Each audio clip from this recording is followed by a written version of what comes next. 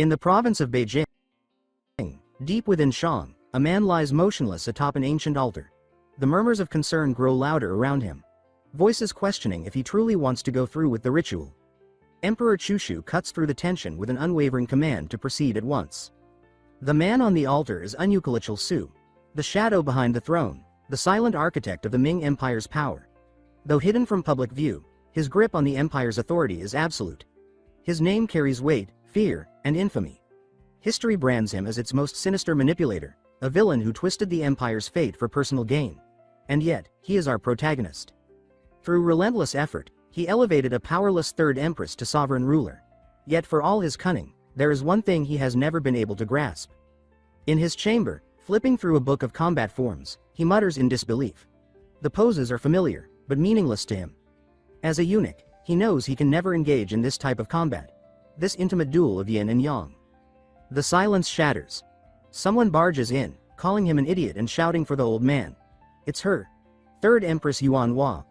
Her voice trembles as she demands to know why he insists on leaving this world behind. She kneels before him, begging him to abandon this mysterious ritual. She pleads to understand why the union of yin and yang matters so much. Why can't he simply live with her by his side? She insists that if it's money or power he wants, she will give him all of it, anything, as long as he stays. But Chushu tells her his decision is final. He asks her to forgive him for this betrayal. He says he cannot remain by her side until the end. The question lingers like smoke. Why does this man, of all people, care so deeply about yin and yang? Most wouldn't understand. But to him, it is everything. Because he carries a reincarnated soul. In his former life, he had also died a virgin. He's still a virgin now, over 50 years into this new life. A freak accident, the infamous reincarnation truck, killed him at 28. He was reborn into this martial world as a 12-year-old. It didn't take long for disaster to strike again. The moment he arrived, he was abducted by a madman. Not just any kidnapper, a butcher who castrated his captives to sell as eunuchs on the black market. Chushu spent decades trying to reverse what was done. He climbed to power with a single obsession: restore his manhood. He elevated a powerless princess to empress just to gain access to a legendary physician. He trained until his martial prowess reached transcendence. He became the strongest fighter in the imperial palace. And yet, when a kneeling man told him it was impossible to create something from nothing, Chushu understood. The man explained that only through rebirth could he regain what was lost. That day, Chushu realized. All the power, all the money, all the mastery, it meant nothing if he stayed a eunuch. That's when he decided to reincarnate. To start over. He longed for a new life, one where he could experience true combat, on and off the battlefield. He was born for close quarters fighting, and he refused to go on without it. As he prepares to depart, he orders the empress removed. She leaves in tears, devastated. She asks how he could choose to die so meaninglessly. She calls him father. He had raised her since childhood. To him, she was family, a daughter, or at most, a little sister. Her sobs nearly shatter his resolve. But the decision is sealed. She will have to grieve, as one does for a parent. A man in a turban approaches the altar with a warning. The reincarnation ritual, he says, is forbidden. Out of every 100 who try, 99 die. He asks Chushu if he truly wants to risk it. Chushu lowers his gaze and says that if this is how he must live, then he would rather die. He orders the ritual to begin. He has already conquered all there is to conquer. He's enjoyed every luxury strength can buy. Now, he seeks rebirth. For that, he's ready to gamble everything. As his body starts glowing pink, he glimpses a blurry old man calling to him from the void. Chushu opens his eyes slowly, disoriented, rising to his feet. The old man smiles and says he's glad to see the boy awake. Kyushu's heart drops. He knows that voice, that face. It's him. The cursed bastard who castrated him 50 years ago in the imperial palace. In his former life, Chushu had tried to hunt this monster down, only to learn he died at the hands of random bandits.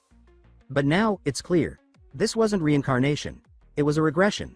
Time has rewound. He assumed he'd wake up in a new body. But as he checks down his pants, reality hits. The old man asks if he's injured. Chushu grins with a mad glint in his eye. He thanks the old man for saving him, then apologizes. As the old man offers herbs and healing, Chushu snaps his finger in one brutal motion and demands to know if he plans to kidnap him again. The man stares, confused, asking how Chushu knows about that. Chushu grabs his arm, twisting it without mercy. Though just a boy again, he remembers everything, every technique, every strike. The top martial artist of the imperial court doesn't need a grown man's body to kill. He locks the old man in a chokehold and mutters that, in his last life, he was disappointed to learn the man had died so easily. But this time, Shushu would be the one to end it. He squeezes. The man goes limp. The corpse collapses. Shushu spits on it. The journey has been long, he reflects, but he's finally reached this moment. Last time, power and wealth couldn't bring him joy, but this time he's different. Call it reincarnation or regression, he doesn't care. From now on, he will live for pleasure, you know the kind. And so begins the tale of the second eunuch, who took his manhood back. 2 months passed since Shushu strangled the cursed old man to death. Now, in biting cold, he walked across a narrow bridge, his breath fogging in the air. Snow whipped around him, but he pressed forward toward the province of Gamsik, each frozen step a reminder of his determination. He told himself that the suffering was nothing compared to the life he envisioned, one of ultimate pleasure. Despite his inexperience, he believed that pleasure was more than skin deep. If it were only physical, he said, he could easily throw money at the problem and arrange some cheap, private combat sessions. But he wanted more. He wanted genuine intimacy, emotional resonance, a deep connection with breathtaking women who could match him in both soul and body. The kind of love that left both sides breathless and fulfilled. Salivating at the thought, he declared that this was the ideal pursuit. Still, he knew desire alone wouldn't feed him or clothe him. Money and food were necessary.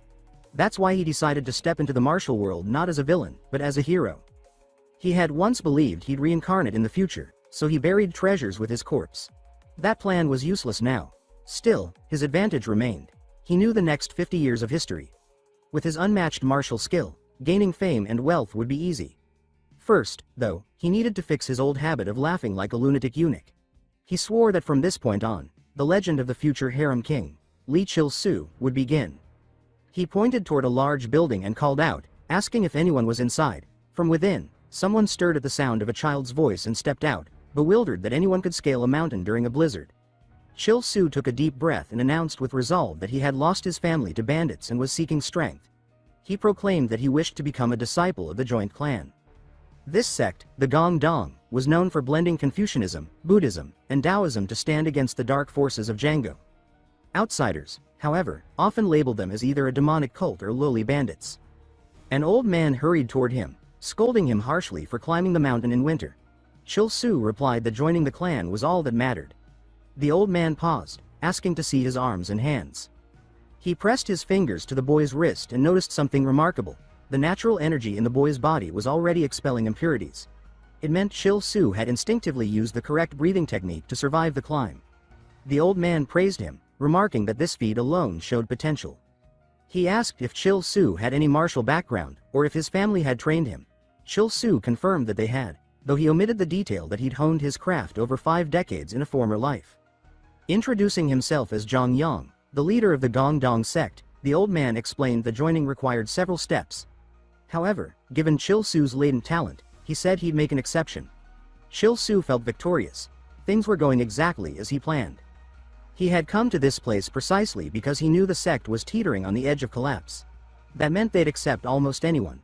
As he wandered around the grounds, he performed subtle pelvic stretches in anticipation of his grand future. But what he saw disturbed him. The condition of the sect was worse than he remembered. Not a single building was intact. It made him question how such a place could eventually become one of the 5 great sects of the martial world.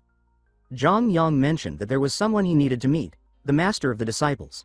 Chil-soo considered this further confirmation that his timing was perfect. The more broken the sect, the greater the glory he would gain by reviving it. They stopped in front of a battered temple. Zhang Yang called out for someone named Ru Yi, announcing that a new disciple had arrived, Lee Chil-soo. Snow pelted down as Chil-soo shielded his face. A figure rushed out of the temple and warmly greeted him. He braced himself for a stern elder, but instead found someone around his own age and annoyingly handsome. Chil-soo froze. According to ancient texts, Ru Yi was supposed to be hideous. Instead, the boy before him looked like a divine sculpture. If this continued, Chil-soo's future would be in jeopardy. Ru Yi asked if he was all right, to which Chil-soo answered curtly that he was fine. He then reached out and told Ru Yi to drop the formalities. After all, they were brothers now. But as Ru Yi grinned and reached out to grab his hand, Chil-soo recoiled, irritated by the contact. He didn't like being touched by this dazzling enigma. He demanded that Ru Yi not touch him like that, and then, as he studied Ru Yi's features again, a new doubt crept in. He wasn't sure anymore. Was Ru Yi really a man? Confusion took hold. Ru Yi apologized, explaining that it was the first time they had a new disciple, and the excitement had gotten the better of them. Shil Su also apologized, admitting he overreacted. Inside, he reminded himself not to mess up this opportunity.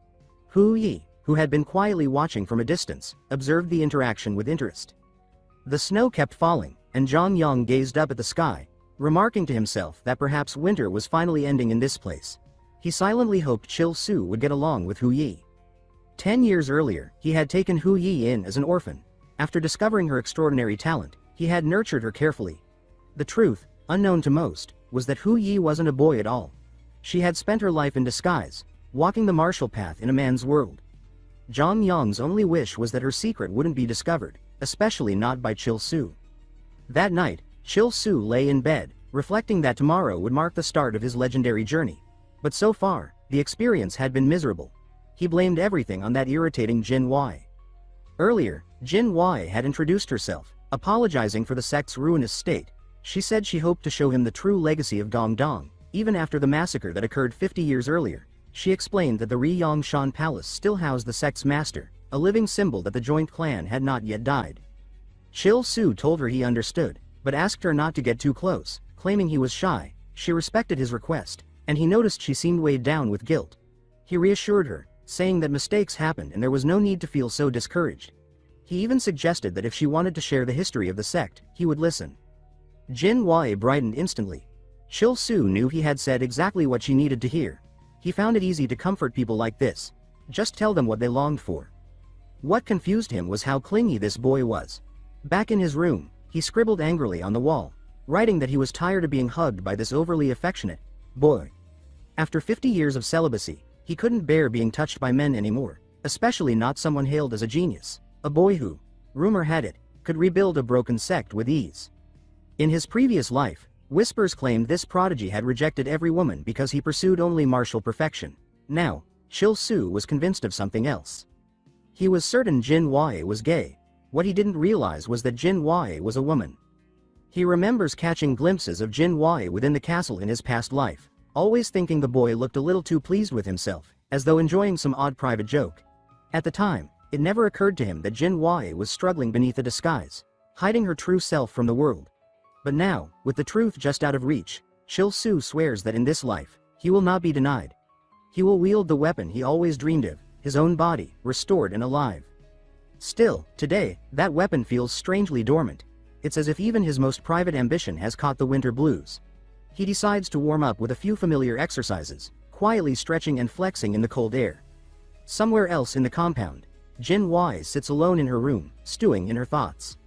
She reflects on the way she behaved toward the new disciple and questions why she was so forward.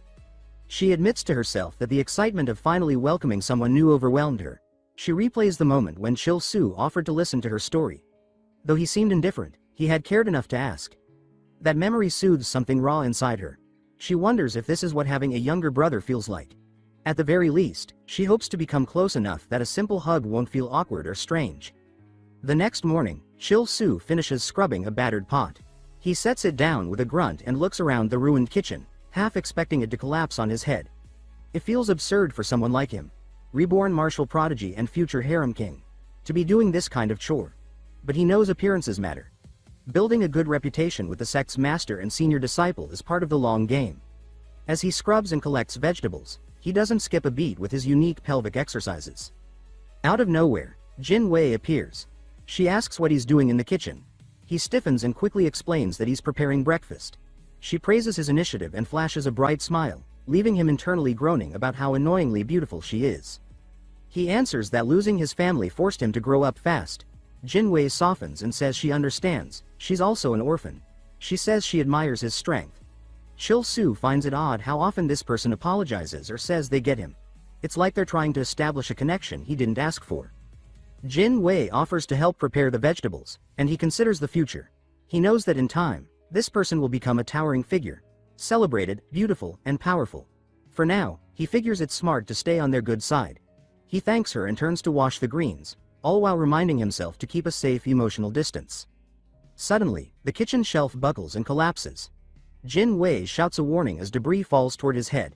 He reflexively shields his face, then lowers his arms to find Jin Wei right next to him, asking if he's okay. He answers that he's fine but can't ignore the growing discomfort in the pit of his stomach. Jin Wei casually remarks that he's lighter than expected, which makes Chil Su flush, especially as he catches a subtle, floral scent on her clothes. Panicking, he snaps out of it and yells, demanding to know where his senior brother thinks he's touching. Jin Wei stammers that it wasn't intentional and pleads for him not to misunderstand. Flustered and annoyed, he tells Jin Wei to stop blushing because it's making things worse. Jin Wei apologizes again and offers to leave, suggesting he rest. As she walks off, Chil Su watches her go, convinced this cursed senior might accidentally get him killed with this nonsense. If Master Zhang Yang had walked in, he probably would have been strangled on the spot. He declares that Jin Wei should stop helping with chores and that as the junior, it's his job. Jin Wei nods, visibly uncomfortable but accepting. Then she hesitates, picks up a small pot, and gently asks if just a little help is okay. Chil Su sighs in defeat and allows it. 2 months pass. Master Zhang Yang gathers the disciples and asks them what they believe true martial strength is. Some argue it comes from consuming elixirs and absorbing external power. Others believe it lies in disciplined physical training. Zhang Yang explains that real power is the union of both. Only those who master internal and external energies can truly connect with the world and themselves. Jin Wei listens intently, nods, and tells Chil Su to keep training hard.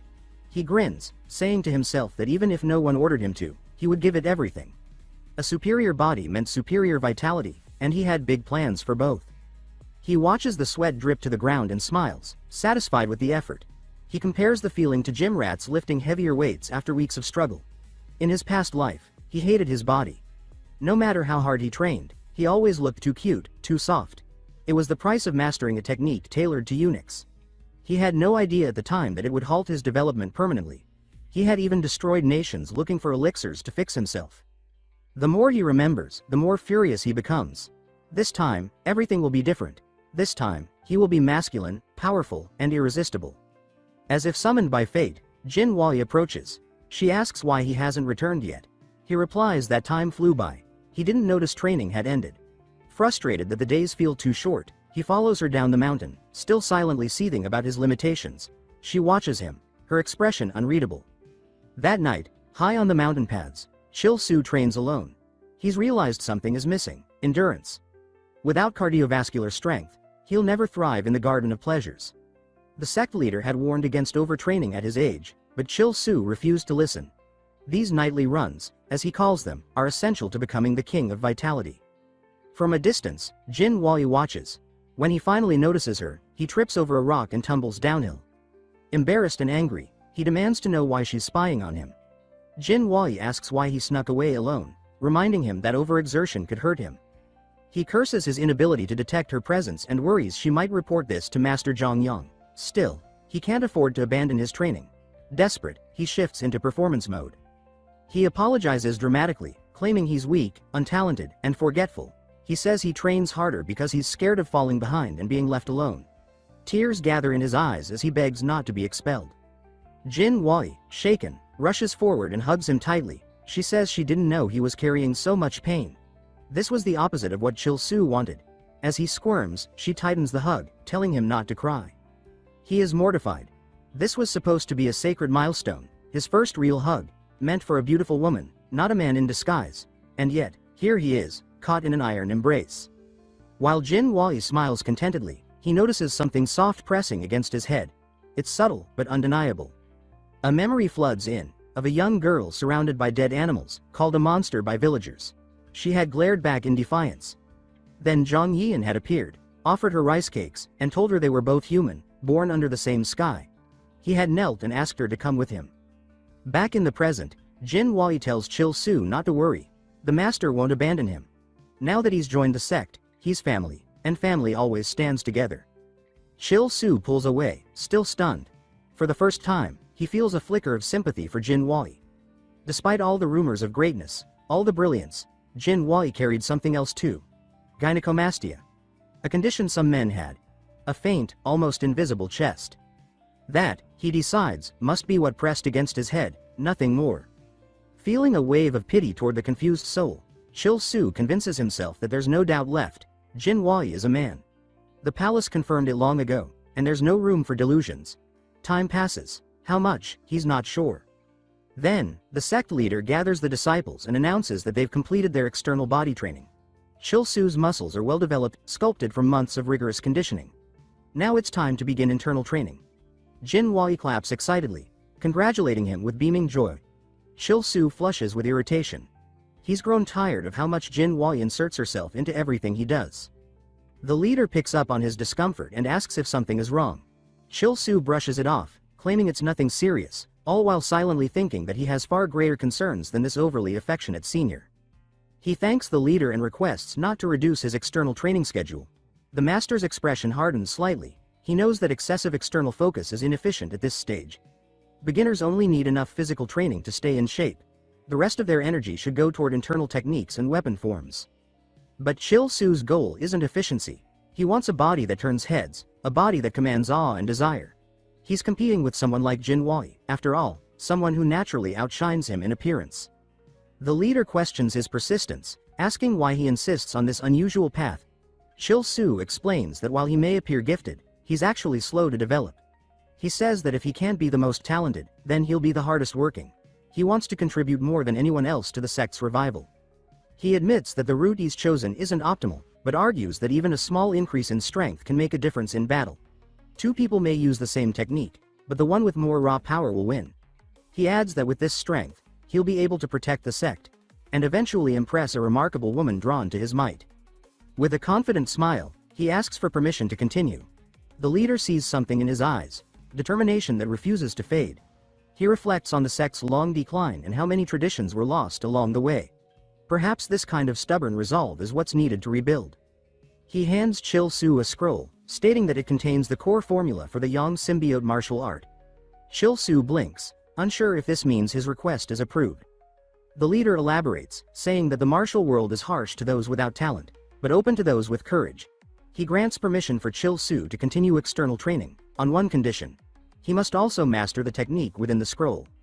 Grinning, Chil-Su thanks him, eager to prove his worth. The leader then infuses energy into Chil-Su's body, instructing him to guide it according to the scroll's diagrams. The warmth of the Yang energy flows through him, unlike the cold, bitter currents of the eunuch techniques he once mastered. This is Yang Kai, pure, vital, and life-giving. The leader praises him for entering the realm of internal energy. Chil-Su places a hand on his chest, pride swelling. He's no longer just a eunuch who clawed his way to power. Now, he's someone reborn. A master in the making. Jin-Wei watches with joy, clearly proud of his progress. That night, she approaches the leader and expresses her desire to join Chil-Su in external training. She explains that as the senior disciple, she wishes to lead by example, just as he does. The master, moved by her sincerity, agrees. Even if it doesn't produce results, he says, it will be a meaningful lesson. As he gazes out at the mountain sky, he feels a glimmer of hope. Perhaps the dreams of the sect's founder might still be realized. The next day, Chil-Su works through his drills. His fists crack through the air as his body begins to respond to the new energy. But something feels off. He still carries the remnants of old habits. His familiarity with the eunuch techniques distorts the sensations of the Yang energy. His thoughts drift back to the sect's emblem, a reversed Taiji symbol. It represents their ancient method, mastery of inverse yin-yang. He resolves to embrace this energy fully. Mastering the dual flow, he believes, is the key to achieving his ideal self. This form of cultivation, harboring both yin and yang, is seen by others as unnatural, even heretical. That's why many have labeled the sect as demonic. But they are not like the real demonic factions. They use their power to destroy evil, not spread it. He reminds himself not to be swayed by rumors. He's lucky to be here. Defeating true demonic sects will only elevate his status in the martial world. Suddenly, a knock at the door interrupts his thoughts. A boy stands there, crying and desperate. He begs for help, saying that his grandfather needs them. He pleads, claiming that if the sect truly stands for justice, someone must help the old man who has supported them for years. Jin-Wei appears and asks what's going on. Chil-Su explains the situation. The boy says someone, or something, stole his grandfather's goats. The master isn't around, which leaves them unsure of what to do. The boy elaborates, saying the goats didn't vanish because of a thief. The tracks left behind and the damage to the area suggest something unnatural. He explains that his grandfather raised the goats to sell and donate the money to the sect. But now they're gone. The boy admits he can't offer payment but begs for help anyway. Chil Su thinks it over. He reasons that anyone who climbs the mountain in winter deserves at least an answer. He agrees to investigate. At the base of Gongdong Mountain, the boy shows them the scene. Chil Su inspects the tracks. Long, sinuous, unmistakably serpentine. But the scale is wrong. This wasn't a snake. It was a monstrous one. He asks Jin Wei if any legends mention a giant serpent in these mountains. She says she's never heard of such a thing and insists that if it existed, their master would have dealt with it. Chil Su knows better. Accumulated energy in Gongdong could mutate wildlife, creating new threats without warning. He also knows this is a rare opportunity. If he kills the beast, he can absorb a wealth of vital energy. He declares that he'll handle it himself. Jin Wei protests, saying they should inform the master. Chil Su counters that stirring panic is unnecessary. Helping villagers is their duty. She concedes, and the boy brightens with hope. Chil Su instructs her to guide the child back while they follow the creature's trail. Leaping through the forest, Chil Su traces the path of destruction. Jin Wei follows, still questioning the wisdom of acting alone. Chil Su assures her that helping people can't be wrong, even though his true motive lies in gaining power. Suddenly, the trail disappears. Perched on a branch, Chil Su tells her to stay alert, but before he can finish his sentence, the giant snake lunges from above. It slams into his chest, launching him backward. Blood spills as he hits the ground. Jin Wei screams his name and rushes to his side. A voice, distant and prophetic, recalls an ancient tale, how a saint once got lost in Gongdong Mountain and uncovered sacred relics, techniques thought to be lost, and an elixir of legend. For a beast to become demonic, it must consume vast spiritual energy. This snake, it seems, was a product of such energy. Clutching his side, Chil Su grits his teeth. He tells himself that if he survives this fight, he'll grow stronger, recover the sect's forgotten techniques, and finally break free of his past. Jin Wei draws her sword and charges. Her blade glances off the serpent's scales without effect. She's too inexperienced, and the creature's tail slams her aside. Chil Su curses her mistake. She had panicked. Grabbing a branch, he leaps forward, driving it into the snake's eye. The beast recoils, writhing. But the venom already courses through his veins. Jin Wei staggers to her feet, asking if he's alright. He says they need to focus. They've fallen into the creature's trap. He asks if she noticed the toughness of its scales. She nods. It's like stone. The only way to kill it is by severing its head. But the creature moves too quickly for that. Chil Su glances at Jin Wei, noting that she still has a long journey before reaching her true potential. The real concern, however, lies with him. Though his past life's mastery of martial arts remains intact, the venom spreading through his body has already weakened him. He knows he can't hold on much longer. If Jin Wei, still green and untested, were to be poisoned as well, their fate would be sealed. Determined to buy them both time, he tears off his belt and tells her to get ready. When the moment comes, she must release all her destructive yang energy in one strike. There won't be a second chance. Jin Wei hesitantly asks how he expects to accomplish anything in his current state. He tells her that hesitation has no place now. Demonic beasts, no matter how formidable, always have a weakness. He roars as he narrowly dodges the serpent's next strike. Then, with a burst of reckless speed, he loops his belt around the snake's neck and slides beneath its writhing body. At his signal, Jin Wei leaps high, her blade glowing with condensed yang energy. She brings it down in one clean slash, severing the creature's head from its body. The snake crashes to the ground, lifeless. Jin Wei lands, astonished. As she catches her breath, she remarks that the neck truly was its weak point. She's even more surprised by how Chil Su had recognized it and directed her toward it so decisively. Then she sees him collapse.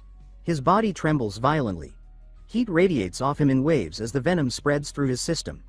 The legends were true. Jin Wei rushes to his side and cradles him. Chil Su smiles faintly, thinking it's not as bad as it seems. He plans to circulate his energy, draw the venom inward, and slowly purge it. Looking into Jin Hui's panicked expression, he feels certain he'll recover, but she thinks differently. She blames herself for relying on him again, and, in a desperate attempt to save him, pulls him close and vows not to lose him. Laying him down, she leans forward without hesitation and presses her lips to his neck, drawing the poison out with her mouth. Chil Su jolts awake, completely disoriented, feeling something soft against his skin. Realizing what's happening, he flails wildly and yells at her, demanding an explanation. Jin Wei quickly sits up, spitting out the venom, cheeks flushed with embarrassment. Chil Su furiously calls her reckless. She brushes off his scolding and insists that she had to make sure he would be alright. Later, As they warm themselves by a fire, Chil Su sits brooding. Jin Wei, now cheerful again, comments that his pulse has stabilized, though she finds it odd that he suggested eating the meat of the demonic snake. Chil Su explains that some snake species are known to have incredibly nutritious meat. Jin Wei wonders if the master might enjoy it too. Chil Su mutters under his breath, irritated that she's thinking about the master in a moment like this. He says that after eating, they should search the snake's lair. The real rewards are likely hidden deeper. After a short trek through the forest, they find the cave's entrance near the mountain's peak. Jin Wei notes the immense spiritual energy radiating from within. Chil Su is impressed. Her instincts are sharper than he remembered. Had she used this sense in her past life to find this place as well? Inside, Jin Wei is awestruck. She remarks that she never imagined the Gongdan sect had a place like this. She theorizes that the energy might be tied to a lost manuscript. Chil Su agrees. It could have been a secret training ground or a retreat where a great master ascended. If so, then elixirs must be nearby. Jin Wei spots a cluster of pills, but they're dull, likely already drained of their energy by the snake. They push deeper, eventually stumbling upon a hidden temple. A low table sits before them, books stacked neatly. Jin Wei approaches and identifies them as sword techniques. Both realize they've found something significant, the lost martial arts of Gongdan. Jin Wei can barely contain her excitement, claiming this must be where the ancient masters trained. Chil Su, having expected as much, stays calm, though inwardly he's just as thrilled. She exclaims that fate has smiled upon them, but Chil Su quickly suggests they split up to search for more treasures. The moment she turns her back, he sprints into the cave's depths, determined to find the true prize first, the elixirs. Eventually, he spots it, a single floating pill glowing faintly in the dark. He stares in awe, drooling. This is it. His key to leaving behind all humiliation, to finally stepping into his future as the harem king. But before he can claim it, Jin Wei calls out from another tunnel. She's found a bathing spring and mentions something strange. Before she can finish, she hears Chil Su scream. She races to his side and finds him collapsed before a frozen altar. Her eyes widen. She recognizes it immediately. Medicine Su, the legendary elixir of life. Formed over thousands of years, it holds unimaginable yin energy. While priceless for cultivating feminine power, it's disastrous for someone like Chil Su. His entire path is built on cultivating pure yang energy.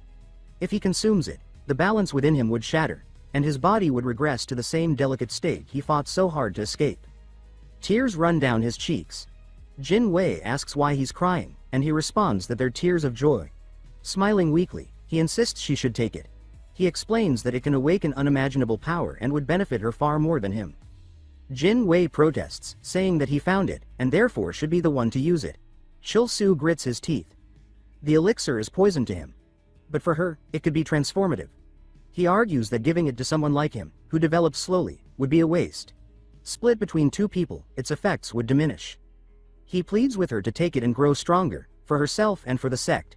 Jin Wei, touched, argues that precisely because he lacks innate talent, he should take it. With this, he could finally reach her level. Chil Su's patience thins. He can't understand why she's so stubbornly righteous, refusing to accept a gift. He knows he has to manipulate the situation. He gently takes her hand, lowers his voice, and asks if she could grant a humble request from her junior disciple. Jin Wei blushes, startled. Chil Su continues, saying he offers the elixir not out of weakness, but out of deep admiration. Cornered by emotion, Jin Wei relents. She agrees, saying that if he insists, she will accept it. Chil Su smirks internally. A few words of heartfelt respect were enough to break through her wall.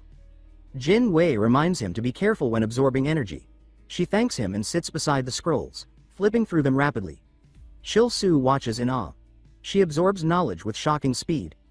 Only someone with such a rare physique and mind could do that. Soon after, she declares that she's ready and walks toward the elixir. Holding it reverently, she reflects on Chil Su's kindness. Out of respect for his choice, she vows to absorb its power completely. But as soon as she consumes it, a deep chill floods her body. Her heart feels encased in frost. Chil Su asks what's wrong, but she collapses, overcome by the immense yin force surging through her veins. A violent gust of wind erupts from the cave. Chil Su watches in alarm. Her body is freezing. This wasn't the result he expected. Inside her mind, Jin Wei drifts through a surreal dreamscape. She realizes she's entered a mental realm, the consequence of absorbing such a powerful elixir. A presence emerges, dark, swirling energy that takes form. She attempts to absorb it, but instead is hurled into a maelstrom of memories. She recalls a brutal moment from her childhood, a crow slaughtering smaller birds. Enraged, she had killed the predator.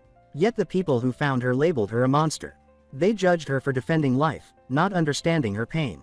Then, from the shadows, another figure steps forward, an ominous version of herself. This distorted reflection sneers, then attacks. Jin Wei braces herself, knowing that the greatest battle is no longer physical. Outside the cave, Chil Su stands still as a silent storm rages before him. He watches the turbulent waves of energy spiraling from Jin Wei, a violent manifestation of the demon trapped within the elixir she consumed. He had believed her rare talent would let her conquer the internal battle alone, but now he sees how deeply he underestimated the price. Her body is locked in a trance, and her mind is under siege. Grumbling under his breath about how much he hates unnecessary physical contact, Chil Su steps forward anyway.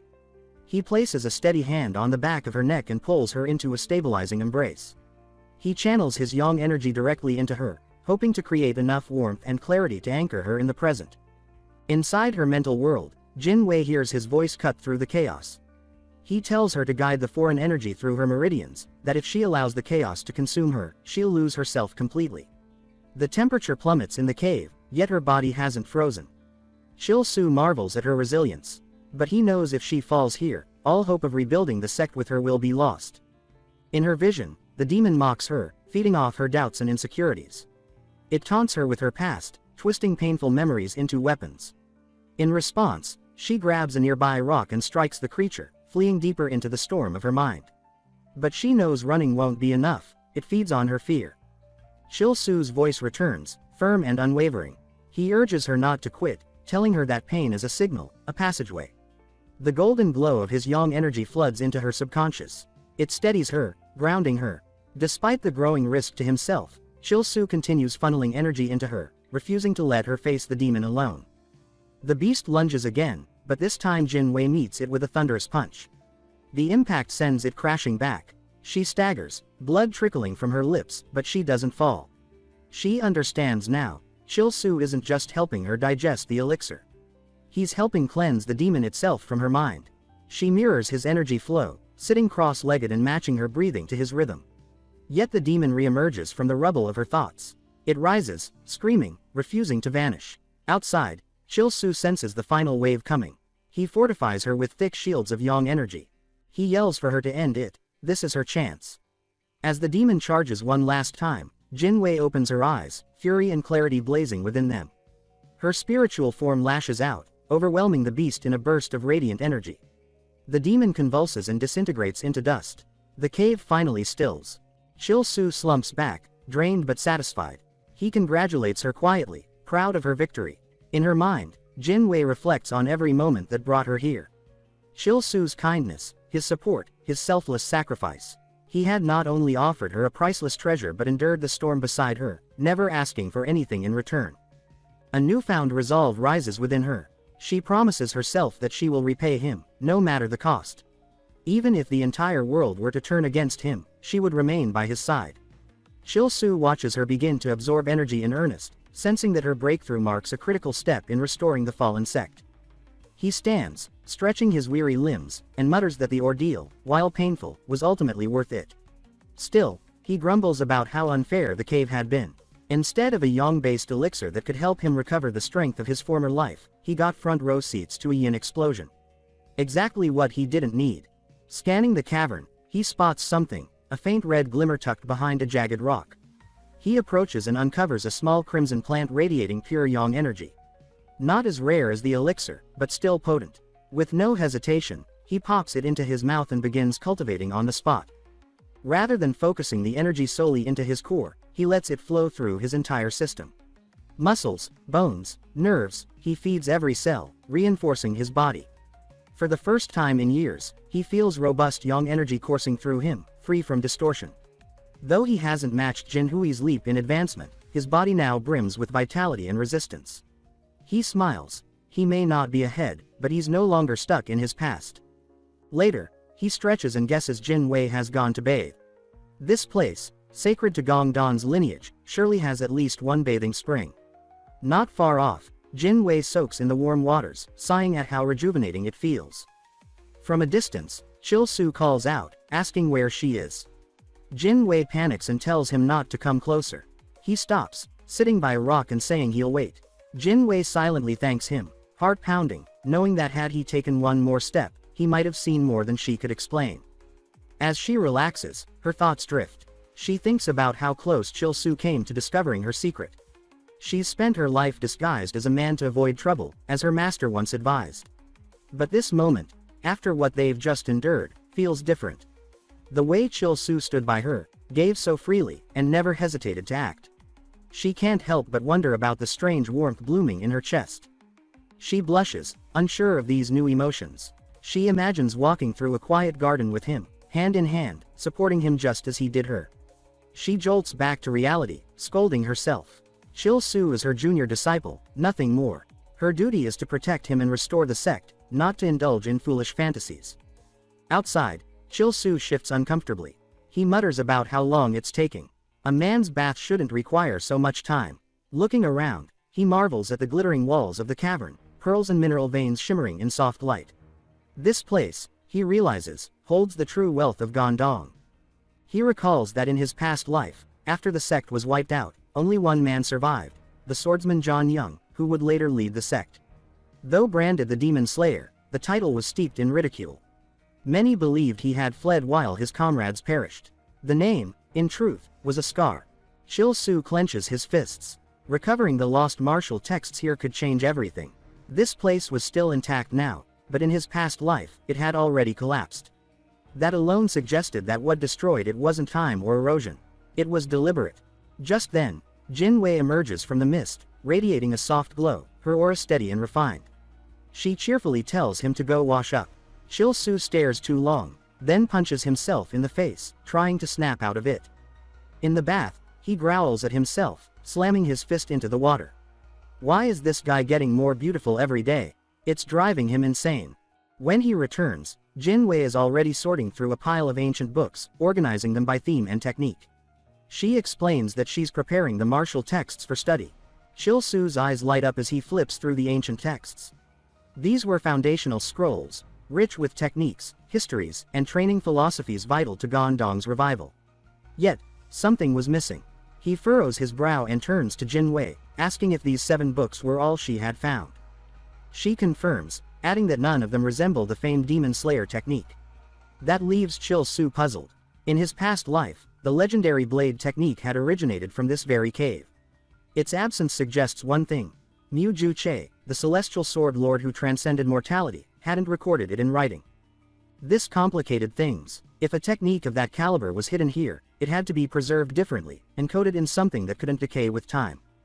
Jin Wei suddenly gasps. She points ahead and shouts that she's found something. Without waiting, she bolts forward. Chil Su follows closely behind. She stops at a stone wall, where deep, deliberate cuts mar the surface like ancient battle scars. Chil Su examines the markings. The moment his fingers touch the stone, he senses a lingering current of energy. He declares that it's not merely decorative, it's mechanical, likely crafted over 3 centuries ago. He explains that it's designed to open only when struck with precise force and energy. Any misstep could bring the entire cave down. Jin Wei theorizes that without the authentic Demon Slayer technique, the structure is locked. Chil Su agrees, but believes there's still a path forward. He explains that while he never fully mastered the technique, the Imperial Palace had studied martial arts from every sect, especially the famous ones. The Demon Slayer technique was definitely among them. He feels certain that the secret to mastering Mu Ju Che's swordplay lies beyond this wall. Trailing the engraved slashes, Chil Su begins studying the pattern of movements. Jin Wei watches, puzzled, until she notices faint paths etched into the stone beneath their feet. The paths guide their positioning, almost like a silent dance meant to retrace the sword's journey. Eventually, Chil Su stops before another vine-covered wall. With one swift motion, he slashes through it, revealing unfamiliar symbols etched into the stone. He calls Jin Wei over, asking if she can decipher them. It takes 2 grueling days to make sense of the inscriptions. Piece by piece, they decode the embedded technique. It stretches from one end of the cave to the other, a massive sequence of movement, force, and intent. Using the martial tools they'd found earlier, and reverse engineering the sword marks, they correct each motion, refining it stroke by stroke. Jin Wei often asks if her form is correct. Chil Su grumbles in response, adjusting her footing, redirecting her posture. He's annoyed, not by her incompetence, but by the nagging thought that his first teachings in this new life were meant for a soft-spoken, adoring beauty. Instead, he's stuck with Jin Wei, who outshines any woman he imagined in both grace and power. When hunger strikes, they chew on energy pills, refusing to stop. The excitement of unlocking the sect's lost legacy outweighs the fatigue. Finally, the day arrives. The technique is ready. Chil Su, caught up in the moment, nearly embraces Jin Wei in celebration, but remembers just in time. Jin Wei steps forward, sword in hand, and asks if the final step is truly hers to take. Chil Su nods. He reminds her that the master had once said the Demon Slayer technique requires a celestial foundation. She hesitates, admitting she isn't confident she meets that requirement. He reassures her. The structure has weakened over 300 years. He's already manipulated the flow of energy inside, easing the resistance and softening the seals. All that remains is her final strike. He reflects to himself that where he lacks yin energy, she overflows with it, and where she lacks yang, he fills the gap. Together, they're perfectly balanced, an unintentional harmony. Jin Wei exhales, tightening her grip. She leaps into the air, sword flashing, and sends a resounding strike into the wall. A shockwave echoes through the cavern, and the wall slowly creaks open. Jin Wei runs to him, overwhelmed. She asks how he knew it would work. Before he can answer, she bursts into excited praise, exclaiming that the lost techniques must lie beyond. She calls him a genius, smiling wide with gratitude. Chil Su remains calm, reminding her that they haven't seen what's actually inside. It's too early to celebrate. They step into the darkness. Suddenly, Chil Su stumbles, collapses, and everything fades. When he opens his eyes, he's chained to the ceiling. Panic strikes immediately. The room, the scent of incense, the sterile cold, it's too familiar. A man in glasses steps forward, asking if this is the child. An older man responds, confirming that this is the stray from Haidong City, one who will fetch a fine price at the palace. The bespectacled man turns to Chil Su and casually greets him, telling him he's finally awake. Chil Su's heart plunges. This was the day, the beginning of everything, the moment he lost his manhood and was sold into servitude. But this isn't real. He realizes he's trapped in an illusion, an advanced mental realm, a test left behind by Mu Ju Che. A sick final trial. Rage rises in his chest. He grits his teeth and swears he'll make that ancient bastard pay for dragging him back into this nightmare. A child's voice echoes nearby, claiming that life in the palace isn't so bad. He says a eunuch can still become powerful enough to change the world.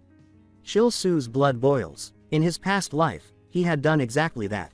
He had become the second most powerful man in the empire, second only to the empress, and yet, he lived hollow.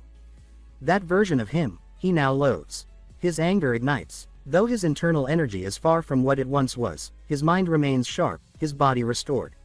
Spiritual pressure bursts from him, shaking the illusion. The captors around him demand to know how he's doing this, but their words freeze, faces distorting, before shattering into dust. This realm was built to test the heart, and Chil Su's heart is impenetrable. He looks down at the broken symbols on the floor, symbols that once represented his shackles. Anger surges again. These were men he already killed. He refuses to be haunted by them a second time. A gentle voice interrupts. It praises his strength. He turns to see a group of breathtaking women approaching, one leaning in for a kiss. But he narrows his eyes. He's lived a lifetime dreaming of such illusions. That's all they are. He summons his ki and vaporizes them on the spot. Even with his desires, he won't be controlled by temptation. Not anymore. He knows he didn't survive to indulge fantasies, he survived because of his unshakable will. Then, the shadows shift. A tall figure steps forward, sword at his side, eyes glowing with celestial energy. Mu Ju Che, the celestial sword lord himself, stares down at him and finally speaks. He says that Chil Su has exceeded every expectation. His voice carries the weight of centuries. Chil Su opens his mouth to respond, but he doesn't even get the chance. A blade of lightning erupts from Mu Ju Cha's hand, cleaving through the air with terrifying speed. The ancient celestial sword lord declares that he wants to see if the boy can handle the real thing. Caught off guard by the sheer force and pressure, Chil Su summons his energy, constructing hasty barriers as he twists and dodges across the cavern. But he's not fast enough. One strike lands cleanly across his abdomen, sending him flying back and slamming into the cave floor. The pain rattles his bones, and as he gasps for air, he realizes the truth with complete clarity. This isn't just some lingering illusion or guardian remnant. This is Mu Ju Cha, the man who single-handedly ended the demonic invasion 3 centuries ago. A living legend in the flesh. And he's now staring Chu Su down like an enemy. Chu Su scrambles up, shouting that he's not here to fight. He insists that Mu Ju Cha must recognize him, that he's not the enemy. But Mu Ju Cha cuts him off with biting sarcasm, asking if Chu Su thinks he's a fool. He says the boy carries the mental poise of a grandmaster, yet lacks the martial refinement of even a first-tier cultivator. Worse, he says, is the aura of rebellion clinging to his skin, proof, in his eyes, that Chu Su is an infiltrator from the blood demon cult. Chu Su collapses under the pressure, unable to mount a defense. Another attack is already coming when he suddenly bows deeply, offering his name and title, Li Chu Su, disciple of the Gondong sect. Then, with deliberate reverence, he welcomes the celestial master as his ancestor. The energy shifts. The strike curves midair and narrowly misses. Then, in a startling twist, Mu Ju Cha begins to laugh. He says the boy is clever enough to use a sect-specific technique that only a true Gondong disciple would know. That move alone spared his life. He then introduces himself formally as the celestial swordmaster of 3 centuries past. He says it's rare to meet someone walking the path of reversal and immortality. Chu Su responds coolly that time travel is no issue, as long as he remains a true disciple of the Gondong sect, the rest is irrelevant. Mu Ju Cha nods with partial agreement. He muses aloud about fighting fire with fire and suggests this boy may be the heavens' answer to future calamities. An anomaly to face another anomaly. Chu Su, however, is completely lost in this cosmic reasoning. He hadn't come here to fulfill divine prophecy. All he wanted was to reclaim his masculinity. He explains that his reason for being here is far more personal. He's not chasing secret martial legacies or immortality. He stumbled into this place searching for power, and now he's certain the final piece of that power lies here. He says that if Mu Ju Cha is the guardian of that legacy, then he has a request. He asks the celestial master to teach the sword technique not to him, but to his companion, the boy who accompanied him. It's a smart move. Chu Su has already earned Jin Hui's trust, and this arrangement would let the celestial master rebuild the sect while someone else bears the burdens of leadership. Chu Su's ambition is clear. Remain second in command, wield significant influence, but stay free of responsibility. Live leisurely, laugh freely, and enjoy the rewards without bearing the crown. Mu Ju Cha considers his words and says perhaps fate did bring him here. But he also says Chu Su is still foolish, he hasn't realized what's coming. A calamity approaches, one as terrible as the war of old. Chu Su, now genuinely worried, asks if the blood demon cult is returning. He thought they had been wiped out centuries ago by Mu Ju Cha himself. But the master gives a cryptic response. He says he cannot reveal more, divine law forbids it. This leaves Chu Su stunned. He knows the blood demon cult is the extremist branch of the demon sect, an organization obsessed with chaos and destruction. The last time they struck, they turned the Gondong Mountains into a river of blood and drowned the Wang dynasty beneath their cruelty. It took Mu Ju Cha's divine intervention to end that nightmare and forge the Merim Alliance, which later birthed the Ming dynasty. The martial sects were rewarded with political power in exchange for their aid, creating a pact of non-interference. Since then, the demon sect had remained dormant. But now, the old patterns seem ready to repeat. Chu Su begins to panic, not out of fear for the nation, but for his own future. If war returns, if people are starving and broken again, how could he build his paradise of pleasure? How could he charm women if they're too busy mourning sons and husbands? He imagines a desperate woman crying over her dying lord while he stands in the corner, heartbroken that no one is paying him attention. That future is intolerable. He concludes that if war is coming, then he must become strong enough to stop it, if only so he can live as he wants. Not to be a hero, not to save the world, but to protect his dream of leisure and laughter. He thinks of the emperors he once helped shape, of the dynasty he propped up from the shadows. He vows to prevent the demon cult from laying waste to the land again. Mu Ju Cha watches him quietly. Then, with a slight nod, he says the boy appears ready. He asks if Chu Su now wishes to learn the unified sword technique. Chu Su blinks, surprised. He thought the whole point was to pass it to Jin Wei. He asks what would be required of him to learn it. Mu Ju Cha replies that he knows the boy's mind is impure. He asks, flatly, if Chu Su doesn't want to use these techniques to indulge in carnal desires and call it enlightenment. Chu Su pauses for a moment and then answers honestly. He says his intentions aren't impure. At least, not in the way villains twist them. The union of yin and yang, he argues, is a sacred principle. It is the foundation of harmony in the world.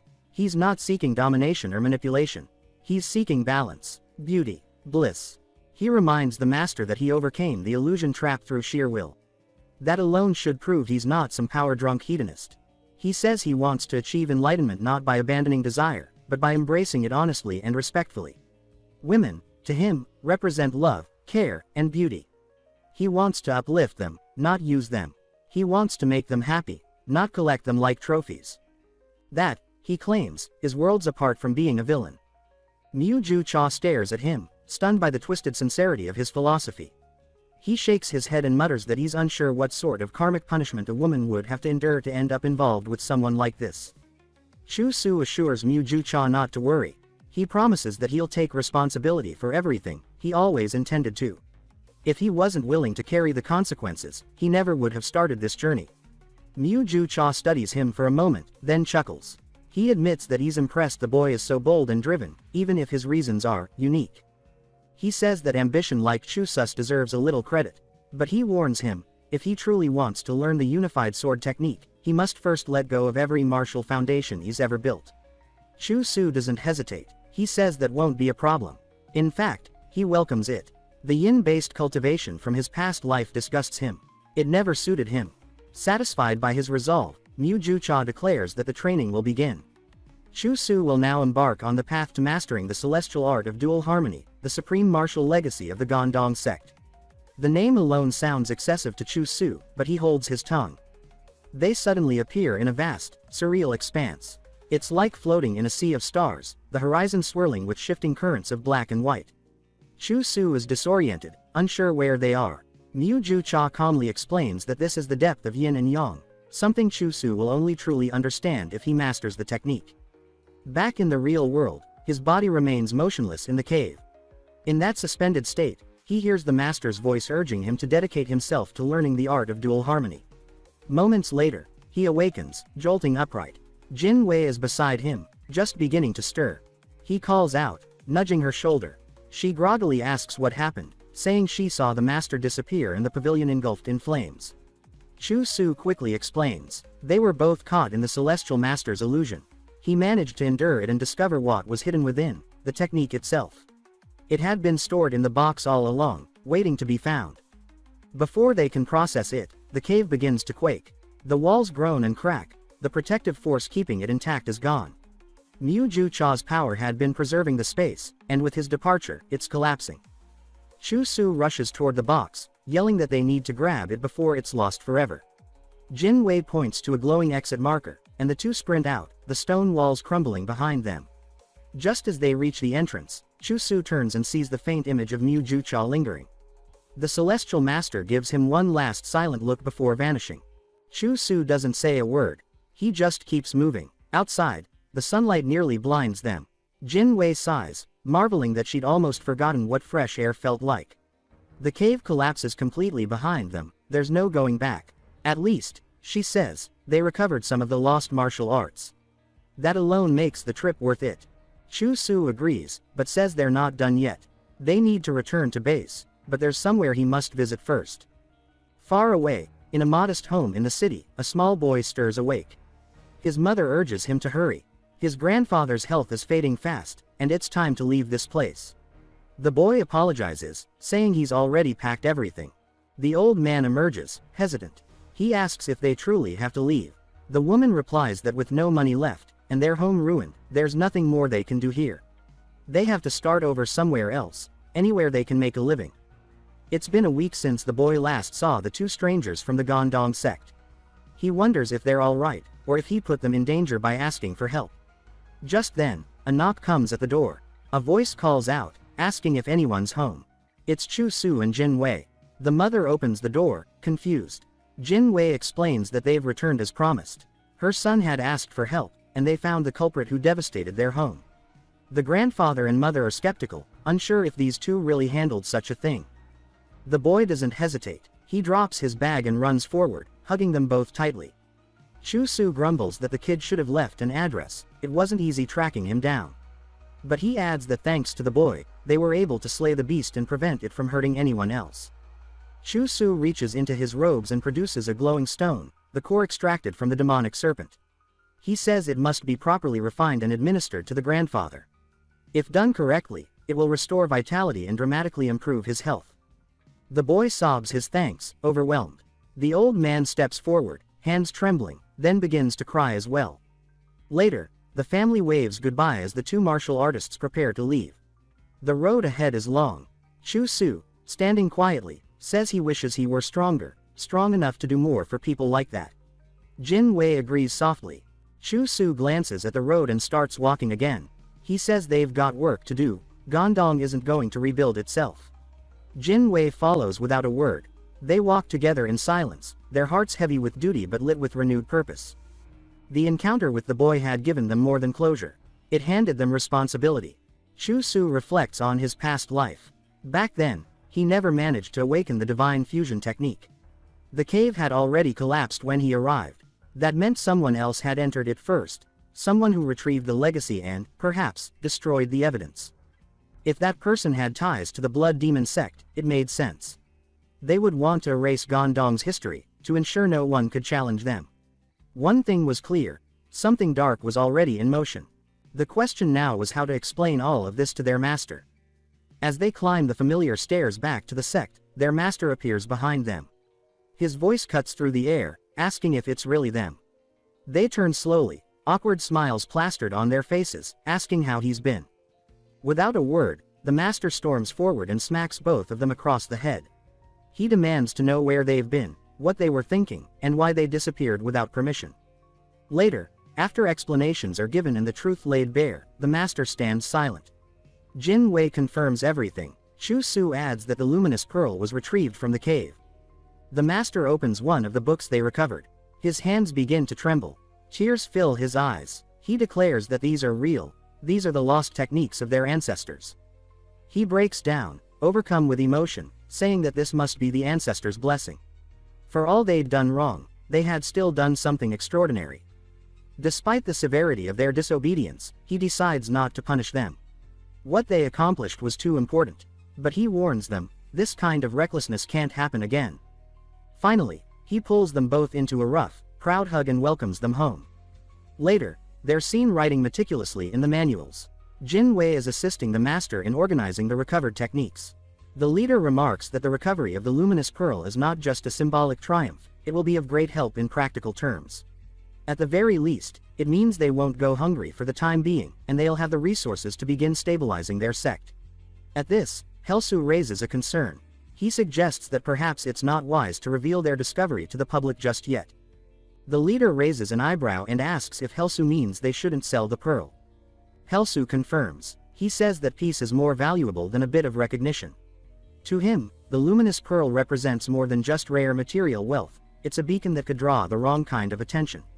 He reminds the leader that the reincarnation technique he used in his previous life was born from forbidden magic, an art tied directly to the demon sect. That same cursed legacy is likely related to the strange mark Mu Ju Cha saw on him.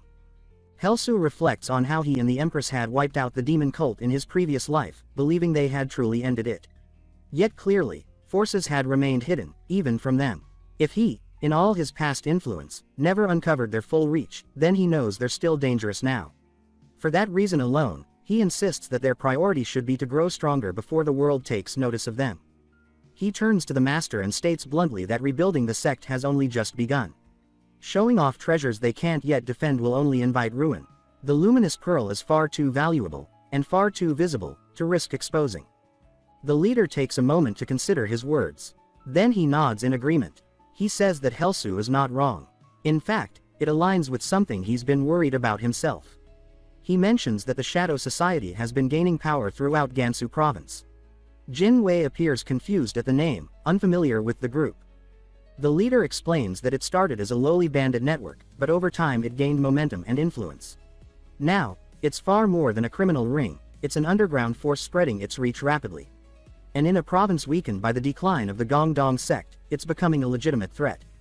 For now, the leader says, they'll keep the pearl hidden.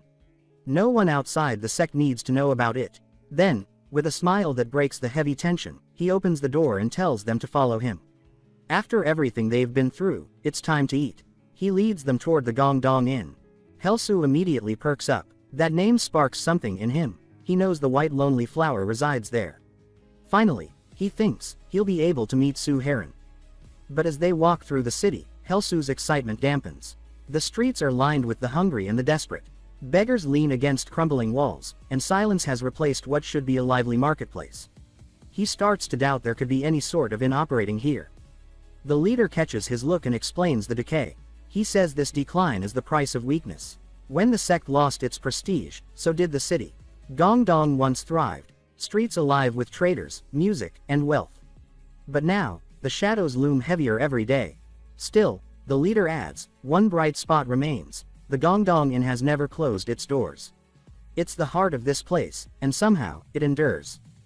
Helsu, now salivating, declares that as long as the inn stands, the world can burn. He praises the inn as a symbol of resilience, saying no other place carries the name of Gongdong with as much pride. The leader chuckles, grateful for his enthusiasm, and tells him to go inside. Inside, the mood is surprisingly warm.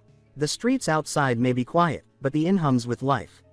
Patrons speak in low tones, and a gentle buzz of hope lingers in the air. Helsu is stunned. He didn't expect to feel this level of energy in a dying city. A man appears from behind the counter and greets the leader with a wide smile, saying it's been too long. He introduces himself as Shiwan Wang, owner of the inn. He guides them to a table and welcomes them like family. The leader comments that the place hasn't changed a bit. Shiwan laughs and says he's just being kind. Then he gestures toward Helsu and asks who the young man is.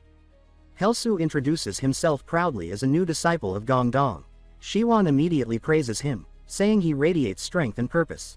He declares with confidence that this boy will surely help bring Gongdong back to its former glory. Helsu thanks him but remains suspicious. The man seems too kind. Then he notices something. The entire room has quieted. People are staring at him, whispering about the arrival of Gongdong martial artists. Their eyes shine with admiration. Helsu is confused. He's not famous. Not yet. Why all the attention? Shiwan explains. These people aren't just customers, they're allies. Many of them oppose the rise of the Shadow Society. The inn has become a haven, a gathering point for those who still believe in Gongdong's return. These people see hope in the disciples of the sect. That's why they're watching him now, not out of curiosity, but out of belief. Suddenly, a man runs over, clutching a handful of coins. He offers them to the leader, begging him to accept them to aid in restoring the sect. The leader thanks him and assures everyone that with disciples like these, Gongdong will rise again. Helsu sits there, stunned by the wave of love and support. He didn't expect this. Not here. Then the leader leans toward Shiwan and asks about his daughter. Shiwan says she's out on a mission but will return soon. He calls her Heron. At that moment, Helsu's heart skips a beat. This was the moment he had been waiting for. In his past life, Su Heron became one of the sect's greatest figures. Alongside Jin Wei, she led Gongdong's restoration, Jin Wei with her strength, and Heron with her mind. Her nickname, the Lonely Flower, suited her perfectly. Mysterious, elegant, and deadly. She was also known as the Ice Blade Princess. Her beauty was legendary. Even martial artists wrote her fan letters begging to be cut down by her sword. And now, Helsu, with his masculinity restored, couldn't miss the chance to meet her again. Just the thought sends his heart racing. The door creaks open. A flicker of white hair enters the room. His breath catches. Could it be? But no, it's a child. A little girl walks in, cheerful and innocent. He's stunned. He forgot. He's in the past, many years before Heron's rise to prominence. She's still a child. She tells her father she's back from her errand. Helsu can't help but smile awkwardly, reprimanding himself internally for getting carried away. She's cute, sure, but she's just a kid. Looking at her now, he feels the same way he once did looking at the Empress as a child, protective, like a big brother. Shiwan gestures to her and tells her to greet the sect's disciples. She waves and offers a shy greeting. Helsu introduces himself warmly, but before he finishes speaking, she stares for a second, then turns and walks away. She slams the door behind her. Inside, she wondered how he could smile when he couldn't protect a single soul. The Gongdong sect had proven useless, and her hatred for them ran deep, so deep, it extended to the entire martial world. Of course, the moment she left, her father apologized, explaining that his daughter was shy around strangers. Zhang Yang responded that it was perfectly fine. After all, she was just a child. Helsu, knowing her story, wasn't surprised. A skirmish between sects in the region had ended with her mother's death. That day, not even the Gongdong sect had been able to help. That helplessness had planted her resentment. Still, it saddened him to see someone so young already sealing herself off from others. Later, at least, the food was excellent. He finally got some decent protein after what felt like forever. Glancing to the side, he caught a glimpse of Heron rushing past him. She bolted as soon as she saw him. Then, out of nowhere, Jinwei appeared right in front of him, asking if he enjoyed today's outing. Helsu replied that he had, though he couldn't stop wondering why Jinwei always got so uncomfortably close when he spoke. Jinwei beamed, expressing joy that Helsu had liked the trip. Helsu remained stunned by how good-looking the guy was. No wonder Heron had clung to him in the past life. If things kept going this way, Helsu wouldn't even manage to become her older brother. He needed a plan to surpass him. He slammed the table and told the master they should go out like this more often. The trip had opened his eyes to the people's support and their expectations for Gangnam. It motivated him. He declared that he wanted to become a real martial artist, someone worthy of that support. When the master said they'd visit once a month, Helsu thanked him with genuine appreciation. Fueled with purpose, he swore he would make Heron his little sister. He wouldn't lose to Jinwei again. As night fell and they returned to the sect, Helsu admitted he had been neglecting what made him impressive. He pulled out a small stone tied to a rope and announced it was time to resume hanging exercises. His pants dropped, and the intent became obvious. The exercise was meant to strengthen the male organ, an essential part of his training to increase virility. Now that he was advancing with the master's martial techniques, he needed to train every part of himself to peak condition. As his eyes opened, the stone began to swing. It felt like night turned into day as he stood there, the stone swaying back and forth. A whole year must have passed. He laughed to himself, claiming he had finally become a real man. Reaching that level in just a year made him a legendary master of virility. He sat down, savoring the sensation, and began focusing his energy. Suddenly, a golden glow began to emanate from him. He grew confused. Ever since he merged with that strange technique from the cave and combined it with these unusual practices, something bizarre had been happening. Each time he activated his powers, something below reacted, something rose. He had no idea how to manage this new complication. At this rate, everyone would start labeling him a pervert. Just then, Jinwei called out to him. Poor Chu Su, startled, scrambled to cover himself. Why did this guy always show up at the worst possible moment? He opened the door, covering what needed to be covered, and asked Jinwei why he was there. Jinwei said that today was their travel day and he'd been sent to fetch him. The master had instructed them to head to Hujiang County first, so he needed to hurry. Chu Su felt relief wash over him. Jinwei hadn't noticed anything. Still, he had recently started finding the guy's behavior odd. Maybe puberty was messing with him. At the inn, Heron poured tea for the two of them. The moment Chu Su thanked her, she dashed away again. Though she still avoided him, at least it wasn't as extreme as before. But something didn't feel right. The inn was unusually empty. Jinwei noticed it too and said it aloud. Suddenly, Wan Guang appeared, greeting them warmly. He reintroduced himself, and Chu Su asked how he was doing, though it quickly became clear that something was off. Wan Guang asked if they wanted their usual order, and Chu Su confirmed. But when Wan Guang turned to fetch it, he stumbled. Heron screamed for him. Chu Su rushed over and asked what had happened. Wan Guang assured them it was nothing, just his health acting up. Chu Su then asked about the inn's emptiness. Wan Guang admitted the truth. He said he would soon have to close the place.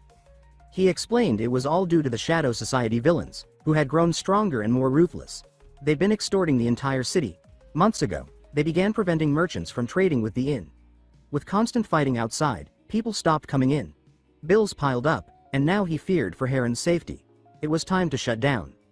Now it made sense to Chu Su. Heron had joined the Gongdong sect because her father hoped she'd be protected, even though she hated martial artists. The Shadow Society might have just been thugs, but they had backing from the Black Dragon of Sichuan. Looking at Wan Guang, Chu Su realized how hopeless it was for normal people to fight against such forces. Suddenly, someone pounded on the door. A voice shouted Wan Guang's name. 3 bandits burst in, demanding that he pay his debts.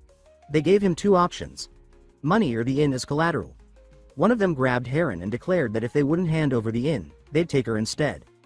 Jin Wei stood up as Wan Guang tried to charge at them. The man holding Heron said that she would now work for the Shadow Society to repay her father's debt. Heron cried, pleaded, and tried to break free before dashing away. Just then, Shu Su's voice rang out. The man froze when a pair of chopsticks flew through the air and pierced his hand. Screaming, he dropped his weapon. The other two bandits drew their swords and demanded to know who dared to interfere. Shu Su replied that the girl had said no. One look at his robe and they realized he was from the Gongdong sect. They mocked the dead sect's audacity to challenge them. But one of them warned the others to be careful. They were dealing with madmen now. They pointed out that Shu Su looked unusually armed. Shu Su, still covering himself, burned with embarrassment. His energy had leaked out again. Heron rushed to her father and hugged him tightly. From behind, Jin Wei called out, asking if Shu Su's martial technique was designed to confuse enemies. Shu Su responded sarcastically, complimenting Jin Hui's insight. The bandits burst out laughing, saying they'd never seen anything so ridiculous. They joked that Shu Su and Jin Wei seemed like a perfect couple, but now realized the boy was packing serious heat. One raised his sword, declaring that now, blood would pay for their insolence. Shu Su crouched and told them to take their shot, but warned that if they missed, they'd lose their most precious jewels. The bandit warned him to watch his tongue. Shu Su told Jin Wei he'd take care of it and asked him to protect Heron and her father. Jin Wei agreed and moved toward them. The father asked if they could really leave it to the boy. Jin Wei reassured him, saying Shu Su was stronger than he looked. At that moment, one bandit charged with a sword. Shu Su ducked, grabbed a twig, and struck each bandit right in the groin. Precision hits. The last one, watching in horror, began to panic. Shu Su stepped forward and declared he would crack 6 eggs with 1 spoon. Blood sprayed. Moments later, a leader from the Gongdong sect arrived, surveying the wreckage and broken bodies of the defeated bandits. He asked if everyone was all right, his eyes narrowing as he examined the scene. Gazing at the carnage, he demanded to know what exactly had happened here. Shu Su stepped forward and offered a formal apology, explaining that he had caused unnecessary damage in the process of trying to restore order. He admitted that things may have gotten a little out of hand. Wan Guang interjected with gratitude, expressing that if not for these boys, they would have lost everything. The leader acknowledged the increasing boldness of the bandits, remarking that they had now gone so far as to try robbing the inn in broad daylight. He declared with conviction that the Gongdong sect would finish them off once and for all. But Wan Guang pleaded against it. He reminded them that everyone knew the Shadow Society had the protection of the Black Dragon. He said he didn't want Heron to suffer more pain, not again, not because of him. The leader softened and agreed. He promised that, as far as the Gongdong sect was concerned, Heron would be well cared for. But before the discussion could end, Shu Su stepped forward, requesting that the leader wait. He said that if things continued this way, Heron would become a sect disciple, just like in his previous life. However, he argued that forcing a child to walk a path against her heart was not right. He said the better choice was to give her the freedom to choose her own destiny, a future not forged in pain. He insisted that what had been seen could not be unseen. If they turned away from the suffering of someone so close, then the Gongdong sect would never truly recover its honor. The leader paused, considering the weight of his words. He admitted that it would be wrong to ignore the selfless actions of a disciple. But he asked what Shu Su planned to do about the Black Dragon. Shu Su responded that he would send a letter, a direct challenge to the Black Dragon in the name of the Gongdong sect. The leader seemed skeptical and asked if they would even accept such a proposal. Shu Su explained that they'd present an offer so tempting, the Black Dragon sect would be unable to refuse. The scene shifted to the stronghold of the Black Dragon sect. The challenge had bypassed the Shadow Society completely, going straight to the heart. One member sneered, saying that the Gongdong fools didn't know their place. The challenge was a 2-on-3 fight. If Gongdong lost, they would close their gates for 50 years. If the Black Dragon lost, they would abandon the region entirely. The Black Dragon sect's leader scoffed, saying the terms were too generous. It was obviously a trap, yet he remained confident. After all, they had Wei Soyang, the Death Black Dragon. While he considered the challenge, someone interrupted. A stunning woman entered the room, her presence silencing everyone. She said there was no need for concern. Her name was Yu Yueriang. Known across the martial world as the Tiger of the Blade, Yu Yueriang announced that she would take care of the matter personally. She'd heard rumors. Talk of a Gongdong disciple who humiliated 3 Shadow Society members without drawing a blade. The weapon of choice had been a spoon. That rumor, of course, came from none other than Shu Su, who had been loudly repeating the story to anyone who would listen. He spoke with flair, boasting of how weak the Shadow Society truly was. According to him, if they were pathetic, then the Black Dragon sect had to be even worse. In a meeting room, one man apologized to Miss Yu for underestimating the threat. She placed a calming hand on his shoulder and told him not to worry, she would handle it. Then she asked for confirmation. Was the loudmouth's name Li Chu-su? Meanwhile, Chu-su was profiting handsomely from his tale. People recognized him as the righteous hero who stood against the Shadow Society. He already imagined the adoration of countless women who would swoon at his feet. In his head, they were already calling him a noble savior. Unaware of the storm approaching, Chu-su continued shadowboxing and loudly proclaimed that nothing charmed a woman more than a man fighting for justice. His energy surged, and once again, he had to cover himself. That particular problem just wouldn't resolve. But this time, he told himself, he had to stay sharp. He was dealing with villains. Even if he had offered them a fair duel, he knew something shady would happen. These people didn't play clean.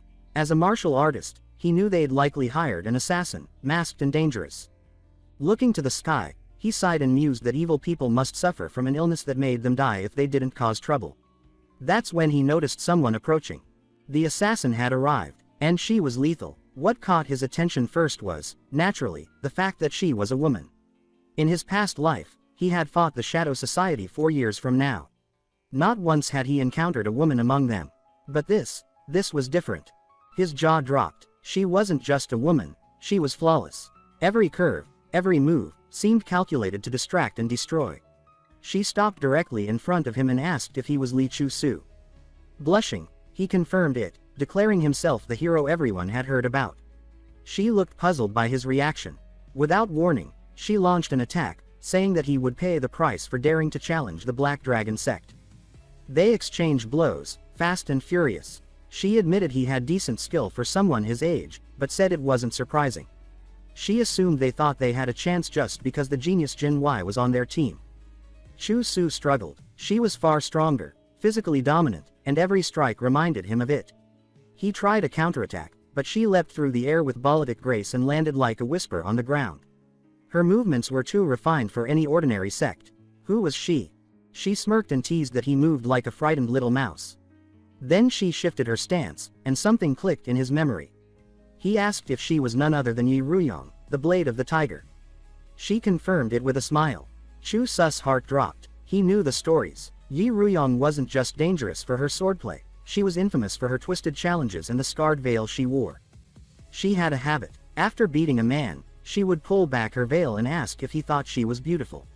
If he didn't answer with sincere conviction, if he didn't mean it, she would accuse him of lying and turn him into a eunuch.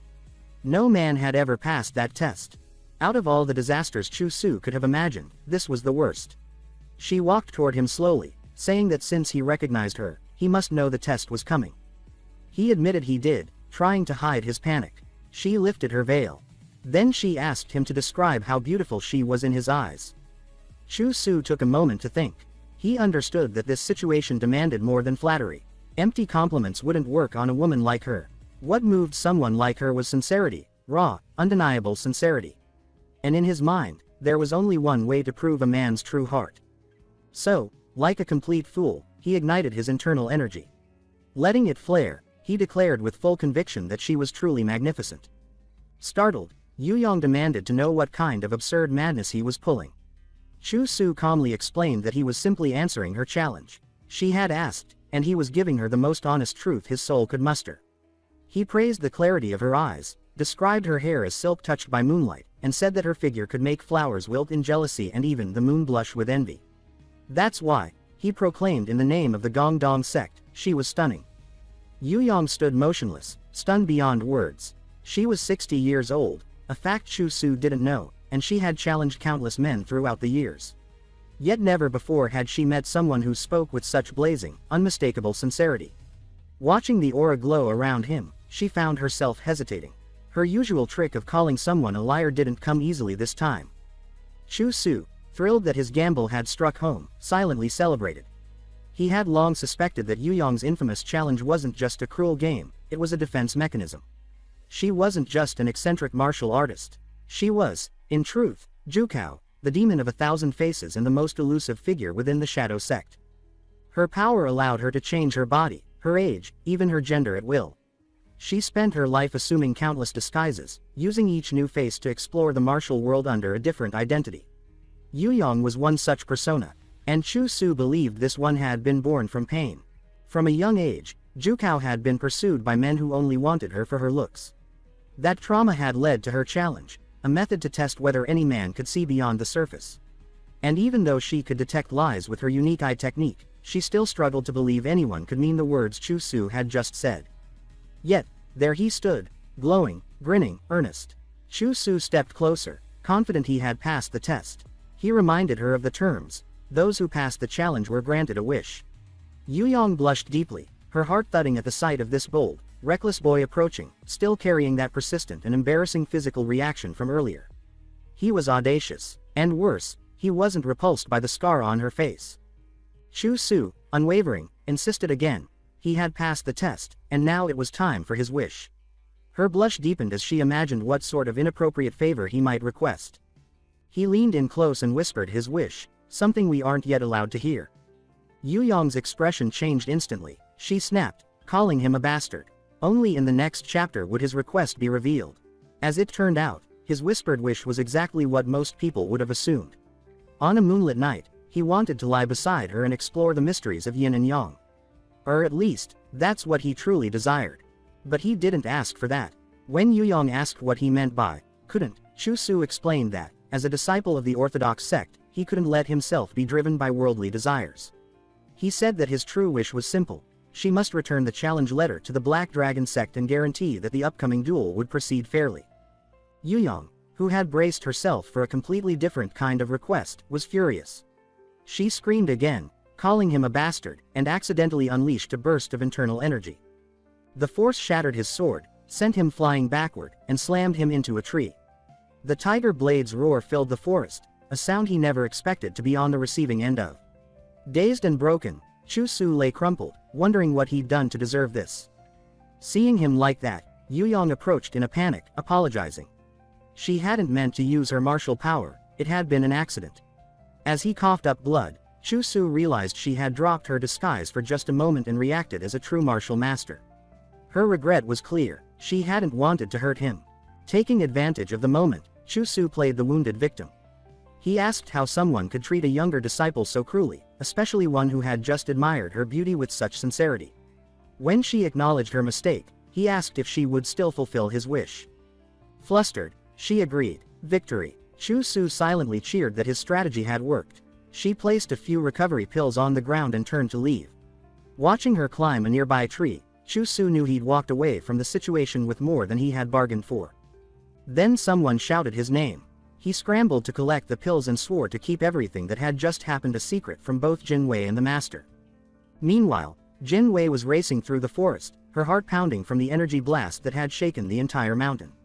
She feared the worst had happened to her junior.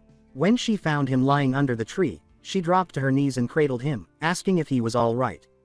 Still groggy, Chu Su claimed that masked attackers from the Shadow Society had ambushed him. He said the battle was quick but intense, and that he managed to protect the sect. Jin Wei, now trembling with rage, cursed the Shadow Society and vowed never to forgive them for what they'd done. Chu Su, thrilled with how everything was unfolding, thought to himself that this had been perfect. Now that Jin Wei was furious, she would surely give her all in the duel. Jin Wei promised she would protect him, her grip firm, her emotions raw. Night gave way to dawn.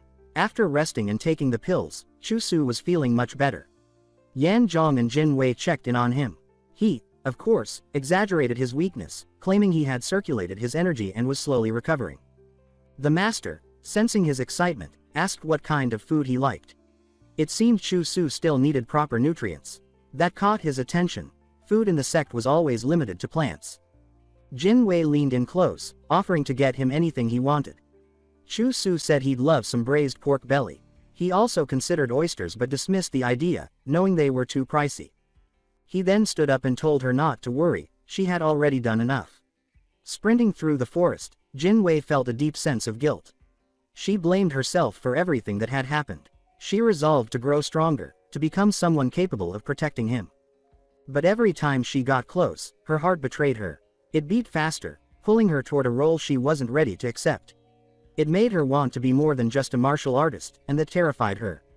That weakness had led to Chu Su's injury. She had to let go of such emotions. She needed to be stronger, for the sect, for herself. Meanwhile, back at the table, Wang had already heard what had transpired.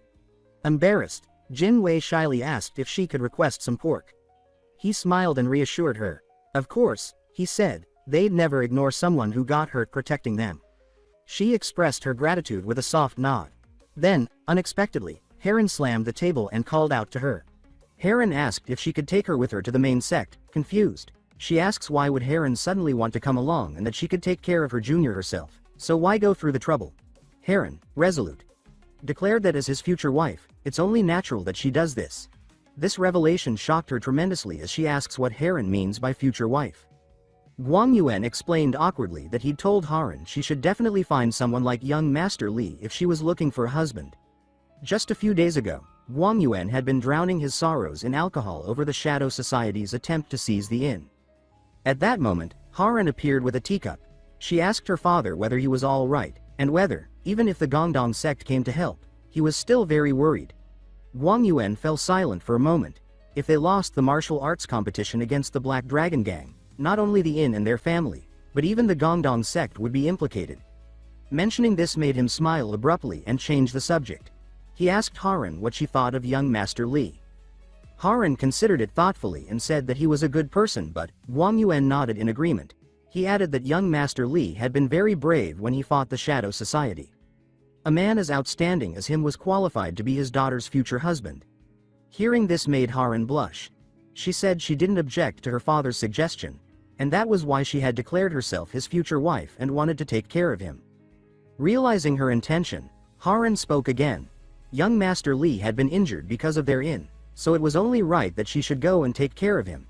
This left Guang Yuan momentarily speechless, although he recognized her point, and yet, he felt unhappy. At this moment, Guang Yuan broke the deadlock. He asked whether, if young Master Lu didn't like Heron taking care of young Master Li, he could take her up the mountain to see him. In the end, Lu Zhenghui agreed. Since the streets had been in a state of panic ever since the Shadow Society caused trouble, the mountain was safer. Meanwhile, Li Qiaosu lay in bed, wondering why he was alone with Master at such a good time. He thought that if a beauty came to examine his body and perform some, let's say, hardware softening tasks with him, that would be the best way to take care of a patient. Just then, a sound came from outside the door.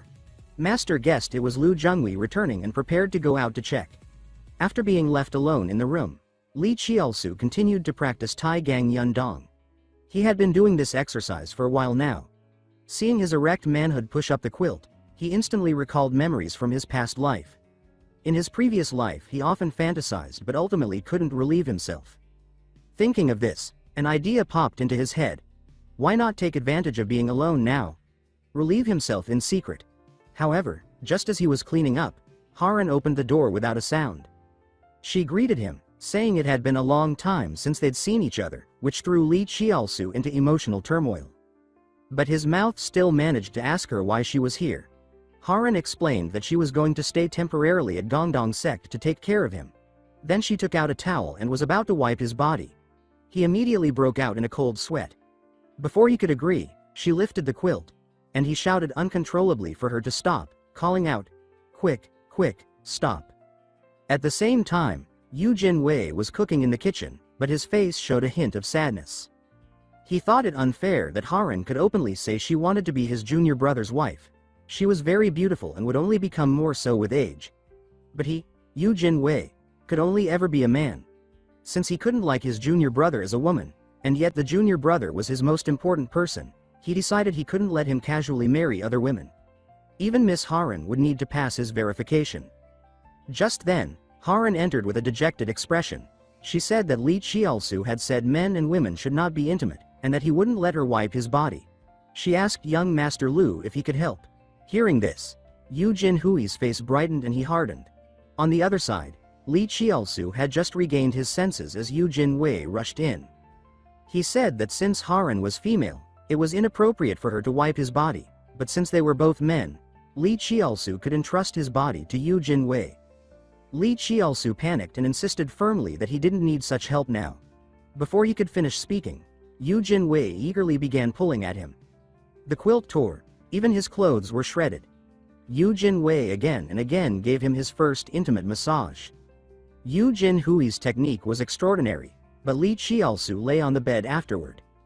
Worried, Lady Dayan wondered whether that kid was seriously injured, whether he had fallen and couldn't get up again. She realized it felt wrong. As the #1 Xinjing master in Shipei, the reclusive, highly desired beauty of all men, why was she so concerned about an unknown junior from the Gongdong sect? Could it be that she was really smitten by Li Qiaosu? She quelled the thought and reminded herself she was simply fulfilling a promise. She summoned the leader of Xianhui and told him she was going to the Black Dragon Gang's headquarters. During her absence, she ordered him not to cause trouble. Along the way, Dayan denied to herself that she could be falling for that person. She was just keeping her promise. She displayed her true power as the once reclusive champion of Shipei to facilitate a martial arts duel. Just as Yu Jinwei finished giving Li Qiaosu that body massage, he asked how Qiaosu felt. Qiaosu said it was very comfortable, though inwardly he wanted to die. Every part of his body had been touched by a man. Hearing his words, Yu Jinwei was overjoyed and said he would give him acupressure massages every day from now on. This startled Li Qiaosu into sitting up. He insisted no, this session was enough. But Yu Jinwei refused and promised he'd do anything if the junior brother could get well quickly. He cheerfully offered to get him some water to drink. Although Li Qiaosu felt unhappy, he admitted that Yu Jinhui's massage had indeed improved his condition. His body felt significantly better. Still, being touched by senior brother every day was clearly unacceptable. They needed to quickly arrange the martial arts competition. Although Dayan had promised to persuade the Black Dragon Gang, that alone wasn't enough. They needed someone fair to officiate and publicize the results, to prevent Xu Feng from lying about who won. The biggest problem was finding someone highly respected and impartial. With the decline of the Gongdong sect in Gan province, only Xiaomun clan fit the bill. But Xiaomun clan, who disliked meddling in others' affairs, would surely refuse. All Qiaosu could do now was wait until his body recovered, then pay attention to Xiaomun clan's movements. Just then, Yu Jinwei returned with a cup of water. Li Qiaosu asked him if he had nothing else to do. Yu Jinwei happily nodded. Then Qiaosu asked, if he took care of him, who would cook? When he learned from Yu Jinwei that it was Haran, he spat out the water he'd been about to drink. His pork was ruined. Haran couldn't cook at all. Scene change. Inside the Black Dragon Gang, Dayan tells the leader that the Gongdong sect wants to use Zhonghu custom to settle things with Xianhui. She told this to the Black Dragon Gang leader, Wei Tianming. Wei Tianming was displeased that for such a small matter, he'd been summoned alone. As he spoke, powerful internal energy erupted, transforming into a fierce-looking black dragon. Yet Dayan remained unmoved. Gathering all his internal energy into a scroll, Wei Tianming threw the scroll at Dayan, but Dayan easily unraveled it. Wei Tianming was astonished. He'd clearly added internal energy. Suddenly, Dayan tore off her disguise, revealing her true appearance. She asked when she had allowed him to be presumptuous in front of him. Wei Tianming hurriedly kowtowed. Alliance leader Lian, why are you here? At this moment, Dayan looked displeased and called Li Zishou a big scoundrel for having revealed his true appearance. Then she directly said that they should accept the martial arts challenge from the Gongdong sect. Wei Tianming replied weakly that agreeing to this competition seemed to offer no benefit. Dayan laughed at his narrow thinking and pointed out that there was still Xiaomun clan. Hearing this, Wei Tianming suddenly understood. Xiaomun clan. Those despicable fellows had been waiting for an opportunity for hundreds of years. Gan province had always been the stronghold of the Gongdong sect. If the sect were to rise again, it would only be a matter of time before Xiaomun clan would be suppressed. That was why Xiaomun clan had consistently turned a blind eye to the affairs of Xianhui. The sudden decline of the Gongdong sect was something they welcomed. Once the righteous sect fell, they planned to use revenge as a justification to battle the Black Dragon Gang, securing their own status as the #1 sect in Gan province. At this point, Dayan interrupted the discussion, stating that if the Black Dragon Gang completely obliterated the Gongdong sect through the martial arts competition, then Xiaomun clan would lose any opportunity to intervene. Hearing this, Wei Tianming quickly assured Dayan to rest easy. He declared that he would win the martial arts competition and then completely crush the foundation of the Gongdong sect, cutting off their final lifeline. However, Dayan firmly rejected the idea. She ordered not to destroy Benshin. Wei Tianming was clearly confused by this order. What he didn't know was that Dayan was thinking privately. Before Li Qiaosu came of age, he would still need a place to live. Meanwhile, Li Qiaosu was racing toward the kitchen in a panic. The idea that Haran had been allowed to cook such precious pork sent alarm bells ringing in his mind. Based on the intelligence gathered by imperial spies from his past life, anyone who had eaten Haran's food had nearly died. It wasn't that it was poisoned, it was just inedible. Li Qiaosu desperately hoped nothing would happen to the pork. When he arrived, the situation was far worse than he expected. Not only was the pork at risk, it looked as if the entire kitchen might go up in flames. Yu Jinwei saw the chaos and quickly ran off to get water. But Li Qiaosu grew even more worried. If the kitchen was in that state, then where was Haran? Could she still be inside? Inside, Haran was in a panic. She just wanted to grill some meat for Li Qiaosu but now risks burning the place down. If she doesn't do anything soon, the fire might spread and cause more damage to the Gongdong sect. She turns, looking for something to extinguish the fire. Seeing the water container, she quickly fills a bucket and rushes to the fire. But because of the smoke, she starts getting dizzy and lost control of her body. Just then, Qiaosu pushed open the door without hesitation and found Haran lying on the ground. The moment Haran saw him, her eyes filled with light, he immediately picked her up and carried her out. Just after he rescued Haran from the burning kitchen, Haran looked full of guilt and said that she had to go back to put out the fire. Li Qiaosu rejected the idea right away, insisting that the kitchen was not what mattered right now. What mattered was her. He told her to remember that she was the most important. Hearing those words, Haran's eyes widened, and her cheeks flushed red. Just then, Yu Jinwei returned, dropping the bucket the moment he saw the scene. He asked why Li Qiaosu was holding Miss Su. That startled Li Qiaosu. He tried to explain himself, saying that he was just saving her from the fire and had no other intentions. He swore he hadn't done anything improper. Seeing how eager Li Qiaosu was to clarify their relationship, Yu Jinhui's face also turned downcast, leaving Li Qiaosu even more confused. He wondered what had just happened. Then, suddenly, a possibility struck him. Could the rumors from his past life be true? That Yu Jinwei, the man hailed as the #1 swordsman in the world, avoided women because he had a secret, unspeakable relationship with his junior sister, Haran? The thought stunned him. He realized he had nearly made a grave mistake. He concluded he must separate the two.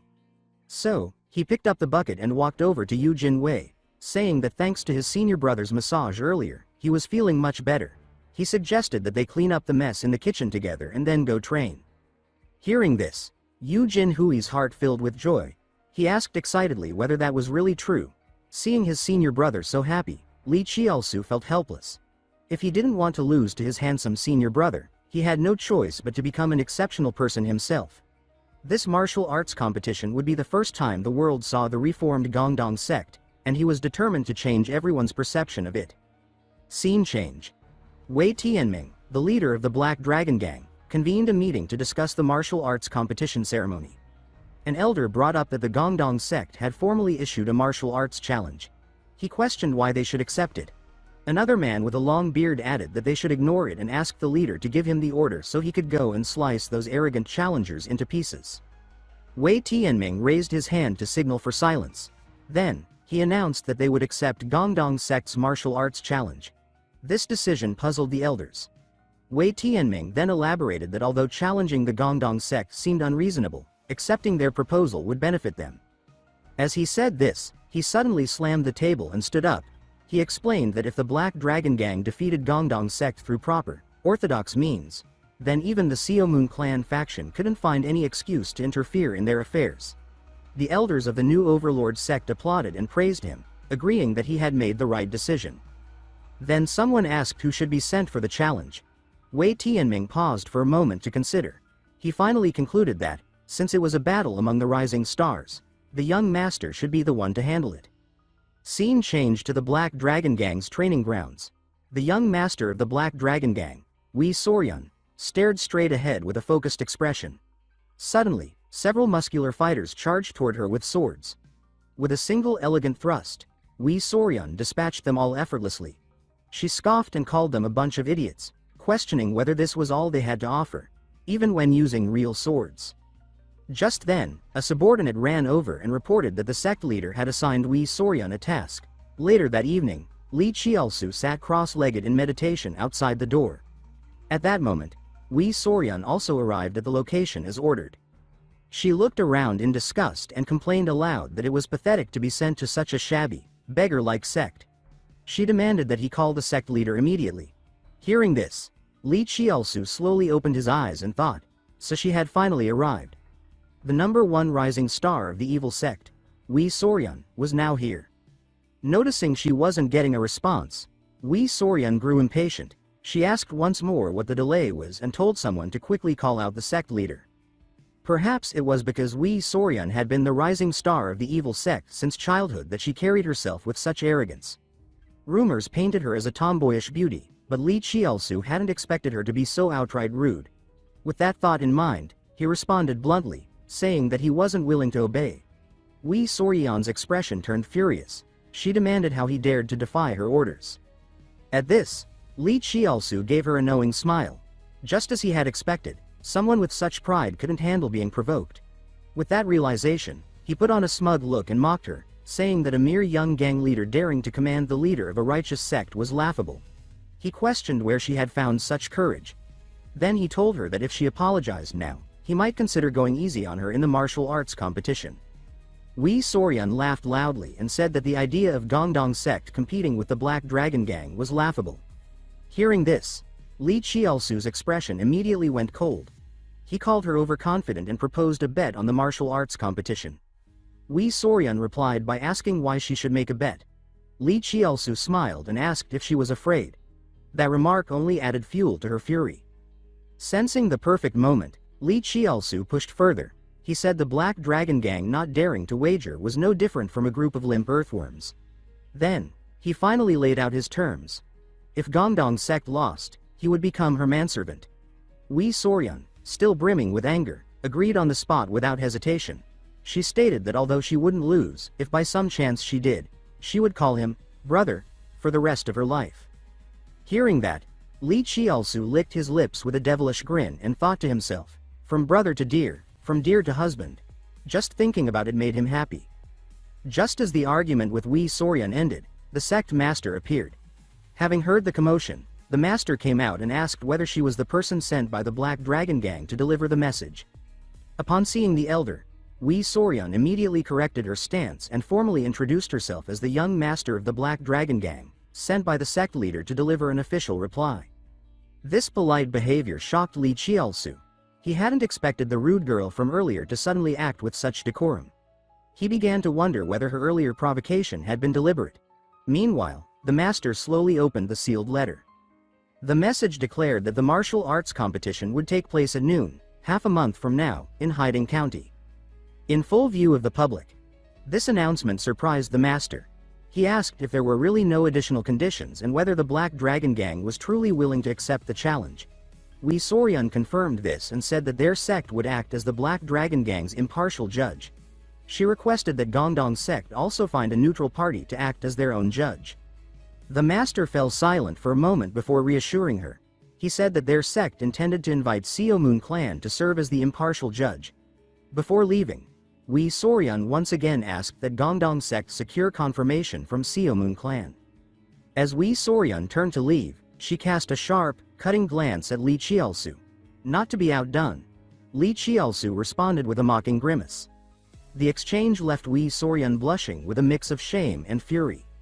After letting out an uncontrollable curse, Wei Soryun vanished on the spot. A moment later, Yu Jinwei rushed out in a panic and asked the master what the commotion had been about. The master calmly explained that someone from the Black Dragon Gang had just left and instructed Yu Jinwei to go deliver a letter to the Seomoon clan as well. What none of them realized, however, was that the Seomoon clan strongly disliked the idea of the martial arts competition. Sending such a kind and honest senior brother alone might result in him getting bullied. So Li Qiaosu immediately proposed to accompany him on the trip. He said that since this was Yu Jinhui's first time stepping into the world of Zhonghu, he, as the junior brother, wanted to be by his side. Hearing this, Yu Jinwei was visibly moved. He beamed with joy and said that his junior brother was truly thoughtful, then suddenly pulled him into an embrace and expressed his deep gratitude. The next morning, after packing their things, Li Qiaosu sat by the door and couldn't help but feel a wave of anticipation. Lanzhou City, where the Xiaomoon clan resided, was the largest city in all of Gan province. And now, finally, he was taking his first step into the world of Zhonghu. Just then, Haran appeared with a concerned expression. She said she had heard that he was headed to Lanzhou, and mentioned she hadn't yet thanked him for what happened in the kitchen. She reminded him that this was already the second time he had saved her, and every time it was because of her own incompetence. She apologized, saying she always caused him trouble. Li Qiaosu signaled to her not to feel guilty. He reminded her that during the time he had suffered internal injuries, it was her care that helped him recover. He added that Miss Su always worked very hard and that she shouldn't blame herself for being useless. As he spoke, he placed a hand gently on her head to comfort her and told her that if she truly wanted to change her fate, she should formally join the Gongdong sect. He encouraged her to learn martial arts and said that maybe she could one day become the #1 woman among women. He emphasized that to grow stronger, one must first value oneself. Haran nodded and said that although she had never thought about such things before, since young Master Li had said it, she would remember it. Suddenly, a voice interrupted them. Yu Jin Wei called out and asked what his junior brother was doing, urging him to come out quickly. This abrupt interruption made Li Qiaosu's heart skip a beat. He thought that Yu Jin Wei really had a talent for ruining the moment. Before their departure, the master gave them a final reminder, telling them to be extremely careful, since this was their first true journey into Zhonghu. Later, as they passed through the bustling market of Hiding County, Yu Jin Wei suddenly stopped at a vendor's stall after spotting some candy. He insisted on buying some. This left Li Qiaosu speechless. He reminded himself that he wasn't a child anymore and wondered how Yu Jin Wei could still get so excited over candy. But what stunned him even more was that this act of eating candies somehow attracted the admiration of several women nearby. Still, Li Qiaosu didn't let down his guard. Ever since they had entered Hiding County, he had sensed that someone was following them. Although the man didn't seem to have martial arts skills, his movements were careful and precise.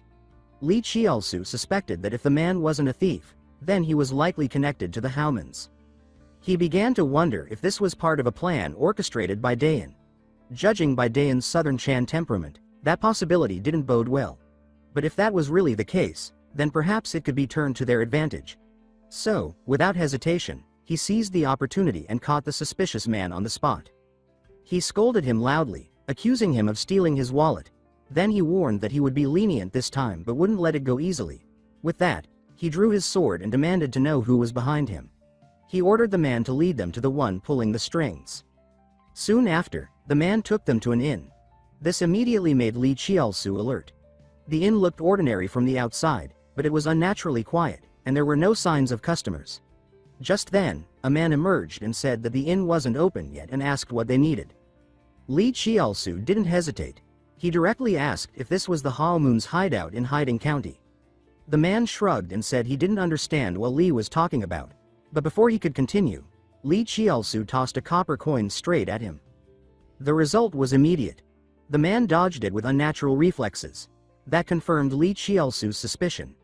He exclaimed that the man was indeed a martial artist. Seeing his cover blown, the man dropped his act, drew a thin, long weapon, and prepared to attack. Li Qiaosu recognized the weapon instantly. It was poison dart, a highly dangerous technique. Fortunately, Yu Jin Wei reacted just in time. And without even bragging, he took the man down with a single punch. The commotion drew 3 more men from inside the inn. Yu Jin Wei stood his ground and fought again. His immense strength sent smoke billowing from the area.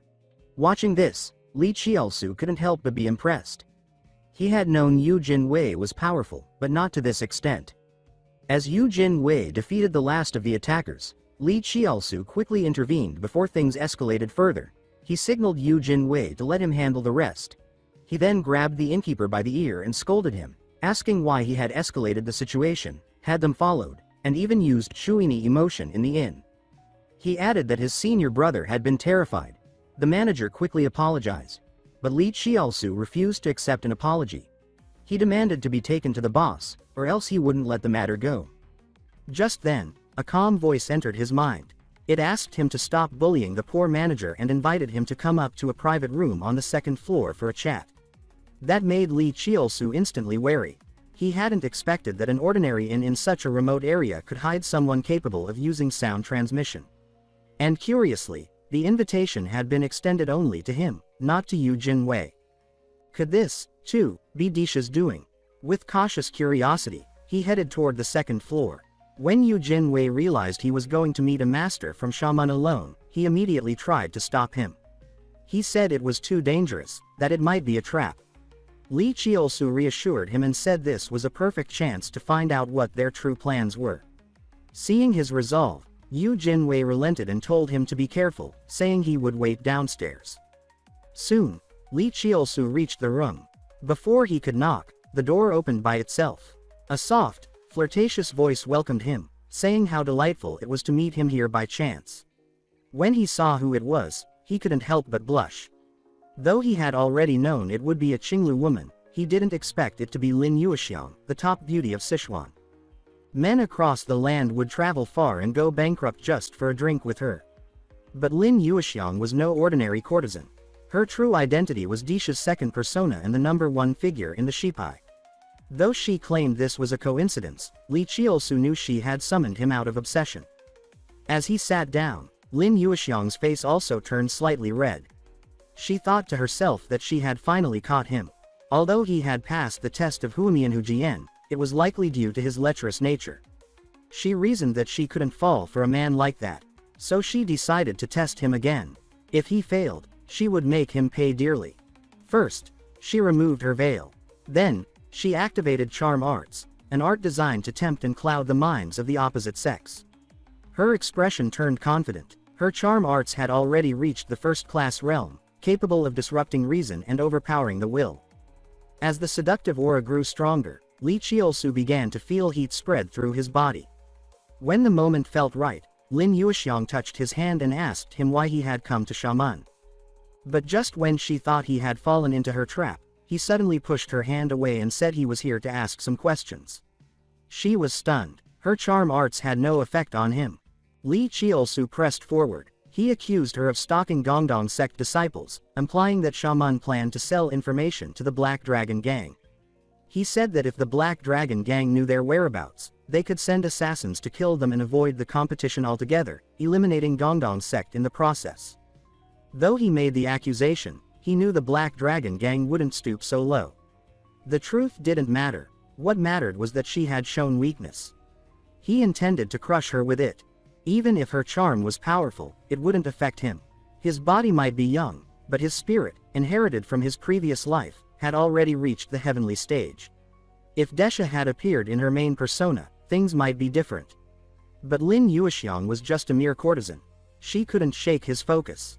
Thinking this, he slowly formed a wicked smile. Not only had they followed him and his senior brother, Li Chiolsu now confronted Lin Yuexiang with cold eyes. He accused her of resorting to such a petty trick as charm arts and demanded to know how she planned to beg for forgiveness for such a deliberate offense. In response, Lin Yuexiang immediately explained the reasoning behind her actions. She stated that the martial arts competition between the Black Dragon Gang and Gongdong sect had already stirred immense attention across the martial world, and that her sect, which survived by intelligence gathering, had no choice but to act. She followed her explanation with another round of sincere apologies. She admitted fault and insisted that the Black Dragon Gang had nothing to do with her actions, asking that young Master Li not misunderstand the situation. Still, she could not hide her confusion. She thought to herself that the more intelligent a person was, the more easily they should be affected by her charm arts. So why, she wondered, had her martial arts proven completely ineffective against him? With doubt thick in her voice, she asked him whether he felt even a trace of feminine charm from her. Li Chiolsu denied her firmly but honestly. He stated that she was indeed a peerless beauty and that it would be a lie to say she wasn't charming. But he explained that the reason he remained unmoved was because he held no romantic feelings for her at all. These words left Lin Yuexiang stunned. Her face flushed red. No feelings. Not seduced by her. Could it really be that he was a man truly unmoved by desire?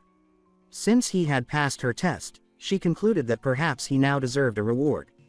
At that moment, Li Chiolsu continued. He said that seeing her remorse was genuine, he would forgive her rudeness. However, he had a proposal from Gongdong sect that he hoped she would convey to the leader of the Shaman faction. The proposal, he added, was tied directly to the upcoming martial arts competition and to the role of Xiaoman clan. Meanwhile, within the walls of Xiaoman clan, a steward reported to the family head that the Black Dragon Gang had officially accepted the martial arts challenge. But the steward expressed concern that if Gongdong sect were defeated in a formal competition, their own sect would have no grounds to make a move. Family head Seoman Hyuncheon, however, told him not to worry. He explained that throughout Gon Province, all martial artists ultimately looked to Seoman clan for leadership. He assured the steward that without their endorsement, Gongdong sect would never secure an impartial judge. Later, he and Yu Jin Wei had finally arrived in Lanzhou.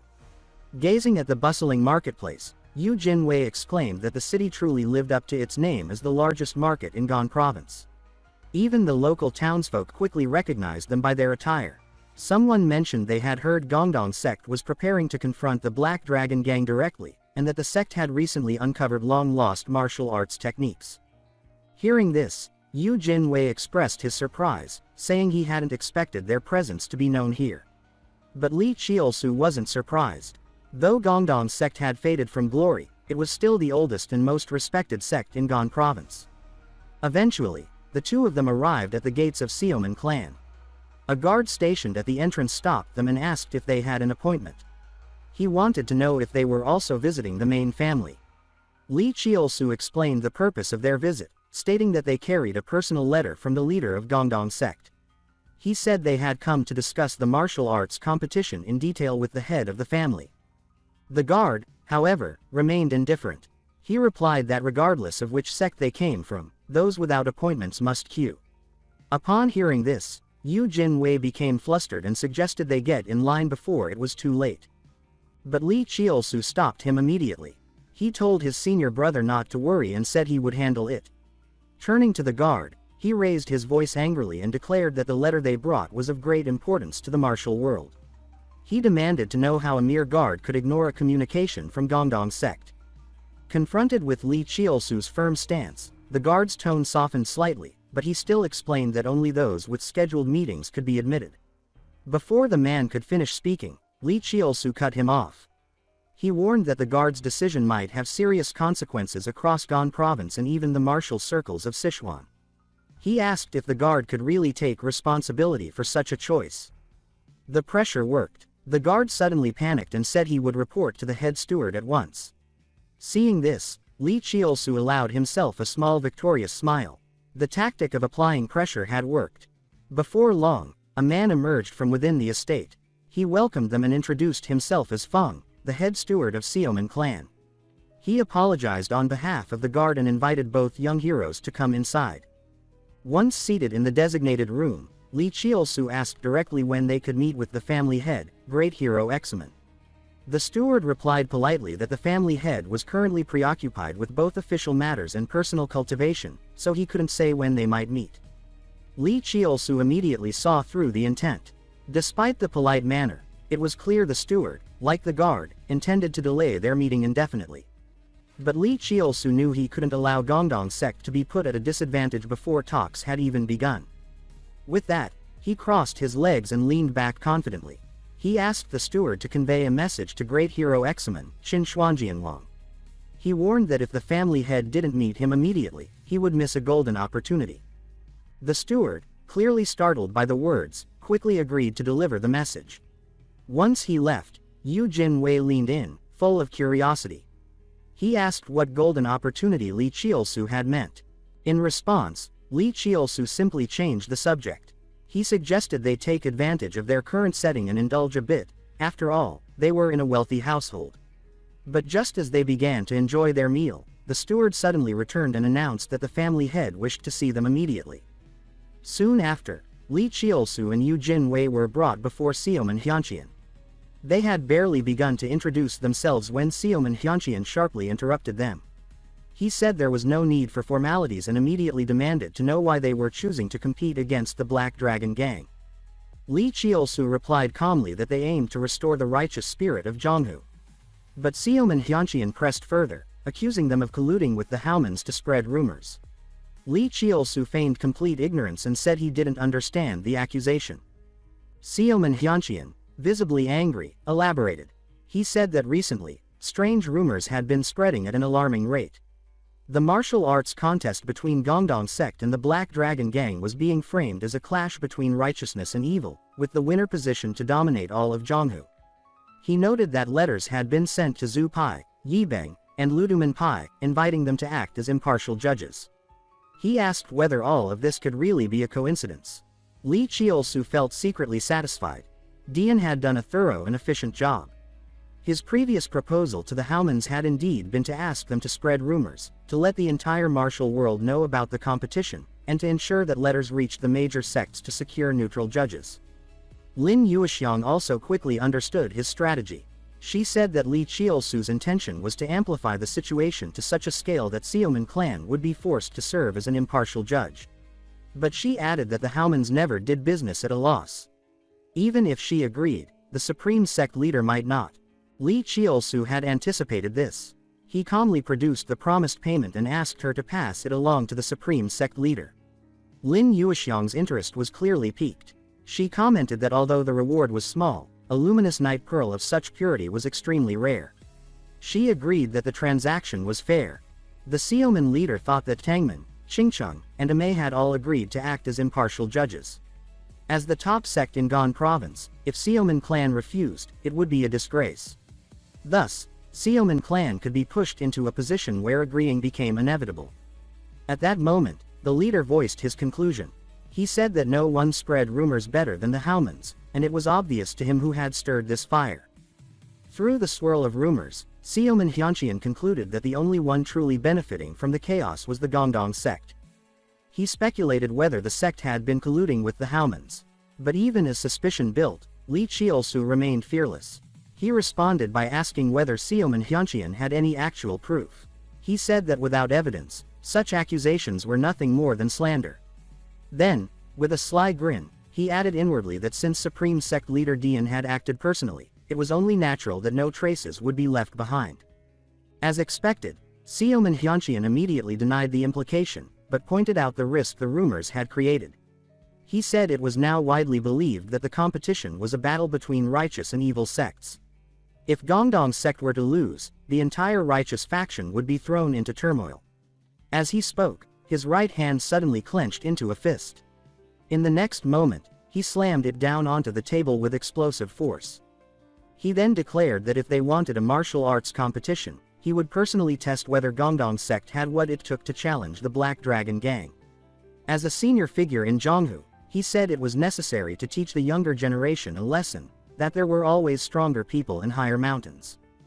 Before he could process it, Xiaoman Hyunqian, enraged by their earlier conversation, suddenly erupted with power. He said he would now test their strength himself. Known as a Huajing master, Xiaoman Hyunqian had mastered Tiwang, Balagong, and Qin Chuan Wengjian techniques. Though he used only a tenth of his internal power, it felt to Li Qiolsu like his body was being crushed beneath a massive press. Was he truly trying to kill them? While Li Qiolsu struggled to understand his intent, Yu Jinwei managed to stand up, fighting against the pressure with everything he had. He firmly stated that even though Gongdong sect had declined, they had not lost their strength to resist evil or their courage to battle heretics. Witnessing this, Li Qiolsu was stunned. His senior brother had withstood Xiaoman Hyunqian's chi blast. A true genius indeed. Even Xiaoman Hyunqian appeared momentarily impressed. He acknowledged the strength but asked if they really thought such ability was enough to earn his recognition. As he spoke, he brought down his left fist. A second wave of powerful chi crashed from above, shattering the ground beneath them. Li Qiolsu could not help but curse him under his breath, wondering if the man truly meant to crush them both. The strength was overwhelming, far beyond what even Yu Jinwei could handle. As the pressure increased, Yu Jinwei quickly searched for a solution. He thought through various techniques: Shaoyang Shinfa, Sanyan Junwei, Miliu Songshugang, and finally Shungang. Xiaoman Hyunqian shouted, asking where all their previous momentum had gone. He warned that if they kept standing there in a daze, they would soon be dead. But Yu Jinwei refused to be shaken. He believed there had to be a way. He recalled that the martial arts of Gongdong sect, when yin and yang were reversed, could produce a tremendous burst of power. He also knew that their arts weren't only strong and marvelous, they were inherently adaptable. Remembering a strange encounter in a cave, He considered that some Gongdong techniques resembled demonic arts, but their essence lay in reversing yin and yang. He understood then. The more one trained in Shungang, the more flexible and versatile it became. He realized that by combining the core principles of Hun Yuan with the explosive quality of Shungang and the stability of Milieu Songshugang, he could forge something new. So, gathering his qi, he formed a ball of energy and released it toward Xiaoman Hyunqian. The pressure in the air dispersed instantly. Li Qiolsu watched in awe. His senior brother had just created a martial art on the spot. Xiaoman Hyunqian, too, was visibly shaken. He observed the flow of energy and muttered under his breath, wondering if this youth could truly possess the Tianwujidi. Then Yu Jinwei spoke, asking whether Xiaoman Hyunqian still believed they were relying on nothing but brute courage. Still muttering, Xiaoman Hyunqian acknowledged that the old fox had cleverly hidden a little tiger without revealing it. His tone suddenly shifted, and he stated that he was now truly looking forward to the upcoming martial arts competition between Gongdong sect and the Black Dragon gang. That night, Xiaoman Hyunqian stood alone on the balcony of his pavilion. He whispered to himself that if one of Gongdong sect's disciples possessed the Tianwujidi, then it was only a matter of time before he became the #1 martial artist under heaven. He wondered if the Gongdong sect was truly on the path to revival. But as the leader of Gong province's top sect, he could not afford to lose. Just then, a voice called out from behind. Upon seeing who it was, Xiaoman Hyunqian's stern face softened. It was his youngest daughter, Xiaoman Qianga. She asked if the Gongdong sect disciples had come. He replied that they had, and that they were not what he had expected. They had true backbone. He added that he had agreed to their martial arts competition with the Black Dragon gang. Hearing this, Xiaoman Qianga blushed. She said they were indeed worthy of admiration. She then asked whether they had already left. Her father explained that it was too late, so they were staying overnight in the guest house. Hearing this, she immediately ran out. In her heart, she believed the vanguard disciples of the righteous faction, the heroes who stood against the demonic cult, had to be dashing and extraordinary. Meanwhile, outside the guest house, Li Qiolsu was training quietly. He reflected that it was only thanks to senior brother that things had been resolved peacefully. Otherwise, Xiaoman Hyunqian would surely have used the incident as an excuse to cancel the competition. Still thinking about how Yu Jinwei had instantly created a new martial technique, he began to channel his own qi. But then he immediately stopped. As soon as he moved, his little brother sprang up again. He groaned internally, wondering what was going on with his body.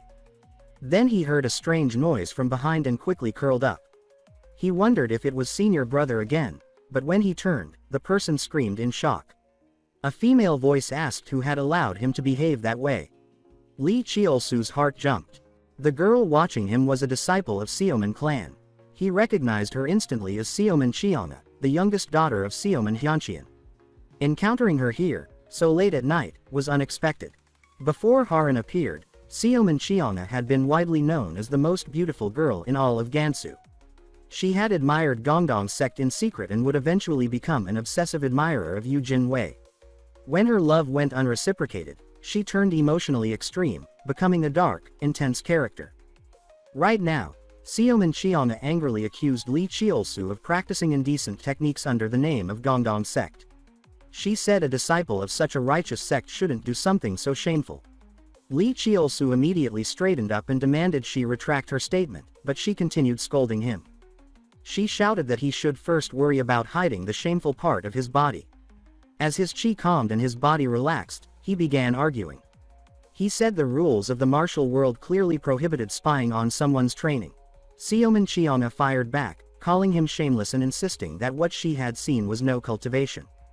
With a serious face, Li Qiolsu argued that true masters trained both internally and externally, and that he was simply refining his external technique. But Xiaoman Qianga accused him of twisting logic. She said he had shown a woman something she never should have seen, and she vowed to hold him accountable. This pushed Li Qiolsu to the edge. Like father, like daughter, he thought. He decided it was time to teach her a lesson. He suggested they resolve the matter the Zhonghu way, through martial competition. It was only right, he said, to determine responsibility through strength. Xiaoman Qianga immediately agreed, suddenly brimming with confidence. She asked if he was truly challenging Zhongfeng Xiaoman Qianga to a duel. He confirmed it, adding that he wanted the entire martial world to witness her rudeness. Then, seeing the moment was right, he proposed a condition. The loser would accept their wrongdoings and accept the victor's judgment. Xiaoman Qianga accepted without hesitation, declaring that even if he begged during the fight, she would show no mercy. Watching her storm off, Li Qiolsu allowed himself a smile of triumph. He thought this was the perfect chance to defeat her and bring glory to Gongdong sect. Even better, he might gain a proud and eye-catching maid. It was all coming together beautifully. Meanwhile, the scene shifted to Yu Jinwei, who was already on his way back to the sect. The visit to Xiaoman clan had gone well. Not only had they secured an impartial judge, but an official challenge with Xiaoman Qianga had been established. But just as Li Qiolsu was immersed in his thoughts, Yu Jinwei leaned in and asked if he was smiling because something good had happened. Li Qiolsu forced a grin and replied that thanks to his senior brother, they had indeed secured the impartial judge. And that, he said, was worth smiling about. Hearing this, Yu Jinhui's face lit up with unmistakable joy. He said that he was genuinely touched by the compliment, and thanked his junior brother for thinking so highly of him. Li Qiolsu responded by saying that all of it was only possible because Yu Jinwei possessed the heavenly martial physique. He reminded him that he had even created a martial art on the spot. Yu Jinwei modestly replied that the technique had been derived from Hanyuan Yikagong. He said he had given it the name Hanyuangong, though it was still just a prototype. Then he asked Li Qiolsu if he wanted to learn it, suggesting that even before mastering the complete Hanyuan Yikagong, this form could be quite useful. Seeing the surprised look on his face, Yu Jinwei continued. He said that since Li Qiolsu was his only junior brother, he had even created a special mnemonic to make it easier to learn. With that, he began teaching seriously, going through the movements and energy flow with care. By his side, Li Qiolsu watched closely and mimicked the techniques. In a short time, he was able to grasp the core principles. After successfully learning it, he expressed his sincere gratitude to Yu Jinwei. He noted that while Hanyuandong might not be as refined as its origin technique, it fit perfectly with Gongdong sect's swordsmanship. More importantly, as he thought about it, he turned his gaze toward his lower body. With this martial art, his little brother would no longer rise up at inconvenient times. He didn't understand the mechanics behind it, but it felt like a missing piece had been restored. Scene change. They finally returned to Gongdong sect. After delivering the good news, their master's face lit up with satisfaction. He said that seeing them complete their first Tianyu journey so successfully brought him great joy. He added that during their time away at Xiaoman clan, the sect had also received good news. As he spoke, he placed a stack of letters in front of them. He explained that for some reason, the martial arts competition between Gongdong sect and the Black Dragon Gang had evolved into a symbolic clash between righteous and evil factions.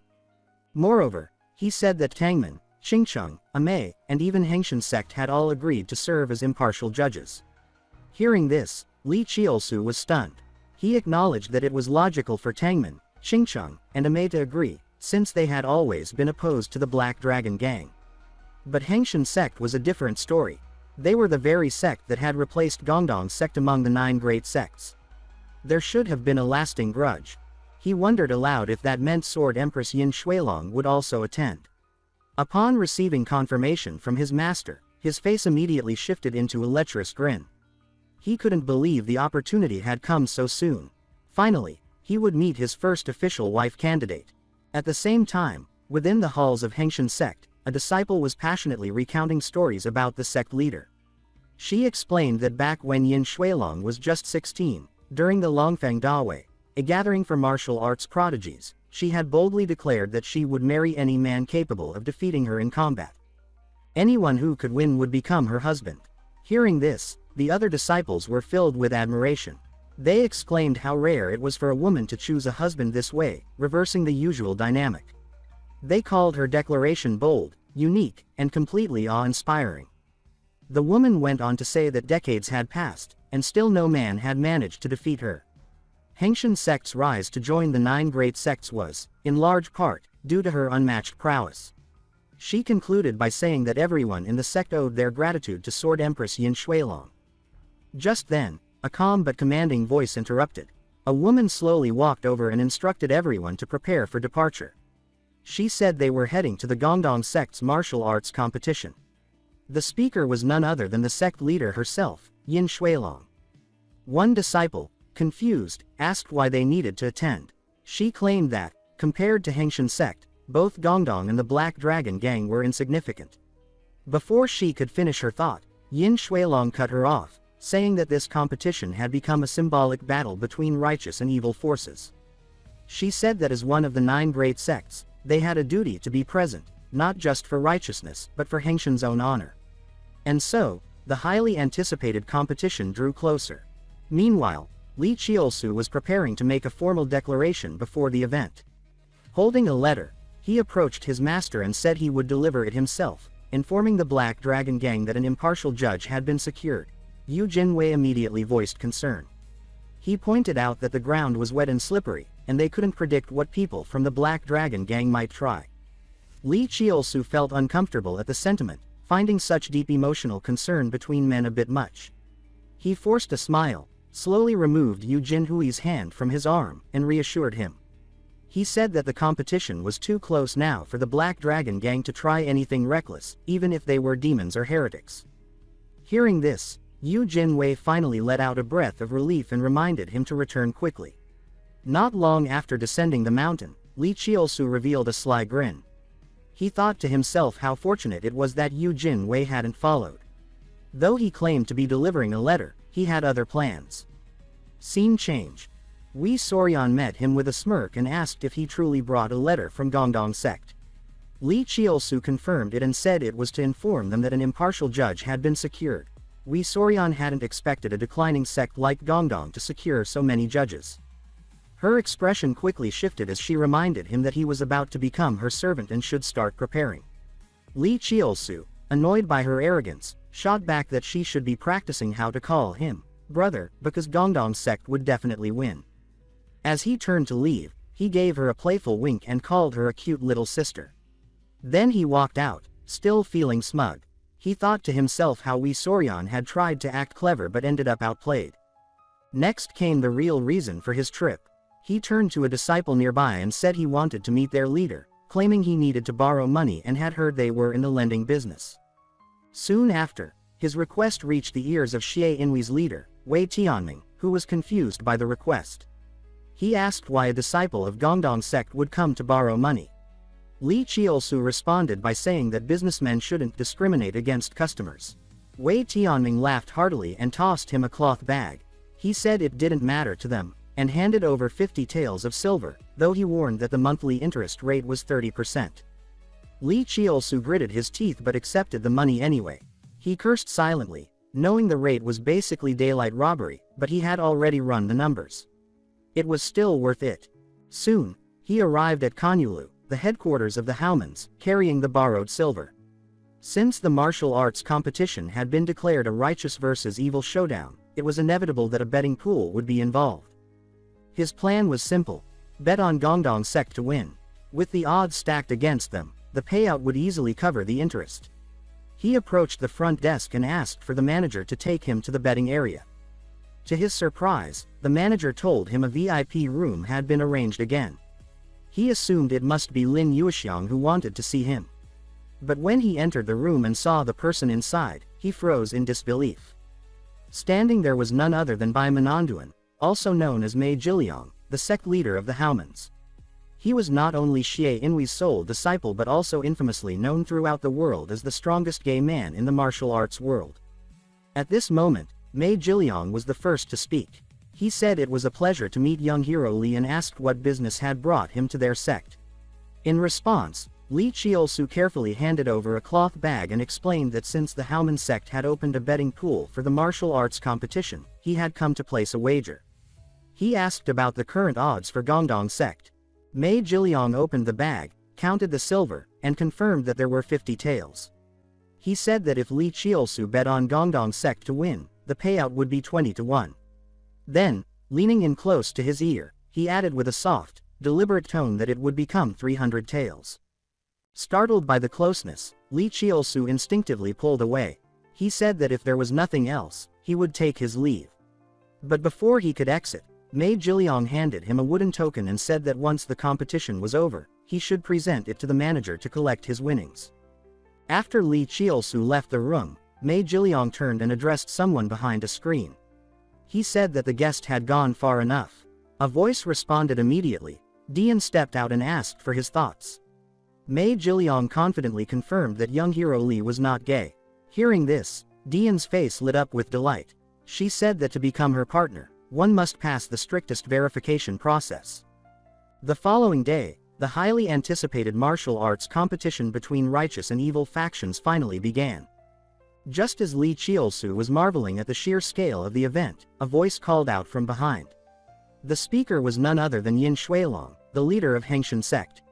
Seeing her, Master Quan Ying quickly stepped forward, bowed respectfully, and introduced himself as the leader of Gongdong sect. He said that it was a blessing of 3 lifetimes to meet the Sword Empress in person.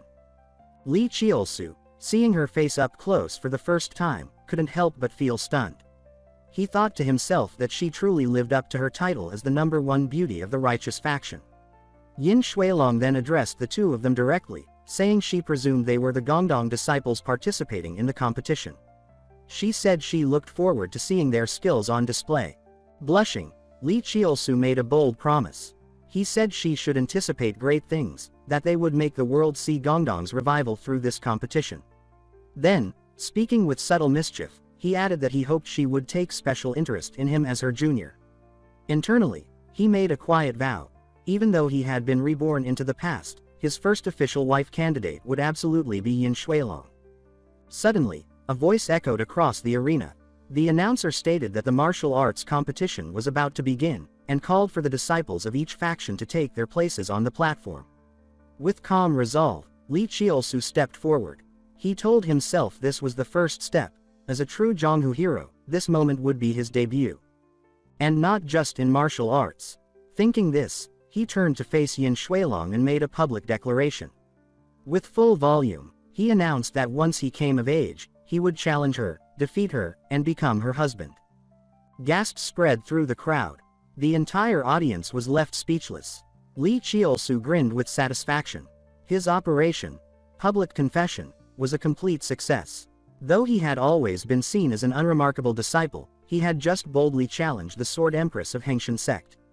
Many were shocked, but some recalled that Yin Shuilong herself had once said that she would marry the man who could defeat her. Still, the female disciples of Hengshan were furious. They said that for such a young brat to challenge the Sword Empress was pure arrogance. They declared that Yin Shuilong was a master-level elder, a pillar of the righteous path, and that such behavior was disrespectful to the entire sect. Li Chiolsu quickly clarified that he was being completely serious. He said that although he expected opposition, he was ready for a legitimate martial arts duel. His words only made their expressions colder. One disciple stepped forward and said she would test his strength immediately. Li Chiolsu was taken aback by how aggressive the reaction was. He hadn't expected her to escalate so fast. But before the situation worsened, Yin Shuilong raised her hand and told the disciple to step down. Then she turned her gaze to Li Chiolsu, studying him quietly. She thought to herself that his challenge was reckless, but also full of youthful passion. It reminded her of her own declaration years ago at the Longfang Dawei. Although childish, in the context of Hengshan sect's current circumstances, it might even be an opportunity. With that thought, she made her decision.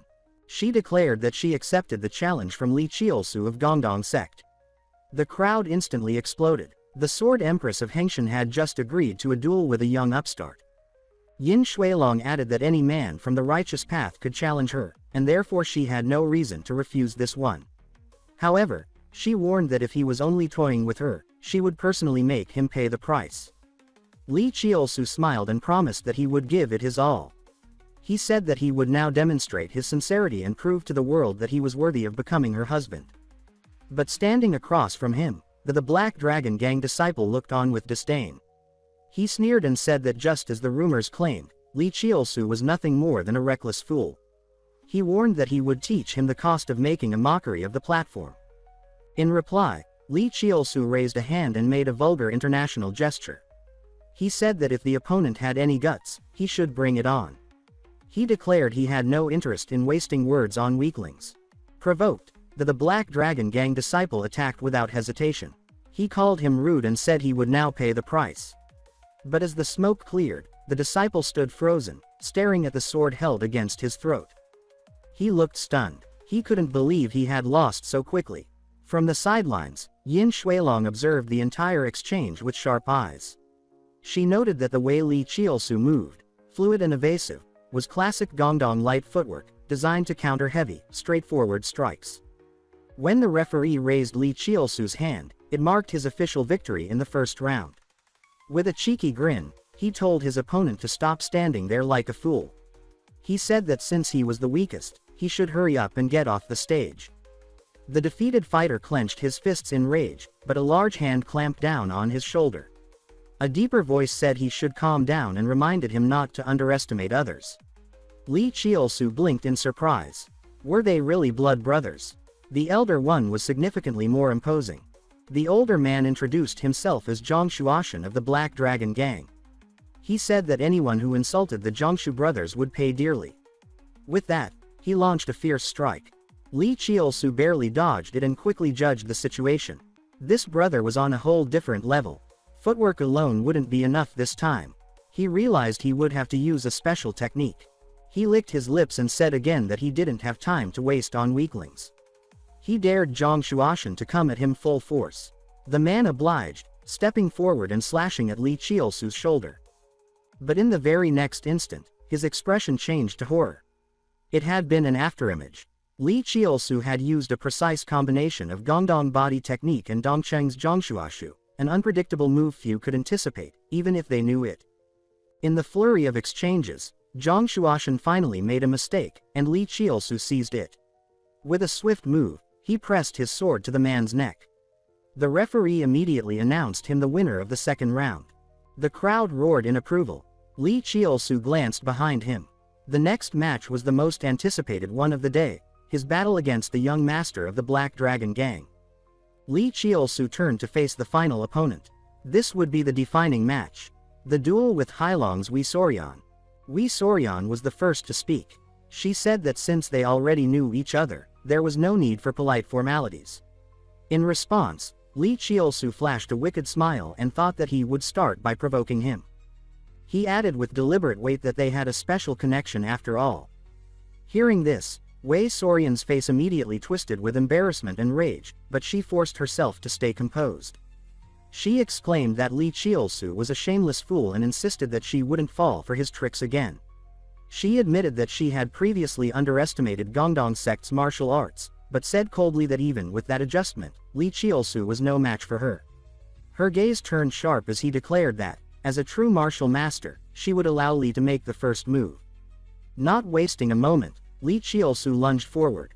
He reminded himself that in a match like this, taking the initiative was crucial. He decided to use his strongest technique to open the battle. With that thought, he sprang into the air, drawing power from his dantian, channeling it through his acupoints, generating explosive yin-yang conduction. This was Hunyuan Gong. His hips and lower back trembled slightly with the flow of energy. But as the smoke from the impact began to fade, Li Qiusu was stunned by the scene before him. His attack had been blocked, completely. Without pause, Wei Sorian counterattacked. She gathered internal energy into her left palm and pushed Li back, then advanced with her long sword gripped in his right. She scoffed and said that Gongdong sect's techniques were inferior, and compared to the Black Dragon Gang's Panlong sword technique, they were laughable.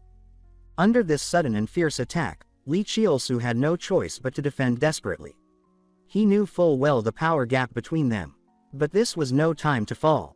Gritting his teeth, he mustered everything he had and unleashed a sweeping slash. Yet Wei Sorian evaded it with ease and sneered. SGE said the match was nearly over, and now it was time for Li to taste her full strength. Li Qiusu, in contrast, let a sly smirk cross his face. He thought to himself that he clearly had no chance of winning. But that wasn't the point. His goal wasn't victory, it was to go down in a way that would fulfill his plan. This was about disruption, not success. A glorious defeat would be far more valuable than an unexpected win. He told himself that if he somehow defeated Wei Sorian, his fame would overshadow his senior brothers, and that went against everything he had intended. From the very beginning, he had planned not to win, but to be defeated with flair. And more importantly, He had used the Hunyuan Gong that his senior brother had passed on to him, a technique that helped keep his little brother from rising in inappropriate moments. But just as he began circulating the internal energy required, the opposite happened. His lower half began to rise again, entirely on its own. Across the audience, many faces showed the same stunned reaction. On the platform, Master Quan let out an awkward laugh and remarked that Li Chiolsu's energy was truly excessive, even for someone his age. Wei Soryan, caught off guard, lost focus. Her supposedly final blow missed completely. Infuriated, she grabbed Li Chiolsu by the collar and demanded to know what game he was playing. She accused him of mocking the sacred martial arts platform with childish tricks. Was he really trying to humiliate her this way? Just then, Yu Jinhui's voice rang out from the edge of the arena. He called for his junior brother to regain focus and shouted that he must not abandon Hunyuan Gong. He reminded him to guide his energy properly, it would help control the uncontrollable. Hearing this, Li Chiolsu snapped out of his daze. He muttered that the match was not over yet. He then apologized sheepishly to Wei Soryan. As compensation, he offered a new proposal. They would settle the outcome with a single decisive move. Wei Soryan, filled with disdain, agreed immediately. She said there was no need to waste more energy on someone so beneath him. Li Chiolsu, now regaining composure, thought that his internal energy had stabilized, but he still didn't know when it might spike again. So before he made a fool of himself once more, it would be best to lose as quickly as possible. With no more words exchanged, both fighters charged at each other simultaneously. As their powers clashed in a violent explosion, Master Quan watched from the sidelines and let out a sigh. He said that Li Chiolsu's internal energy had grown impressively. Had it not been for the earlier disruption, he might have had a real chance against Wei Soryan. In the center of the arena, Li Chiolsu collapsed to the ground as expected. The referee's voice followed swiftly. The winner of the third round was the Black Dragon Gang's Wei Soryan. Wei Soryan sneered as she looked down at her fallen opponent. She mocked Li, saying that someone with such pitiful skills still dared to call himself an elder brother. But just as she finished the insult, her clothes suddenly tore open. Gasps rippled through the crowd. No one had expected such a dramatic ending. The final sword pressure had been that intense. Some spectators whispered that if Li Chiolsu had been just a bit stronger, Wei Soryan might have lost an arm. Others, however, were more critical. They said that even in martial arts combat, what had happened was excessive. Not only had Li risen again mid-fight, but now Wei Soryan had been publicly stripped of her dignity. Still, some voices in the crowd proposed a different view. They speculated that everything might have gone exactly as Li Chiolsu had planned. He hadn't fought to win, but to shatter his opponent's composure. One onlooker pointed out that Gongdong sect still had one more contestant. Shameful as it was, if this chaotic display had disrupted the Black Dragon Gang's rhythm, then only Li Chiolsu could have pulled it off. He might be shameless, but he was also clever. The eccentric hero of Gongdong sect had been born. Inside the arena, Yu Jinwei cradled Li Chiolsu in his arms. He said that his junior brother had done enough, and now it was his turn to finish things. Wei Soryan, standing tall, removed her ruined upper garment and remarked that Li's gaze had been surprisingly sharp. She said this was the match she had been most looking forward to. And so, the battle between righteous and evil approached its climax. Yu Jinwei stepped forward and ignited the atmosphere with Gongdong sect's ultimate sword technique. Wei Soryan, having just defeated Li Chiolsu, now focused entirely on the next match. Yu Jinwei drew his sword, his energy flaring as he simultaneously activated Sanyan Junwei, Jinju, and Shaoyang Shinfa. When the opposing energies of Ming and Yang reached their peak, he launched a forbidden technique against Wei Soryan. Before Wei Soryan could react, the arena quaked from an explosion. The shockwave sent debris flying in every direction. The spectators were stunned. Even Sword Empress Yin Shuilong looked visibly impressed. She whispered that the strength of Gongdong sect's disciples was not to be underestimated. She then turned to Master Quan and asked if he truly had confidence in his disciple. Quan Ying responded honestly. He said that compared to his own disciple, he was more concerned about his disciple's opponent. Back on the platform, for the first time, a trace of fear appeared in Wei Soryan's eyes. She realized that her opponent's speed and strength were overwhelming. If she hadn't instinctively blocked that last strike, she might already be lying unconscious on the stage. With the arena still clouded in smoke, she closed her eyes and relied solely on her chi sense. Moments later, Yu Jin Wei struck again. Though Wei Soryan managed to react just in time, she barely blocked the attack with her saber. She muttered to herself that Lu's speed was unreal, his figure almost invisible. To make matters worse, Yu Jin Wei vanished again. Wei Soryan knew that if this continued, she wouldn't survive. So, she began swinging her saber wildly, using the weapon's energy to clear the smoke around her. Then, from below the stage, a shout rang out. One spectator pointed and declared that the Gongdong disciple had reappeared, at the far edge of the platform.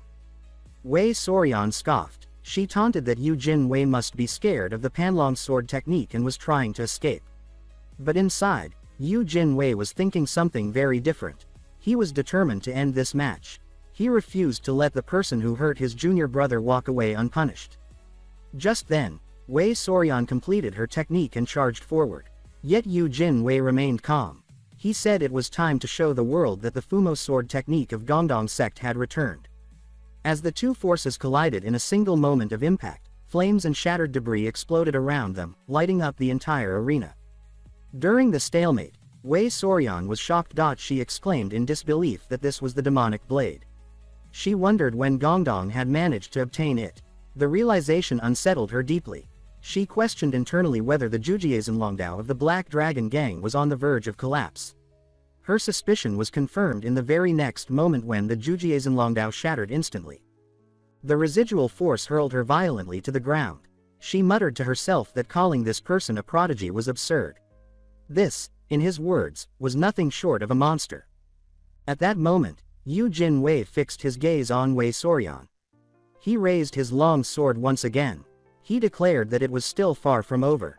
He said coldly that since Wei Soryan had made his junior brother cry, he would make her shed tears of blood. His eyes were filled with resolute fury as he cast judgment.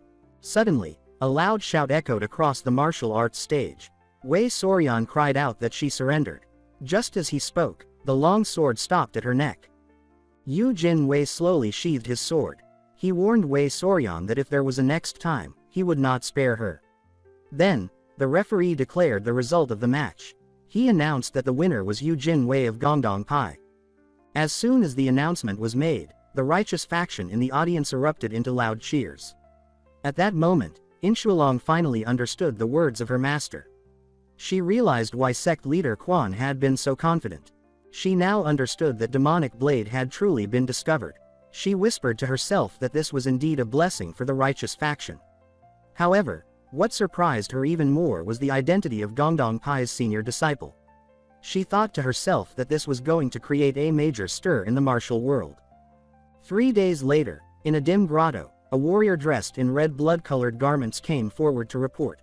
He greeted respectfully, addressing him as Blood Demon Supreme. As soon as the words were spoken, the blood pool began to bubble and boil. A moment later, a red-haired, fair-skinned handsome man emerged. This was the cult leader of the Blood Sect. At that moment, the man in red reported softly that Gongdong Pai had defeated Hailong Bang in the martial arts competition. He continued, stating that demonic blade had appeared during the battle. He added that it was said a disciple had the heavenly martial physique, and they had also discovered the 100 Origin hidden cave. Upon hearing this, a cold glint flashed through the Blood Demon Supreme's blood-red eyes. He remarked that it was truly interesting. He then ordered for the operation to be accelerated. He muttered darkly about those who were slow. As he spoke, he merely lifted his hand. The blood within the claws instantly solidified into a short blade. The next second, it flew straight toward the red-robed man's neck. He reiterated that all the slow ones were to be killed. The red-robed man acknowledged the order and left immediately. As he did, a chilling smile curled on the Blood Demon Supreme's lips. He murmured that even the appearance of a heavenly martial physique would not change the outcome. He declared that once their plan was complete, the world would belong to them. As he slowly opened his eyes, his vision gradually cleared, revealing a familiar figure. It was Haran. He acknowledged that he had troubled Miss Haran again. He asked how long he had been unconscious. Upon learning it had been 3 days, he urgently asked her about the outcome of the martial arts competition. Haran gave a faint smile. Haran said that the martial arts competition had ended with Gongdong Pai's victory. She continued, stating that the martial world now referred to young Master Ning and young Master Lu as the Gongdong twin heroes. Hearing this, Li Chiolsu felt instantly overjoyed. He thought to himself how powerful and stirring that title was. Just hearing it could cause women across the world to swoon. Haran went on, saying that 2 heroes had emerged from Gongdong Pai. The first was Gongdong Xingxia, Lu Zhongwei. The second was Gongdong Guixia, Li Zexiu. Li Chiolsu was stunned. He questioned internally why it wasn't Gongdong Zhengxia. Then he remembered that during the martial arts competition, it was his younger brother who stood up. So, people had used the character, Guai, meaning eccentric or strange, to describe him. He felt unwilling to accept it. That character, he thought, was typically reserved for martial world scoundrels. Still, there was at least one thing to be glad about. Gongdong Pai had won. According to the agreement, he was now Wei Xiaonian's older brother. After meeting with his master, the master praised their performance and publicly announced Haran's induction into Gongdong Pai. Hearing this, Li Chiolsu glanced secretly at her. Sure enough, she had accepted his proposal. Soon after, Haran completed the formal discipleship ceremony. Li Chiolsu then suddenly spoke, informing his master that he might have to compete with Xiaoman clan.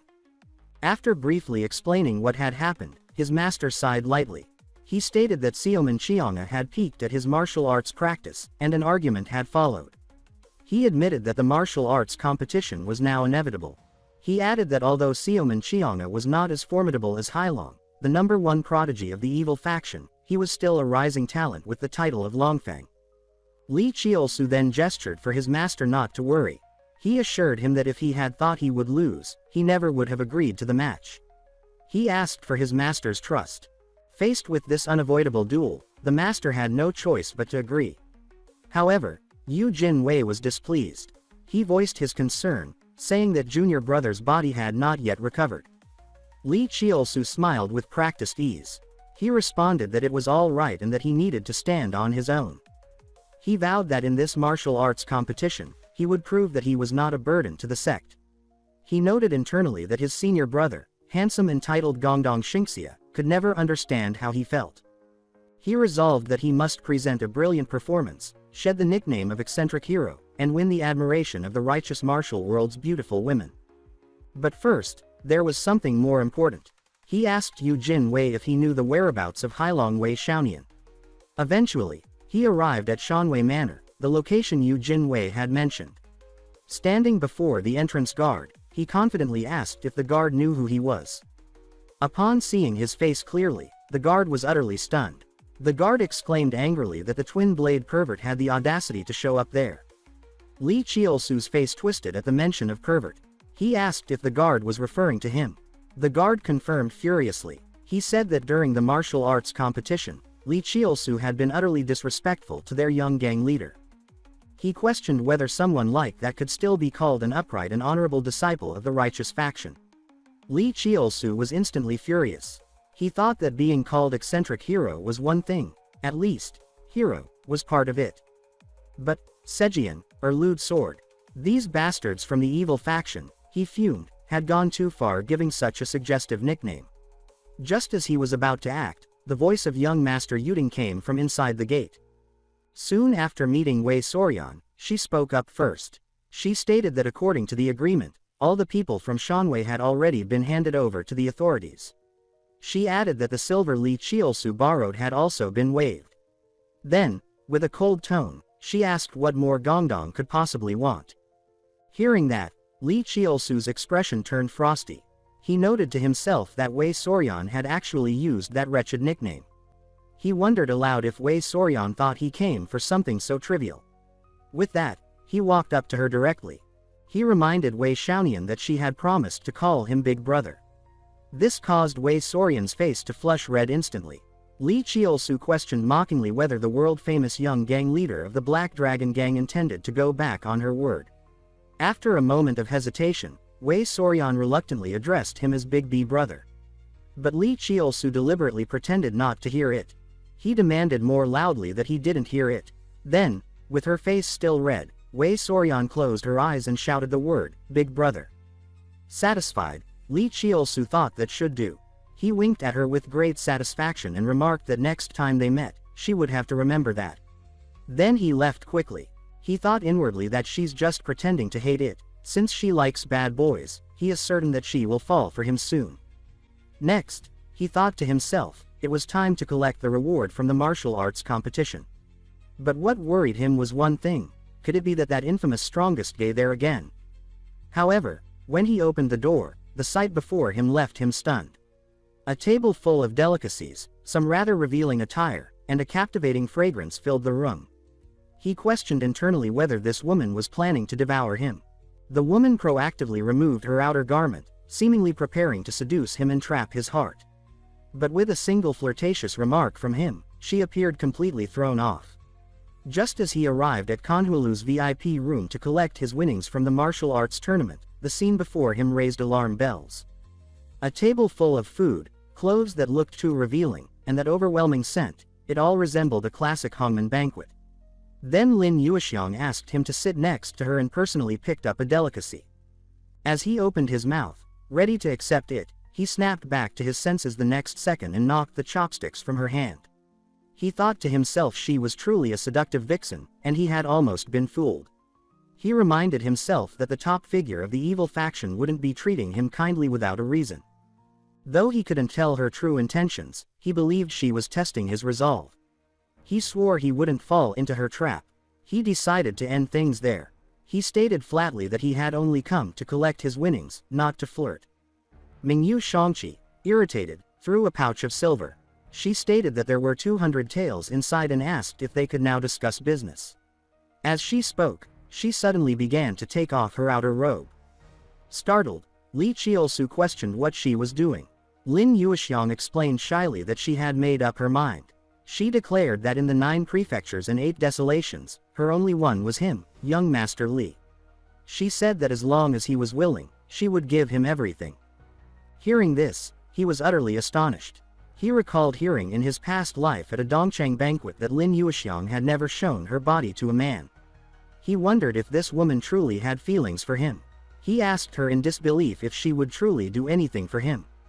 Lin Yuexiang nodded with anticipation. Seeing this, he immediately grew confident. He thought to himself that he had already captured half of Lin Yuexiang's heart. He knew he had to use this opportunity well. He requested her help in spreading a rumor in the Zhonghu martial world. Lin Yuexiang reacted angrily, demanding why he wouldn't play with her yet expected her to help spread news. He responded eagerly. He declared that Xiaoman Qianga, daughter of Xiaoman clan, and Gongdong sect disciple Li Qiusu would soon have a martial arts competition. He explained that the loser would become the servant of the winner. As he spoke, he leaned in close and gently played with a strand of her hair. He asked her, calling her Shangmei, if she was willing to help him spread the news. Lin Yuexiang was caught off guard by this.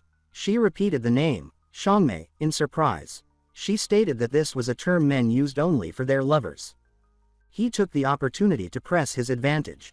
He confirmed it with confidence and said once more that he could only rely on her, Shangmei. Lin Yuexiang, her face deeply flushed, turned her head away. She said that since it was his request, Shangmei would definitely help. At those words, a mischievous smile immediately appeared on his lips. Before she could say anything more, he offered another polite, please, and left quickly.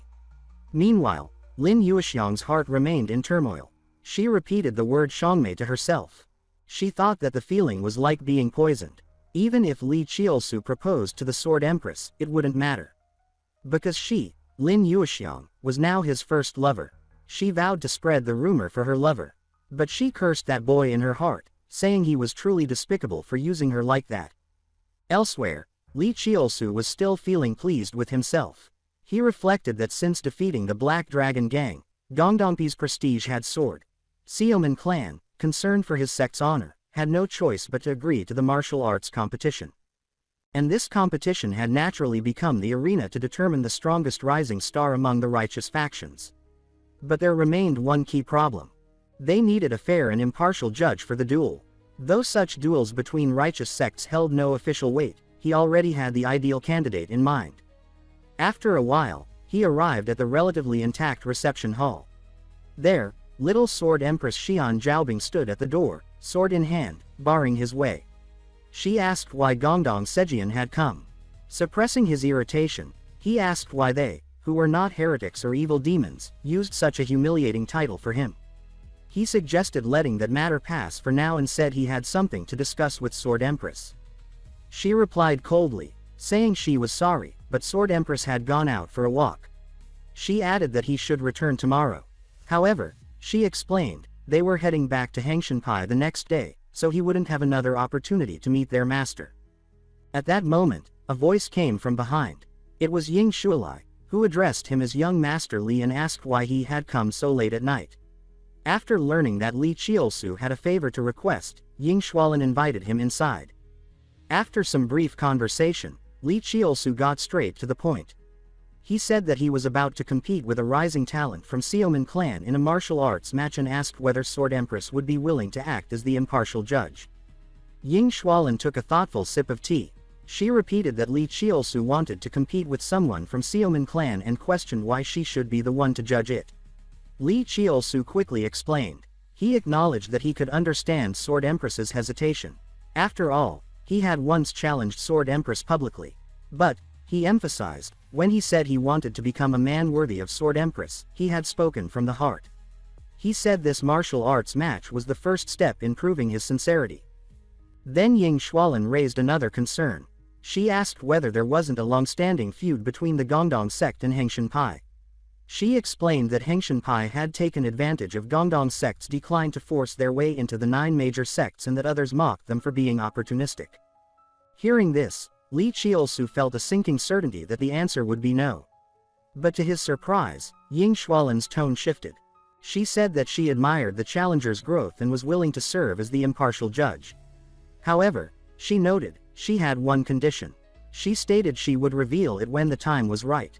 Li Chiolsu immediately expressed his deep gratitude. But inwardly, he was puzzled. He remembered that in his past life, Hangshanpai was always shrouded in mystery, with very little known about them. He questioned silently what Sword Empress truly wanted from him. Meanwhile, in a different scene, Xiaoman leader questioned with a grave expression whether it was true that Xiaoman Xianga and that reckless youth from Gongdong sect had agreed to a martial arts duel. He stated that this news had already spread across the martial world. He added that the outcome of this match would decide who controlled Gan province. Then he asked in dismay why Qinghe had agreed to fight that man. Xiaoman Xianga expressed her deep regret and said softly that she never intended for it to happen. Seeing this, Xiaoman leader realized his words had been too harsh, so he softened his tone.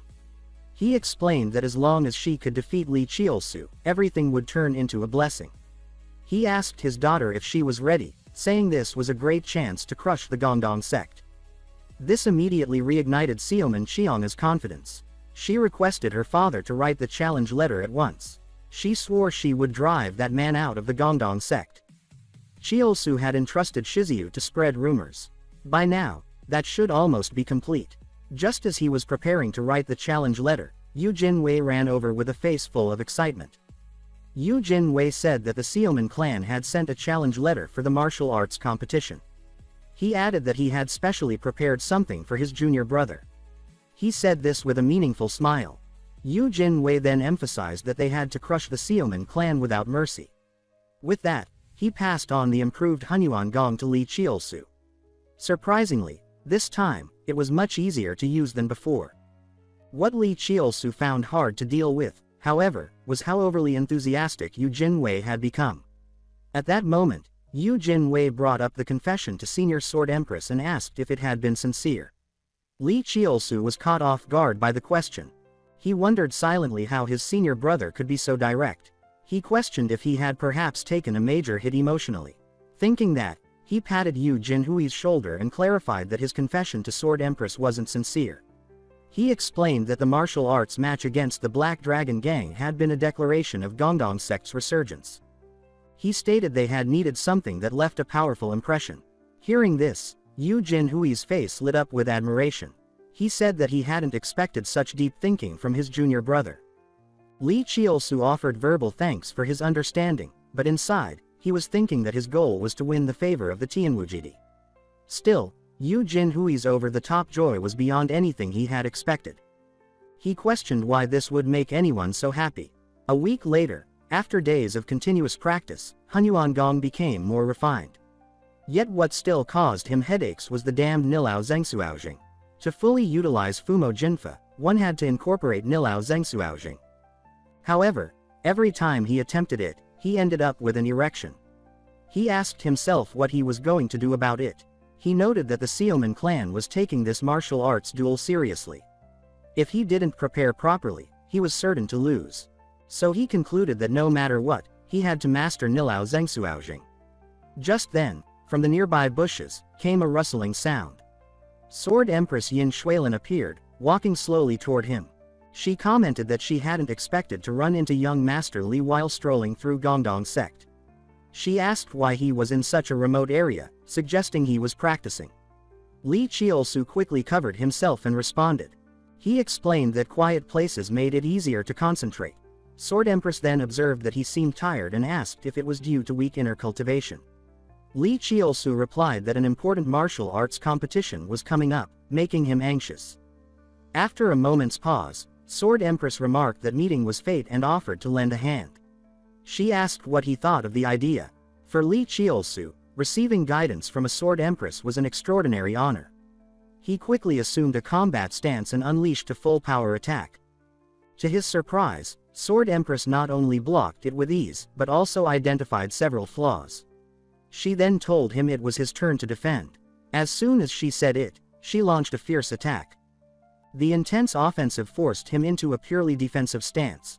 Sword Empress pointed out that young Master Li's Fumo Jinfa had a very weak defense. In the next instant, she slashed toward his chest. Her strike tore open his robe. Afterwards, Sword Empress highlighted the key problem. She explained that the way of yin and yang was the foundation of Gongdong sect. At its core was harmony between the two forces. But she said that young Master Li's martial arts were heavily imbalanced.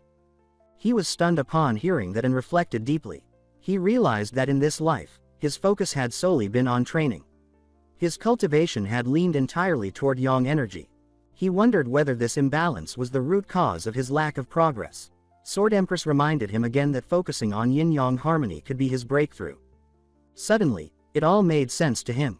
Because he had once been a eunuch, he had subconsciously rejected yin energy.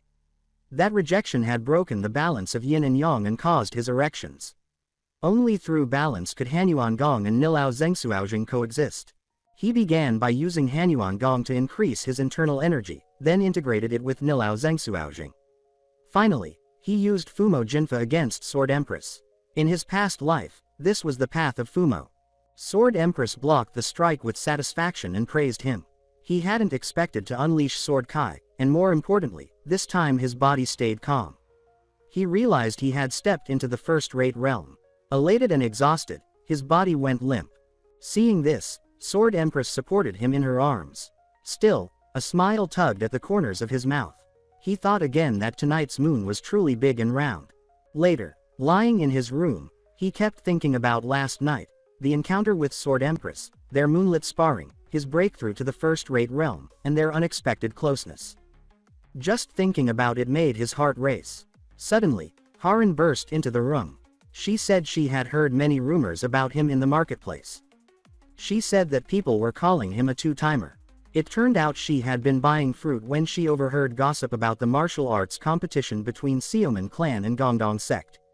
The rumor was that Zhanfeng Xiaoman Qianga and Li Qiolsu had been secretly in love. But because their sects were enemies, they had kept it hidden. Then, after a breakup, Li Qiolsu started dating Lin Yuexiang. But Xiaoman Qianga, unable to let go, had challenged him in a martial arts competition to win him back.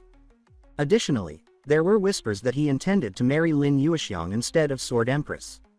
These conflicting rumors were spreading fast in the martial world. Harin found them hard to believe, and that's what brought her storming into the room. Hearing this, Li Qiolsu was furious. He questioned how such ridiculous rumors could exist. Later, his master also approached him to ask what was going on. He warned that with the competition tomorrow, such rumors, true or false, would hurt him even if he won. Li Qiolsu clenched his fists and denied everything on the spot.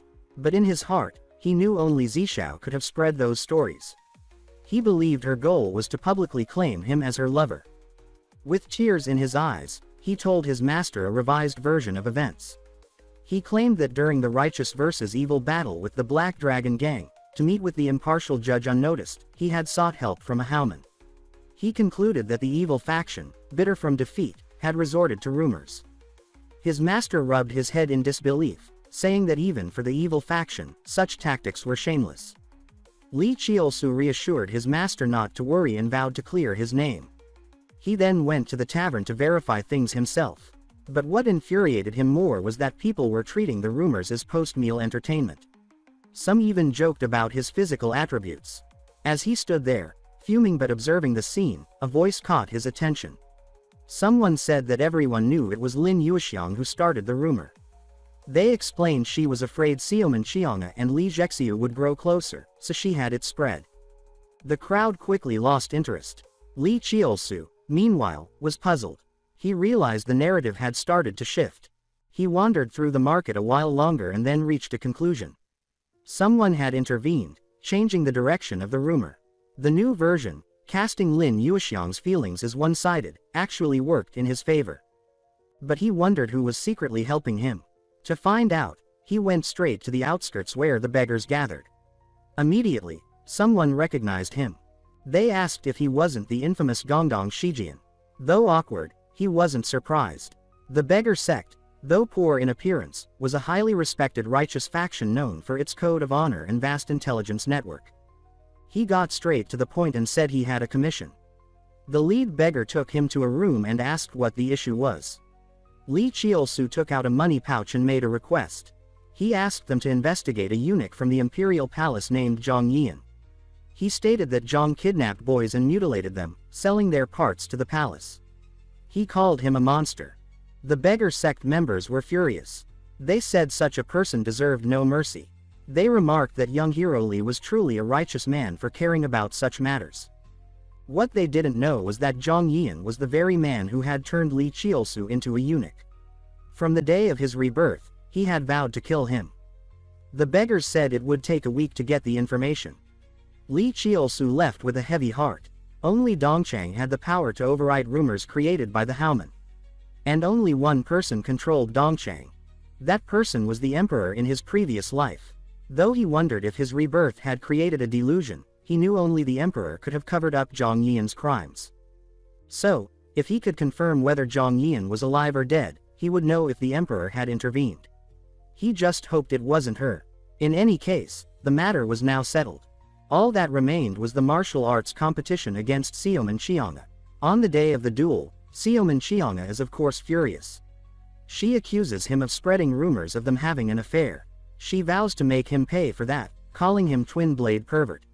Li Cheolsu, irritated, argues that he's an honest gentleman, so how can she say such things? He pulls his sword and says that as long as he won, he could shift public opinion and finally get rid of that humiliating nickname. Before the fight even began, there were already people around asking if the rumors about the two of them were actually true, if they were really in a relationship or not. Others commented that seeing them argue like that was proof enough the rumors were legit. And this reaction, this exact one, was the father's reaction upon hearing people talking crap about his daughter. You know? Funny thing is, he exclaimed that he would smash the behind of whoever it was that dared speak trash about his daughter right in front of him. And with that, the gossip started to die down. The empress beside him said that the condition of the loser becoming the servant of the winner was quite uncommon in duels like this. He replied that it was all the fault of that boy, for seducing and provoking his daughter into this duel. She asked if that was really the case and all, and he responded that it was pretty obvious. Switching topics, now with the man enchanted by the beauty of the sword empress. It's understandable, she really is beautiful. He commented that it had been a while since they last saw each other, and that her beauty hadn't changed a bit since back then. Curious, she asked if he was talking about that time, looking away as he changed the subject, saying it was time for the duel to start and all that. Now was the time for some real punches. Xiaomun Changhe called Li Cheolsu disgraceful for getting excited in the middle of a duel and refusing to admit his mistake. That's why, she said, she would expose his shame in front of everyone today. She released all her energy, telling him to get ready. It was an immense and intense energy that filled the whole place. He, on the other hand, thought that her presence easily dominated the arena, since the family's martial arts relied on heavy sword techniques that channel internal energy into the blade. A powerful style that gives no room to escape. Finally, she charged at him, raised her sword gracefully, her sharp eyes locked in, ready for the attack. She struck a heavy and powerful blow toward Li Qiaosu. As he defended, he thought it was a slow strike, but packed with overwhelming power. Pulling back, he reflected that when it comes to martial arts, he also has his fair share of techniques. From a short distance, Xiaomun Changhe asked if he had used the essence of the extreme demon subduing sword to neutralize the impact of her strike, acknowledging that he was indeed talented for pulling that off. Once again, she came at him, telling him to try blocking her next move too. Again, he defended, but to his surprise, wondered if that had been a feint. Suddenly, she grabbed him and landed a huge knee right in his face. In some way, he managed to block it. Honestly, he thought that the sect's sword style burned the enemy with pressure before delivering a single decisive blow, while the Gongdong sect's sword focused on integrating attack and defense with an emphasis on powerful strikes. That's why, he thought, the two styles are incompatible, and that's why he intends to end this duel quickly, without getting tired. And so, the intense duel unfolded. Now it was Qiaosu who was putting on the pressure. His eyes were locked on her, following every one of her moves, surprising her with how his aura had shifted. Suddenly, Qiaosu launched an energy attack, and the blast caused a huge explosion in the arena. Changhe Yu Jinwei was over there in the stands, all happy, thinking that Li Qiaosu was amazing for holding his own. Just cheering him on. Meanwhile, on Changhe's side, she stood untouched, successfully defending against his attacks. Qiaosu asked how she had defended against that, and full of chuckles, she admitted that it hadn't been easy, but it still wasn't enough to bring her down. She raised her sword and asked what he was planning now, then rushed at him again, landing another heavy blow. Laughing, she asked if he was just going to keep defending. He already knew it wouldn't be easy, but she was even stronger than he had expected. He asked himself what he needed to do to turn the tables. Suddenly, something came to his mind. He remembered the Empress and the concept of yin-yang balance. Breathing in and calming himself, he wondered if he shouldn't just make things unpredictable. That's when Changhe shouted that she wouldn't allow it and charged at him, slamming the ground with full force. Surprised, she asked where he had gone. Well, with a martial art he specialized in during his time as an eunuch, Shadow Swan Steps has a great advantage in exploiting openings and launching surprise attacks. Even now, in his current state, he can use that martial art to momentarily fool Changhe's senses. Changhe, who's at the peak of the first-line realm. By using one of the secrets of the martial arts from his past life, he recognized that Changhe was a strong opponent. Repositioning, he thought he needed to mix the essence of the demon-subduing sword with the shadow steps. He charged at her, knowing his power might be reduced, but determined to destroy everything with one unpredictable blow.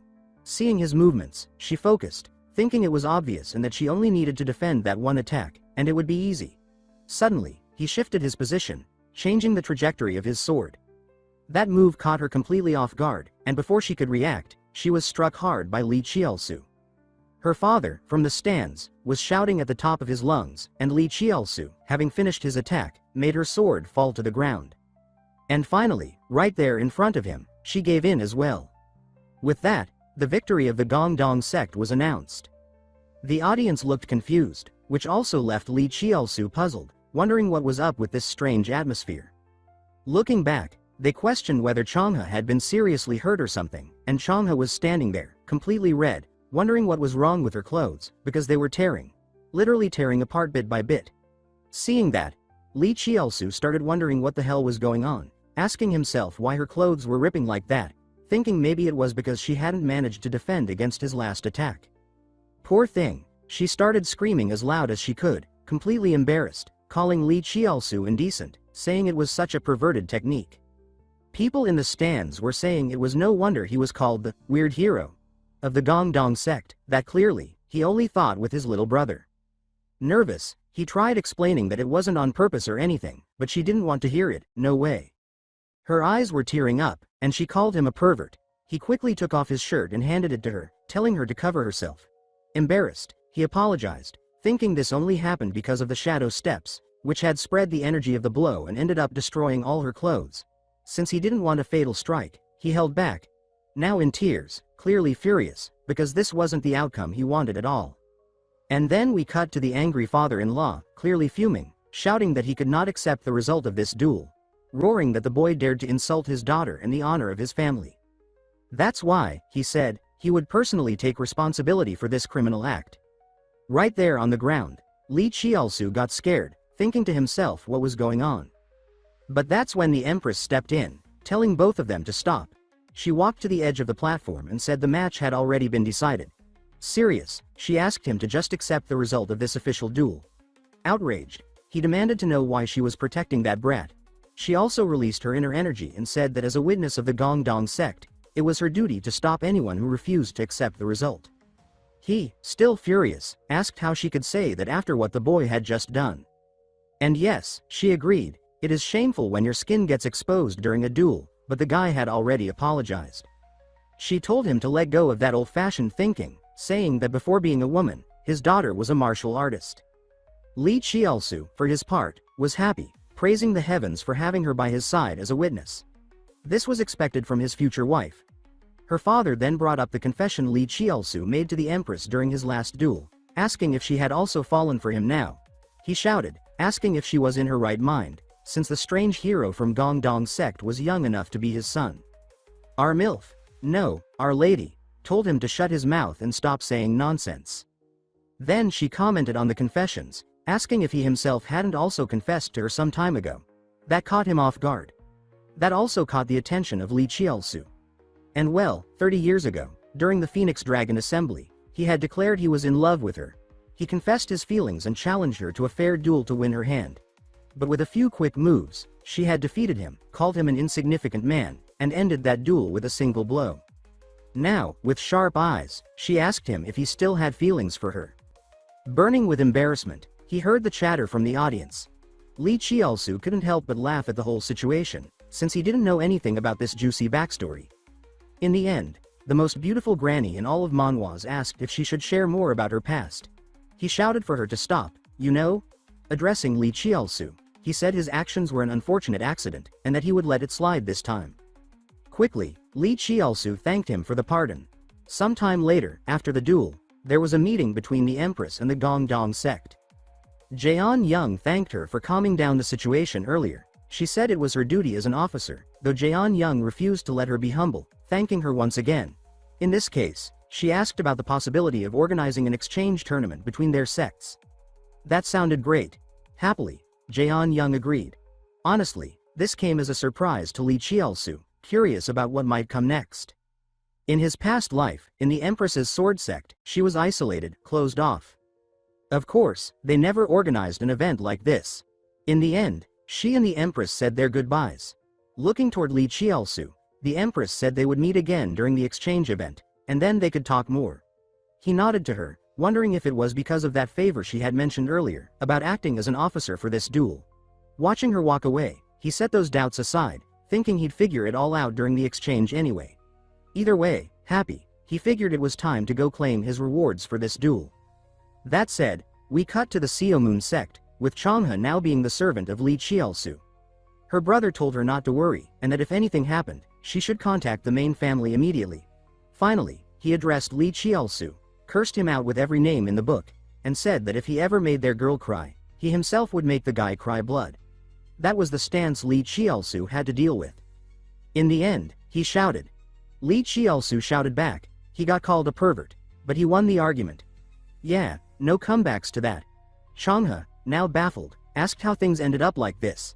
In the end, he called for her attention, telling her to hurry up because they were heading to the Gongdong sect. Somewhere else, Changhe walked a bit behind, clearly reluctant, totally embarrassed, because she had ended up becoming the servant of the biggest pervert of all time. Finally, they arrived at their sect. He said they had something to discuss. That caught her by surprise. She wondered what was coming.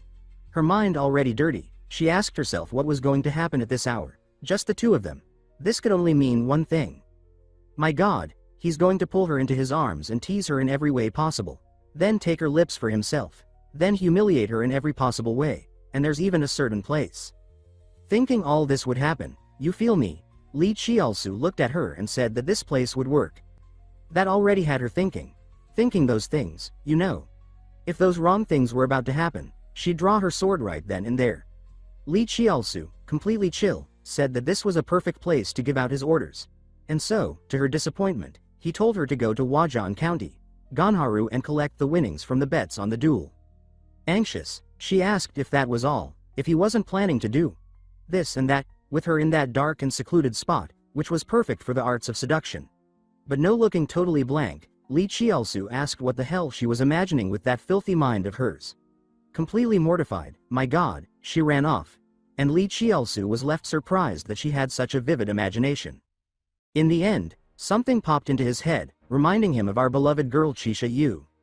He wondered if the girl had been spreading rumors around, and of course, seeing her happy about his victory, she said that this was exactly what she expected from her man. That's what she called him. Li Qiaosu burned with rage, saying that he wouldn't keep getting dragged into her little tricks anymore. The next day, Chang had told herself she never imagined she'd end up as the errand girl of a scumbag. She cursed Li Qiaosu, calling him the worst of the worst, the ultimate worst. That's when someone caught her attention, asking what brought her here. A bit red-faced, she answered that she came on behalf of Li Qiaosu to collect his winnings from the duel bet. The guy asked why he didn't come himself, which made her even more annoyed. Eventually, he pointed to the second floor of the building and said there was a VIP room where she could go and get the prize. The words, VIP room, caught her attention. She wondered what that meant, remembering Li Qiaosu saying that when she got here, they would show her a VIP room, and that she shouldn't be surprised, just grab the money. Surprised, she thought to herself that his words were true after all, even though, there was really no reason for him to lie about that, right? Upstairs on the second floor, our lil lady introduced herself as the boss of the whole place, acting as professionally as possible and asking Changhe to sit. This time, Changhe was red-faced because of all that beauty. Yep, the nun was really something. It wasn't for nothing that she was called the most gorgeous hostess in all of Sichuan. And in the middle of it all, there was that classic female rivalry kicking in. She thought to herself this was the skank who fought her man and tried to make him her servant. And yeah, that rivalry was felt. The poor girl sat there not understanding a thing. After a slight greeting, the hostess commented that she heard Changhe came to collect the winnings. But then asked if there wasn't anything else she wanted to say. Puffing her chest, she asked if Li Qiaosu hadn't sent any other message. No words, no letter, nothing? Those words left Changhe speechless, seeing the hostess act like that about Li Qiaosu. She wondered if those rumors about the two of them being lovers were actually true. Hesitant, she replied that actually, there was something Li Qiaosu wanted her to say. And that hit the hostess hard, caught her off guard, made her sweat. Changhe said that Li Qiaosu was very disappointed in her, for spreading false rumors. Poor Nung instantly got worried, asking what she meant by that. Then came the memory. When meeting the hostess, Changhe was supposed to tell her that he hated her more than anything else in this world, because he only liked honest people. Mouth wide open, she thought the hostess would be seriously shaken by that. And shaken wasn't even the right word. With tears in her eyes, she asked Changhe if he really said that. Changhe, clearly uneasy, confirmed it, saying that was all he had to say. In the end, the hostess placed the bet money on the table and asked her to take it. As she was leaving, she tried to cheer her up, seeing the girl was crushed, saying she would talk about her with Li Qiaosu when she got back. Then she left. The hostess was confused, unable to believe this was actually happening, especially since not long ago he and Li Qiaosu had called her my love. Poor thing, completely fooled.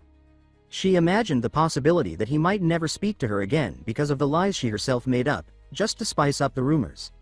Desperate, she screamed no, no, no, no, this couldn't happen. If she couldn't see him anymore, her heart would stop. Until now, she had thought it was all just a joke. But by the way Changhe reacted, it seemed like he was really upset, so she knew she had to do something to fix this. Back with Changhe, she thought it was strange. How could such a fine woman with a tiny waist be so into a jerk like Li Qiaosu? But then something hit her. Mana Yu Jinwei, Little Haran, Master Carvala, even the Sword Empress, all of them were friendly and seemed to like him. Confused, she started to question why everyone liked such a shameless pervert so much. Suddenly, she hesitated for some reason, her face turned completely red. She started thinking that maybe all the bad things she'd heard about Li Qiaosu had just been misunderstandings. She thought maybe he really was the one who defeated the Black Dragon Gang to protect his sect, who challenged the Empress of the Sword to restore the honor of the Gongdong sect, who fought against the powerful Xiaomun family. Lost in thought, she realized these were the actions of a true hero of the Murim world. And maybe, just maybe, that hero from the Gongdong sect she had always dreamed about wasn't anyone else but our Li Qiaosu. That's when someone called her attention. It was the man himself, Li Qiaosu, saying his servant had returned. And that's when all the magic of Li Qiaosu vanished. In the end, she handed over the money. He thanked her. But despite everything, she still couldn't help but think, maybe. Because even now, there was a tiny possibility he was really the one she had dreamed about. That thought caught her off guard. Blushing like mad, she apologized to him, saying she was really sorry for what happened. Li Qiaosu, totally confused, wondered what the hell she was talking about. Meanwhile, she took off running, embarrassed by the whole situation, calling him an idiot, a fool, a scumbag. She cursed him with every word she had. And Li Qiaosu, standing there, wondered what kind of wild delusions she was having. But that wasn't important now. What mattered was the money in his hands. But before he could feel the joy of that sweet cash, someone arrived at the sect, yelling if anyone was around. It was hostess Nung. She had come to make a generous donation. She walked up to Jaeon Young and asked him to accept her offering. That made him feel a bit awkward since the sect didn't really need such a big donation. Li Qiaosu walked over, asking what this was all about. Nung said she had heard the sect was suffering because of the scandal she caused with those rumors. And besides the donation, this was also an apology. She asked for a moment alone with Li Qiaosu, which caught him off guard. Jaeon Young thanked her and, seeing how persistent she was, said he would accept. And there was the face of someone realizing what he had done. He just wanted to mess around a bit with her, with Nung, playing a few games. But she had taken it all way too seriously. Sometime later, Changhe asked Yu Jinwei what was going on. Yu Jinwei answered that she had no idea. How could a total bombshell, among bombshells, feel this way? She said she was worried about what the other girl might want with their boy, and Changhe asked what the point was of even staying around then, saying that she had just come up with a great idea. Elsewhere, beside Li Qiaosu and Nung, who, poor thing, was sobbing hard, she apologized between hiccups, saying she didn't even have the words to express herself. That left him confused, wondering how things ended up like this. That's when Nung spoke from the bottom of her heart, saying that she did what she did because she liked him very much. Her words caught him off guard, thinking that they sounded genuine, and her reaction surprised him. He thought to himself that seeing her act like this was unimaginable in his past life, and if he kept playing hard to get with her, something bad might happen. So he accepted her apology and told her not to do it again. That made Changhe Nung smile. He thought it was actually pretty cute. No denying it. Not far off, behind some paper walls, the nosy trio stood in shock, mouths wide open, wondering what the hell was going on. Seeing Nung jump into Li Qiaosu's arms, they thanked him from the bottom of their hearts for accepting her apology. So indecent, was Changhe's reaction. Such shamelessness, was our other girl's response. Skank. Cow. Damned hussy. Shameful trash, and a few more words YouTube wouldn't approve of. Those were Yu Jinwei's exact thoughts as she watched Nung cling to Li Qiaosu, thrilled, saying she'd never do that again because her love for him was truly real. As the afternoon faded, we see Nung saying goodbye. Li Qiaosu told her to go back safely. Suddenly, she grabbed his hand in the most graceful way possible. There was no resisting her, and said that whenever he wanted to find her, her back door would always be open. He replied he'd be going often, though in his head he was thinking he'd only show up if he had business. That's just how it is. The thrill of the chase, the boredom of possession. With that, Nung let out a laugh and thanked him. Then she left. Meanwhile, Li Qiaosu was thinking about how annoying all this was, still unsure if her feelings were real or not. Stroking his chin, he let out a long sigh, wondering if Nung's obsession grew worse. It'd be one hell of a headache. Suddenly, someone called his attention, saying he looked pretty happy. It was the trio of jealous babes, led by Yu Jinwei. He replied that he wasn't in a good mood at all, wondering why they seemed so mad. Yu Jinwei, slightly irritated, told him to follow her. They had something to do. Later, we saw Li Qiaosu in training, exhausted. He said it might be better to continue the training the next day, but Yu Jinwei wasn't having it. She said he'd keep training even harder. He just went back to training, thinking he couldn't say anything anymore, just kept his mouth shut. That's when Yu Jinwei made a move and told him to pay attention. Poor thing. Though she acted that way, it hurt her inside to see him like that. But there was nothing she could do. It was all part of the plan to protect him. Hours earlier, Changhe had mentioned the hug between Nung and Li Qiaosu. Haran said they couldn't let someone like Nung steal their man away. Now was the time for the three of them to come together. Changhe asked if the situation was really that serious, and Yu Jinwei questioned why she was included, especially since she was technically a man. That's when the other girl said, she already knows. Eugene Wei was caught off guard, wondering if her cross-dressing secret had been discovered. But no, that wasn't it. The girl said she knows how much she worries for the young master and asked if Eugene Wei was just going to stand there and let their man become the lover of a fox. Eugene Wei didn't know how to respond, though she wished she could say those words herself, but her current situation didn't allow it. Changhe asked what their plan was to break up such a passionate couple. Haran answered that first, every time Chielsu had free time, they'd train with him so he wouldn't have time to think about anything else. Eugene Wei said they'd hold the training here for now, then continue at the main training ground. And that's how Li Chielsu reacted, running through the courtyard when someone called to him. It was Changhe, asking if she could stay by his side. Haran also said she'd be staying too, putting their plan into action. During breaks, she and Changhe would take turns watching him to make sure he didn't go visit Nung. Out of sight, out of heart. They'd keep Li Chielsu from seeing her until next year, during the exchange competition at Hangsan Sect. And that's how the plan was put into action. They literally kept Li Chielsu locked to Gongdong Sect. A year later, we cut to Li Chielsu, more fired up than ever. Looking around, he wondered when his sect's buildings had multiplied so much. Rubbing his stomach, he said to himself that money really was a beautiful thing. He was happy, proud to eat pork at least once a day. He said that after the duel against the Black Dragons, the Gongdong Sect gained a lot of fame, so visitors brought in a lot of money. The view now was completely different from when he first arrived. Still thinking, he told himself that to raise more funds, they'd need an investment presentation. And the best way to attract investors was to show results. That's when someone caught his attention. It was Eugene Wei, with a beautiful smile. No resisting that. She said a whole year had passed already, and it went by too fast. With a slight smirk, he replied yes, though he was thinking that the last year felt like being a prisoner. Later, we saw Li Chielsu's group gathered in front of Jeon Young. He said they had worked hard to prepare for the exchange competition. He could see how much they'd grown, and that gave him confidence. Finally, they set out toward the sect of the Great Beauty, the Empress of the Sword. Li Chielsu, thinking to himself, said this was the moment. Thank God, he almost cried. He thought he would finally escape the strict surveillance and finally see the woman who would be his first wife, the mighty Empress of the Sword. At her sect, we saw Sobin saying that the bastards from Gongdong Sect were coming, and that's why she felt uneasy. Still, the Grand Lady said to prepare a good reception. Annoyed, the other one replied she wasn't so sure.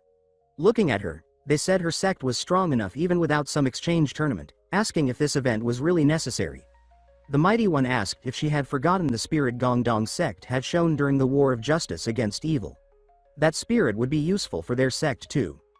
A bit red in the face, she let out a few awkward laughs, saying Li Chielsu's performance had also been, well, excellent. The subordinate replied with a simple, understood, and asked for further instructions. Outside, we saw her fuming, irritated, thinking about that slight smirk the Empress gave when talking about the bold actions of Li Chielsu. She said it couldn't possibly be what she was thinking. Approaching all the disciples of her sect, she asked if they were all gathered. Puffing her chest, she shouted to deliver her orders. Everyone got excited to hear the words of the great Empress of the Sword. That's when the subordinate said that the Grand Lady had prepared the competition with the Gongdong Sect. She asked everyone if they knew what that meant. They all listened closely. With her eyes burning, she shouted that for the shameless guy, Li Chielsu, and his gang of a sect who dared act arrogant toward the Empress, they had a duty to teach them all a lesson. Everyone agreed, shouting that it was exactly that the arrogant punk had to be defeated. Raising their fists, they shouted as disciples of the sect, as sisters of the great Empress of the Sword. In unison, they repeated her words. The subordinate, radiating no-nonsense energy, screamed that they would reveal the true nature of the shameless, scheming rogue called Li Chielsu. In a mountainous place, we saw our squad. Eugene Wei didn't stop commenting on how many mountains and cliffs there were. Chielsu said it really was a famous mountain, worthy of being called the northern peak of the Central Plains. That's when a group arrived. A messenger from the Empress's sect, who asked them to follow her, as she would be their guide. Jeon Young thanked her for the courtesy. Li Chielsu was full of cheeky chuckles. He said he indeed always wanted to go to the female sword sect even in his previous life. That sect had once been a gathering of a group of powerful female martial artists who gathered to protect a temple of Buddhist nuns. Although marriage wasn't forbidden, nor was interaction with men, after our mighty woman made her unprecedented declaration, to choose her partner through a duel among the disciples who admired her. Celibacy became an unwritten rule among them. Thus, the Hank-san sect, which turned into a man-free zone, became sacred ground for single masters. Full of smug giggles again, Shialsu thought about all that, since he would soon be stepping into a place full of fairies, flowers, toned physiques, etc. Suddenly, someone called his attention, saying his sinister stare hadn't changed a bit. It was the little sword queen, Sobin, commanding respect, puffing her chest out. He asked, offended, if she really planned on treating him so rudely after all this time apart. But she ignored him, told him to stay alert, and ordered him to follow her. That attitude left him furious, thinking she believed she could act like that just because of her pretty face. Later, while climbing the mountains, he commented that despite her rudeness, the path wasn't difficult. She replied that she couldn't lead guests through a hard trail. Switching topics, she asked if he still planned on challenging their mighty Empress of the Sword. He said that as a real man, he couldn't go back on his word. She said bluntly that no one expected anything from a demon who only thought with the head below, letting out a cheeky laugh and stating no one would be surprised if he backed out of the challenge. He got furious, shouting that he planned to succeed in his courtship and told her to drop those thoughts. At last, they reached the sect's gates. Sobin was still full of attitude while he thought that things would be tough considering his goals. She alone opened the gates. Then came a grand reception. The girls were stunned by the breathtaking view. This time, Shialsu thought that compared to the Forbidden City, the scale was still small, but the buildings stretching endlessly into the sea of clouds were spectacular. With that, the mighty Empress welcomed them. Jaeon Young expressed his thanks, saying their sect would never forget such hospitality. Politely, she replied that this was the least she could do for those who accepted her invitation. Extending her hand, she said they must not be tired and invited them to rest in the guest hall. Everyone thanked her respectfully, full of chuckles. Shialsu thought to himself that the mighty one just kept getting mightier over time. Suddenly, interrupting his thoughts, she told him she'd see him at the exchange competition tomorrow. He replied simply, thinking things were getting interesting. Later, walking through the sect after stuffing his face, he looked at the full moon and wondered if it was time. He told himself that the Empress's telepathic message earlier had been unexpected. She had asked if he could come to the pavilion under the next moonlight. Feeling cocky, he thought it was like going on a date, and that got him all giddy. Already at the pavilion, something caught his attention, silver hair glowing in the moonlight as the breeze lifted it. It was her, the one who carried the title that had to be carried, the mightiest of the mighty. No doubt now who the author's favorite was. Same for him. He thought it was amazing to see her beauty shine in that moonlight. Looking in his direction, she said she needed to say some delicate things, which was why she had summoned him like that. As she approached, she said there was a favor she needed, but first, something else had to be addressed. With a serious look, she explained that her sect was in grave danger. As he already knew, the disciples admired her deeply.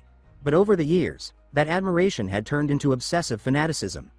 They declared celibacy in her name, cut all ties with the outside world, and even began holding secret rituals to worship her. Surprised, he asked if they were worshipping her like a religion, saying that wasn't good, though she did seem like a goddess. She said if this were exposed, the sect could be labeled a secret cult.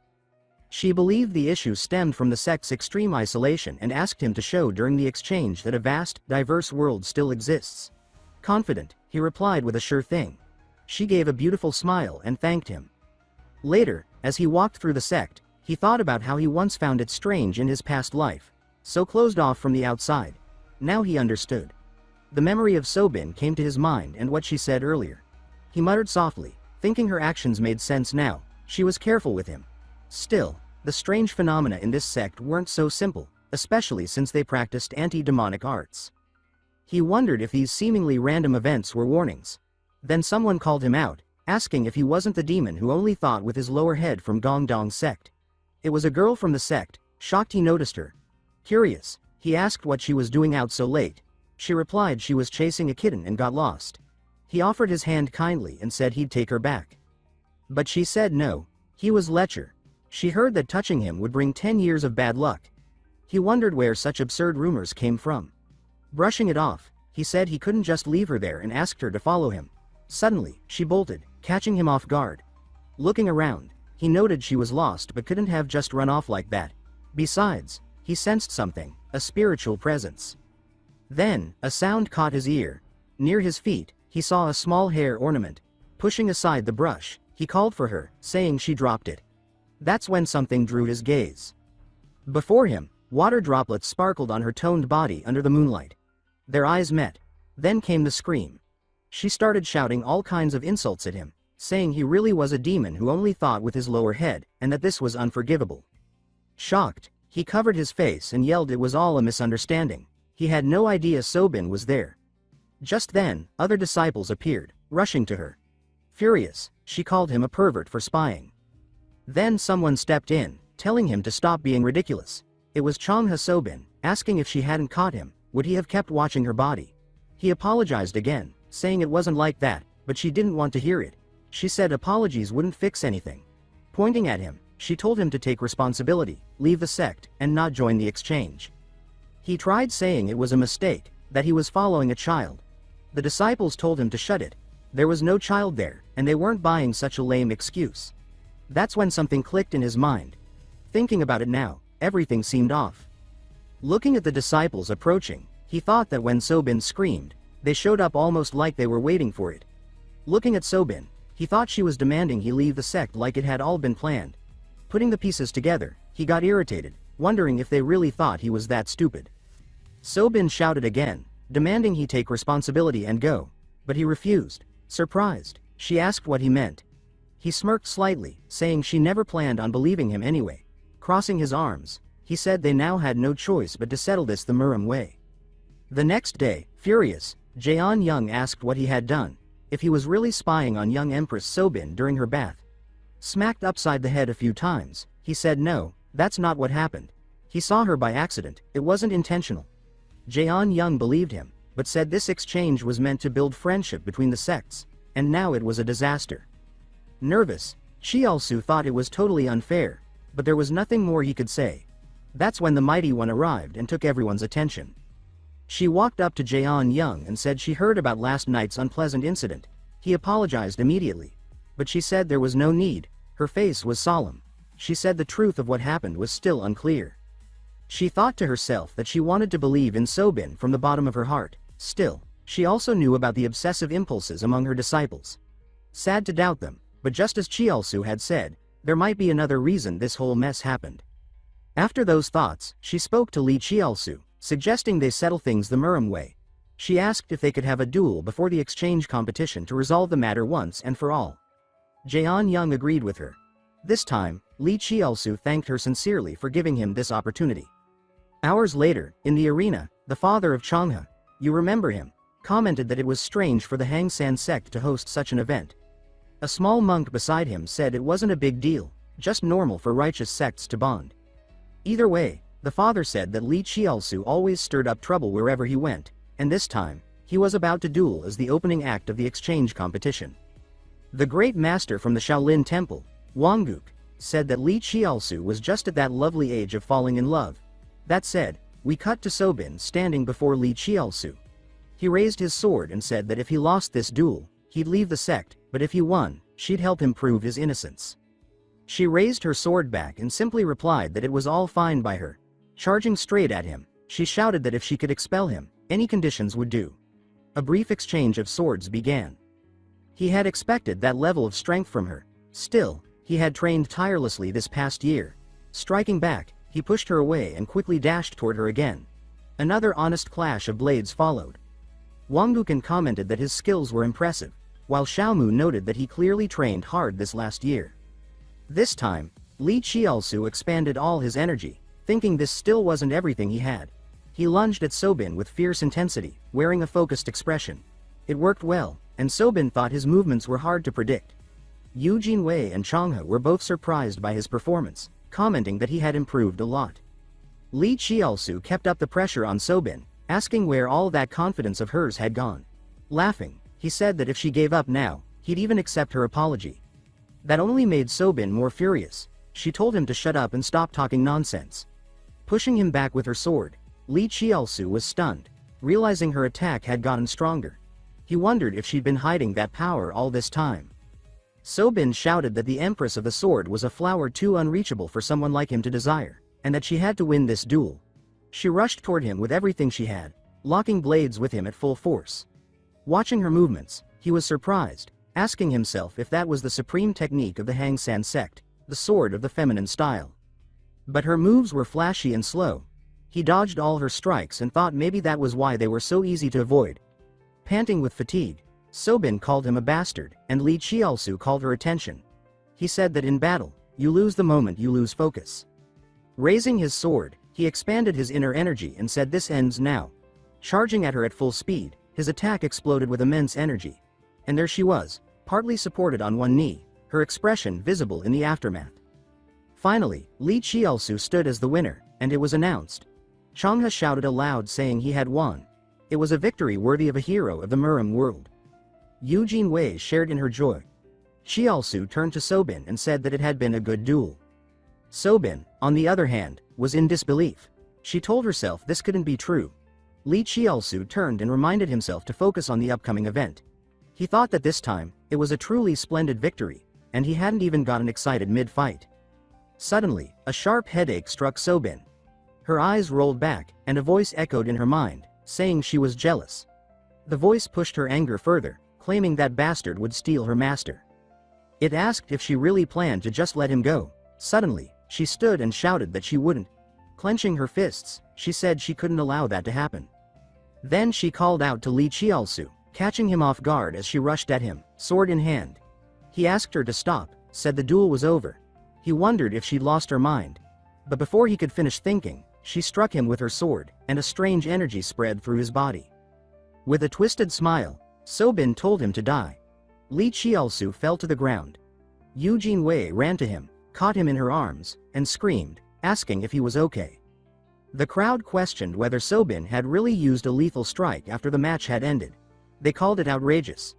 Yu Jinwei looked at her and asked why. Sobin, now with a wicked look on her face, said that anyone who insulted the Empress of the Sword must die, no matter who they were. All the disciples shouted in agreement, saying the young Empress of the Sword had done the right thing. Sobin's fury grew strangely stronger. She declared that she'd finish off Li Qiaosu right here and now.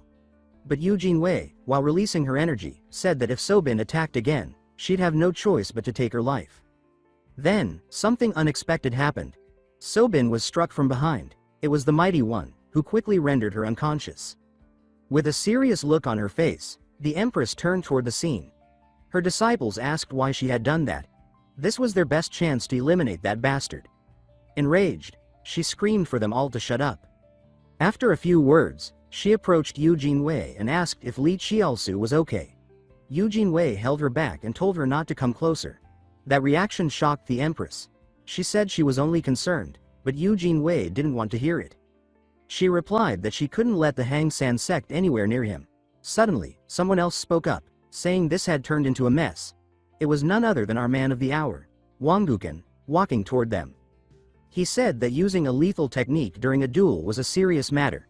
The Empress of the Sword apologized, saying it was due to her lack of guidance. But he replied that apologies weren't enough. She needed to explain in detail why this had happened. Wanguken said this with stern conviction. Later, in another place, a small meeting took place. She explained everything about the issue with her disciples. After hearing it all, Wanguken let out a soft murmur. He then commented that this obsessive worship leading to the incident fell off, which made the Empress curious. With a serious look, he said that earlier that day, someone could have died during what should have been a peaceful sect duel. His words made her ask if there could be another reason behind it all. She remembered how Sobin had been acting strangely. Not just her, but all the disciples, who defended such unjustifiable actions. He said he could sense a faint aura from them, an aura that was not at all from a righteous faction. He spoke seriously, saying it was demonic energy. That shocked the Empress. He added that this might be more serious than they thought. If it was tied to a demonic cult, then it had to be reported to the Murim Alliance. If that happened, he asked if she knew what kind of punishment her sect would face. With a melancholic voice, the Empress said that her sect might even be forced to shut its doors. That possibility hit hard. Sounding cold, Wanguken thought that would be worse than closing the sect under the Alliance's orders, because then, shame would follow her sect for all eternity. At last, Wanguken stood up and said he would give them 3 days to resolve everything. Looking straight at her, he ordered her to find out exactly what was happening, saying they couldn't afford to ignore anything beyond this. Changhe replied simply that she understood. Later that night, furious, she clenched her fists to the point of shaking, saying she couldn't tolerate this any longer. Yu Jinwei declared that she was going to challenge the little empress to a duel right now, even though Jeon Young told her to stop. He asked if she thought he felt comfortable about the situation as their own master, saying that if the Empress of the Sword hadn't intervened, he might have used his own strength. After the incident, the Empress apologized to them all. Still, since she had done that, they couldn't escalate things. He reminded them that conflict between righteous factions never ends well. Finally, he said that Chialsu's injuries weren't fatal, so once he recovered, they would return to Mount Gongdong, since holding the competition no longer made any sense. Haran said that something about all this was really strange, catching everyone by surprise as they asked what she meant. She said that both the little Empress Sobin and her disciples were acting odd, and with a serious look, she asked if the great Empress of the Sword would really teach her disciples to behave like that. Deep in thought, Jeon Young said it truly didn't make sense, prompting Haran to suggest maybe some unknown issue had arisen among the disciples. Jeon Young said that theory seemed to fit, as someone watched from afar. It was that same girl from earlier, the one surrounded by a vile aura, now wearing a wicked smile. Elsewhere, in the Blood River, we saw the elder of the demonic sect watching their actions. Grinning ear to ear, he said it was delightful seeing those righteous sect bastards turning against each other. Suddenly, someone approached, one of his disciples, asking about their preparations. He answered that years of effort had finally borne fruit, and the final phase was near. By mixing a small amount of blood energy into the rivers of the Hangsan sect, they had spread their influence, isolating the disciples from the outside world for years. The disciples of Hangsan, including little Empress Sobin, were now addicted to blood energy and were moving according to the will of the blood cult leader. There would be no issues in continuing operations. The elder warned not to lower their guard, not until the end. He said the Empress of the Sword would never realize what she was up against. His disciple commented that the situation involving Gongdong sect had been unexpected, but thanks to the plan, everything improved. By manipulating Hang San's disciples and magnifying their resentment toward Gongdong, they provoked Sobin into using a deadly technique during a duel. He said this incident would confirm the sect's decline. For the righteous faction, avoiding closure would be tough, and if everything continued as planned. Clenching his fists, the blood cult leader shouted that this was only the beginning. The blood river boiled as he glared forward, screaming that the righteous sects would destroy themselves from within. The next day, the master said it might be best to cancel the competition. Though aware of the weight of the matter, she asked if he could reconsider. Jeon Young replied that the mere fact they weren't making a public scandal was something she should already be grateful for. She replied that she knew, but the truth behind the incident hadn't fully come to light, which made him curious. She said seriously that she didn't want to believe it, but maybe another organization's power was at work in her sect. Her words caught Jeon Young by surprise, who asked if that could really be. She answered firmly that there was a chance the demonic faction, or worse, the blood cult, was involved. Elsewhere, inside a cave, a group of disciples were whispering that Sobin had done a great job, that she could have taken down that bastard if the Empress hadn't stepped in. Still, they were relieved Gongdong sect would be leaving soon. Then someone approached them, saying she was thirsty. It was Sobin, the little Empress of the Sword. The disciples rushed to ask if she was okay. She said she was, and asked if there was water in the cave. A cup was handed to her, and she drank it, water tainted by the blood cult. After drinking, the demonic energy around her intensified. She said she felt much better now, asking what was going on. They replied that, unfortunately, Chialsu injuries weren't serious. With a smug grin, they said Gongdong sect had chosen to treat the incident as a reason to cancel the exchange and return home. Surprised, she asked if they were really leaving. They confirmed it, but her smile turned sinister as she asked where exactly all the Gongdong sect members were. Meanwhile, Haran was beside Chialsu, tending to him. She couldn't stop worrying, noticing how much he was sweating, saddened to see someone so bright look so pale. After receiving so much help from him, she now felt ashamed of her own helplessness, remembering every good moment they had shared. She said to herself that she wouldn't just stand around. This time, it was her turn to return the favor. With resolve, she thought that she'd discover the real reason behind his attack. After some thought, she went to a river. She had come to wash her clothes. Suddenly, something caught her attention. She asked herself if someone was about to appear. Something about that riverbank felt suspicious. The Hangsan disciples kept disappearing, always following that river path. No matter the time, sometimes alone, sometimes in groups, they walked that way. Looking toward it, she thought that if it was a secret route used by Hangsan, it was worth investigating. Suddenly, she saw one of the disciples walking nearby. Hiding in the trees, she told herself this was her chance. The path was long and rough, and she thought she'd been following the girl for a while now, wondering where they were going.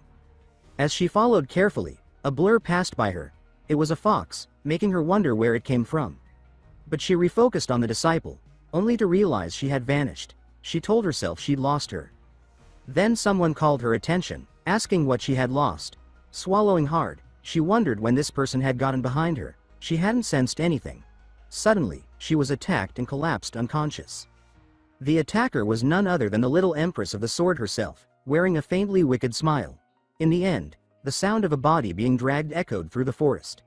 A light rain began to fall. Back near Chialsu, slowly waking up, he asked himself if this was still the Hang San sect. As he stood, a sharp stomach pain hit him. Then he remembered what happened during the duel with Sobin, wondering if she had actually struck him with a fatal blow. Looking around, he asked himself where everyone had gone. Then a noise outside drew his attention. Outside, he saw the disciples running frantically, shouting that they needed to find the little Empress of the Sword. Changhe ran over, and he asked what was going on. She replied that Haran had vanished. That caught him off guard. Then she added that the little Empress had also disappeared, so Hang San sect was now searching for both. He was baffled that both had simply vanished. Recalling the duel and the strange blow, he realized something was definitely off with Sobin. He thought maybe Haran had been hurt too, and for that reason, he had to find her fast. Then, that small girl from before caught his attention. Looking at her face, he told himself it was the child who had lured him to the river where Sobin was bathing.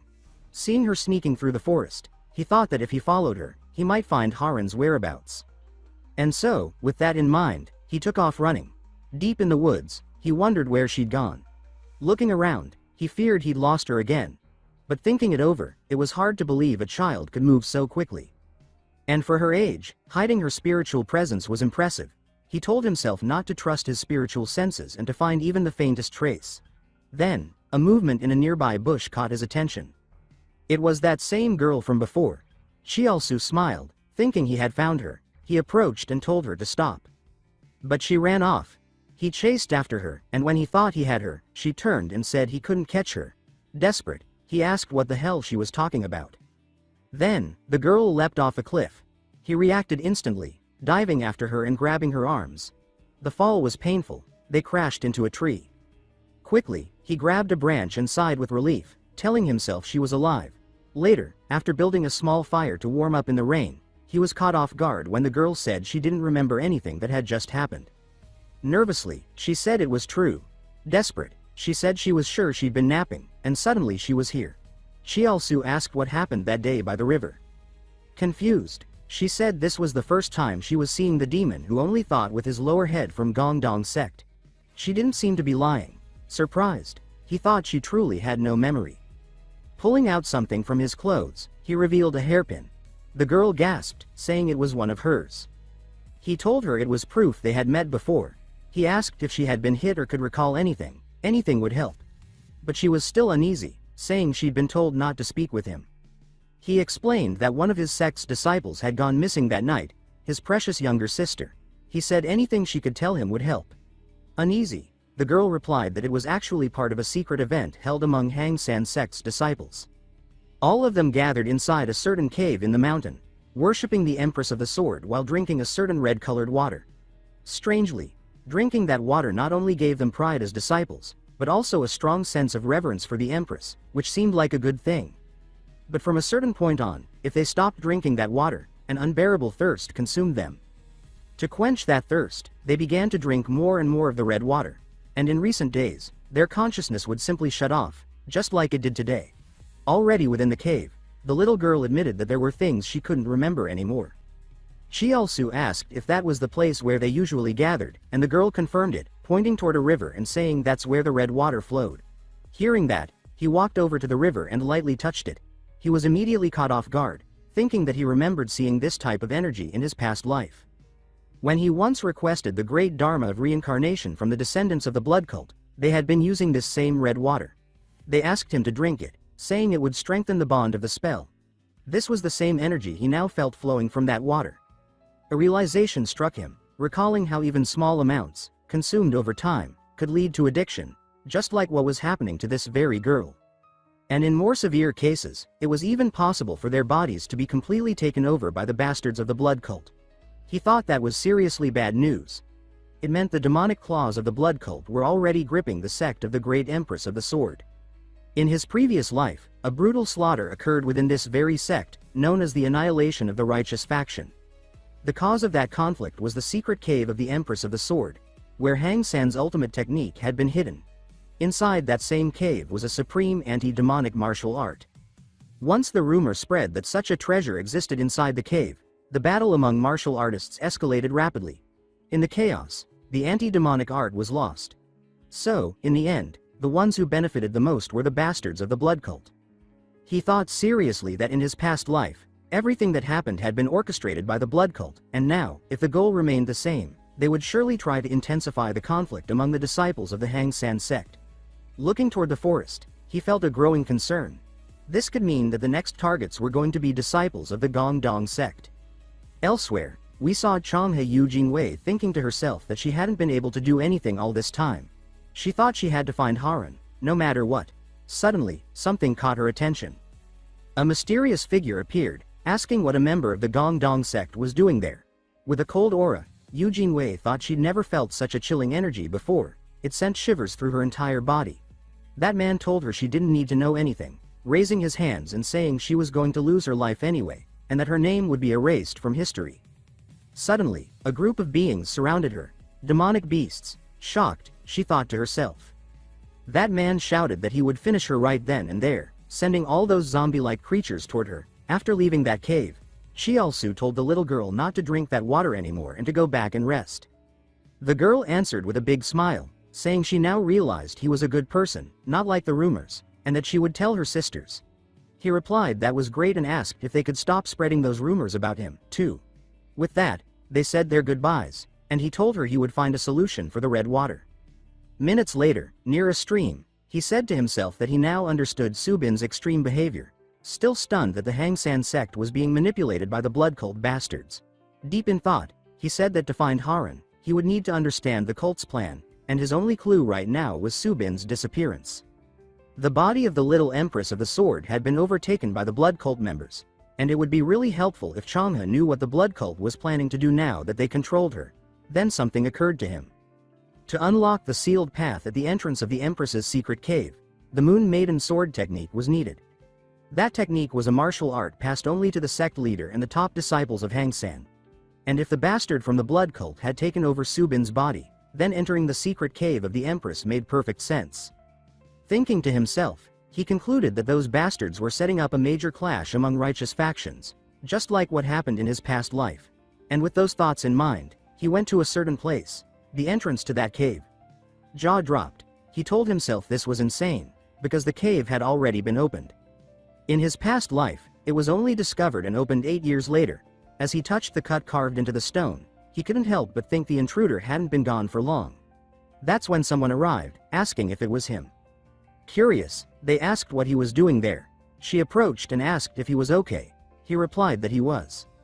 Curious as well, he asked what had brought her there. The question left her a bit uneasy. She said the atmosphere within her sect was deeply unsettling now. For that reason, she had gone to the reception hall worried about his safety. But when she got to his room, she discovered he was no longer there. Blushing slightly, she admitted she had traced his aura and followed it to this place. He felt a warmth from that, secretly happy to hear it, thinking she had been worried about him. Changing the subject, she then asked what this cave was.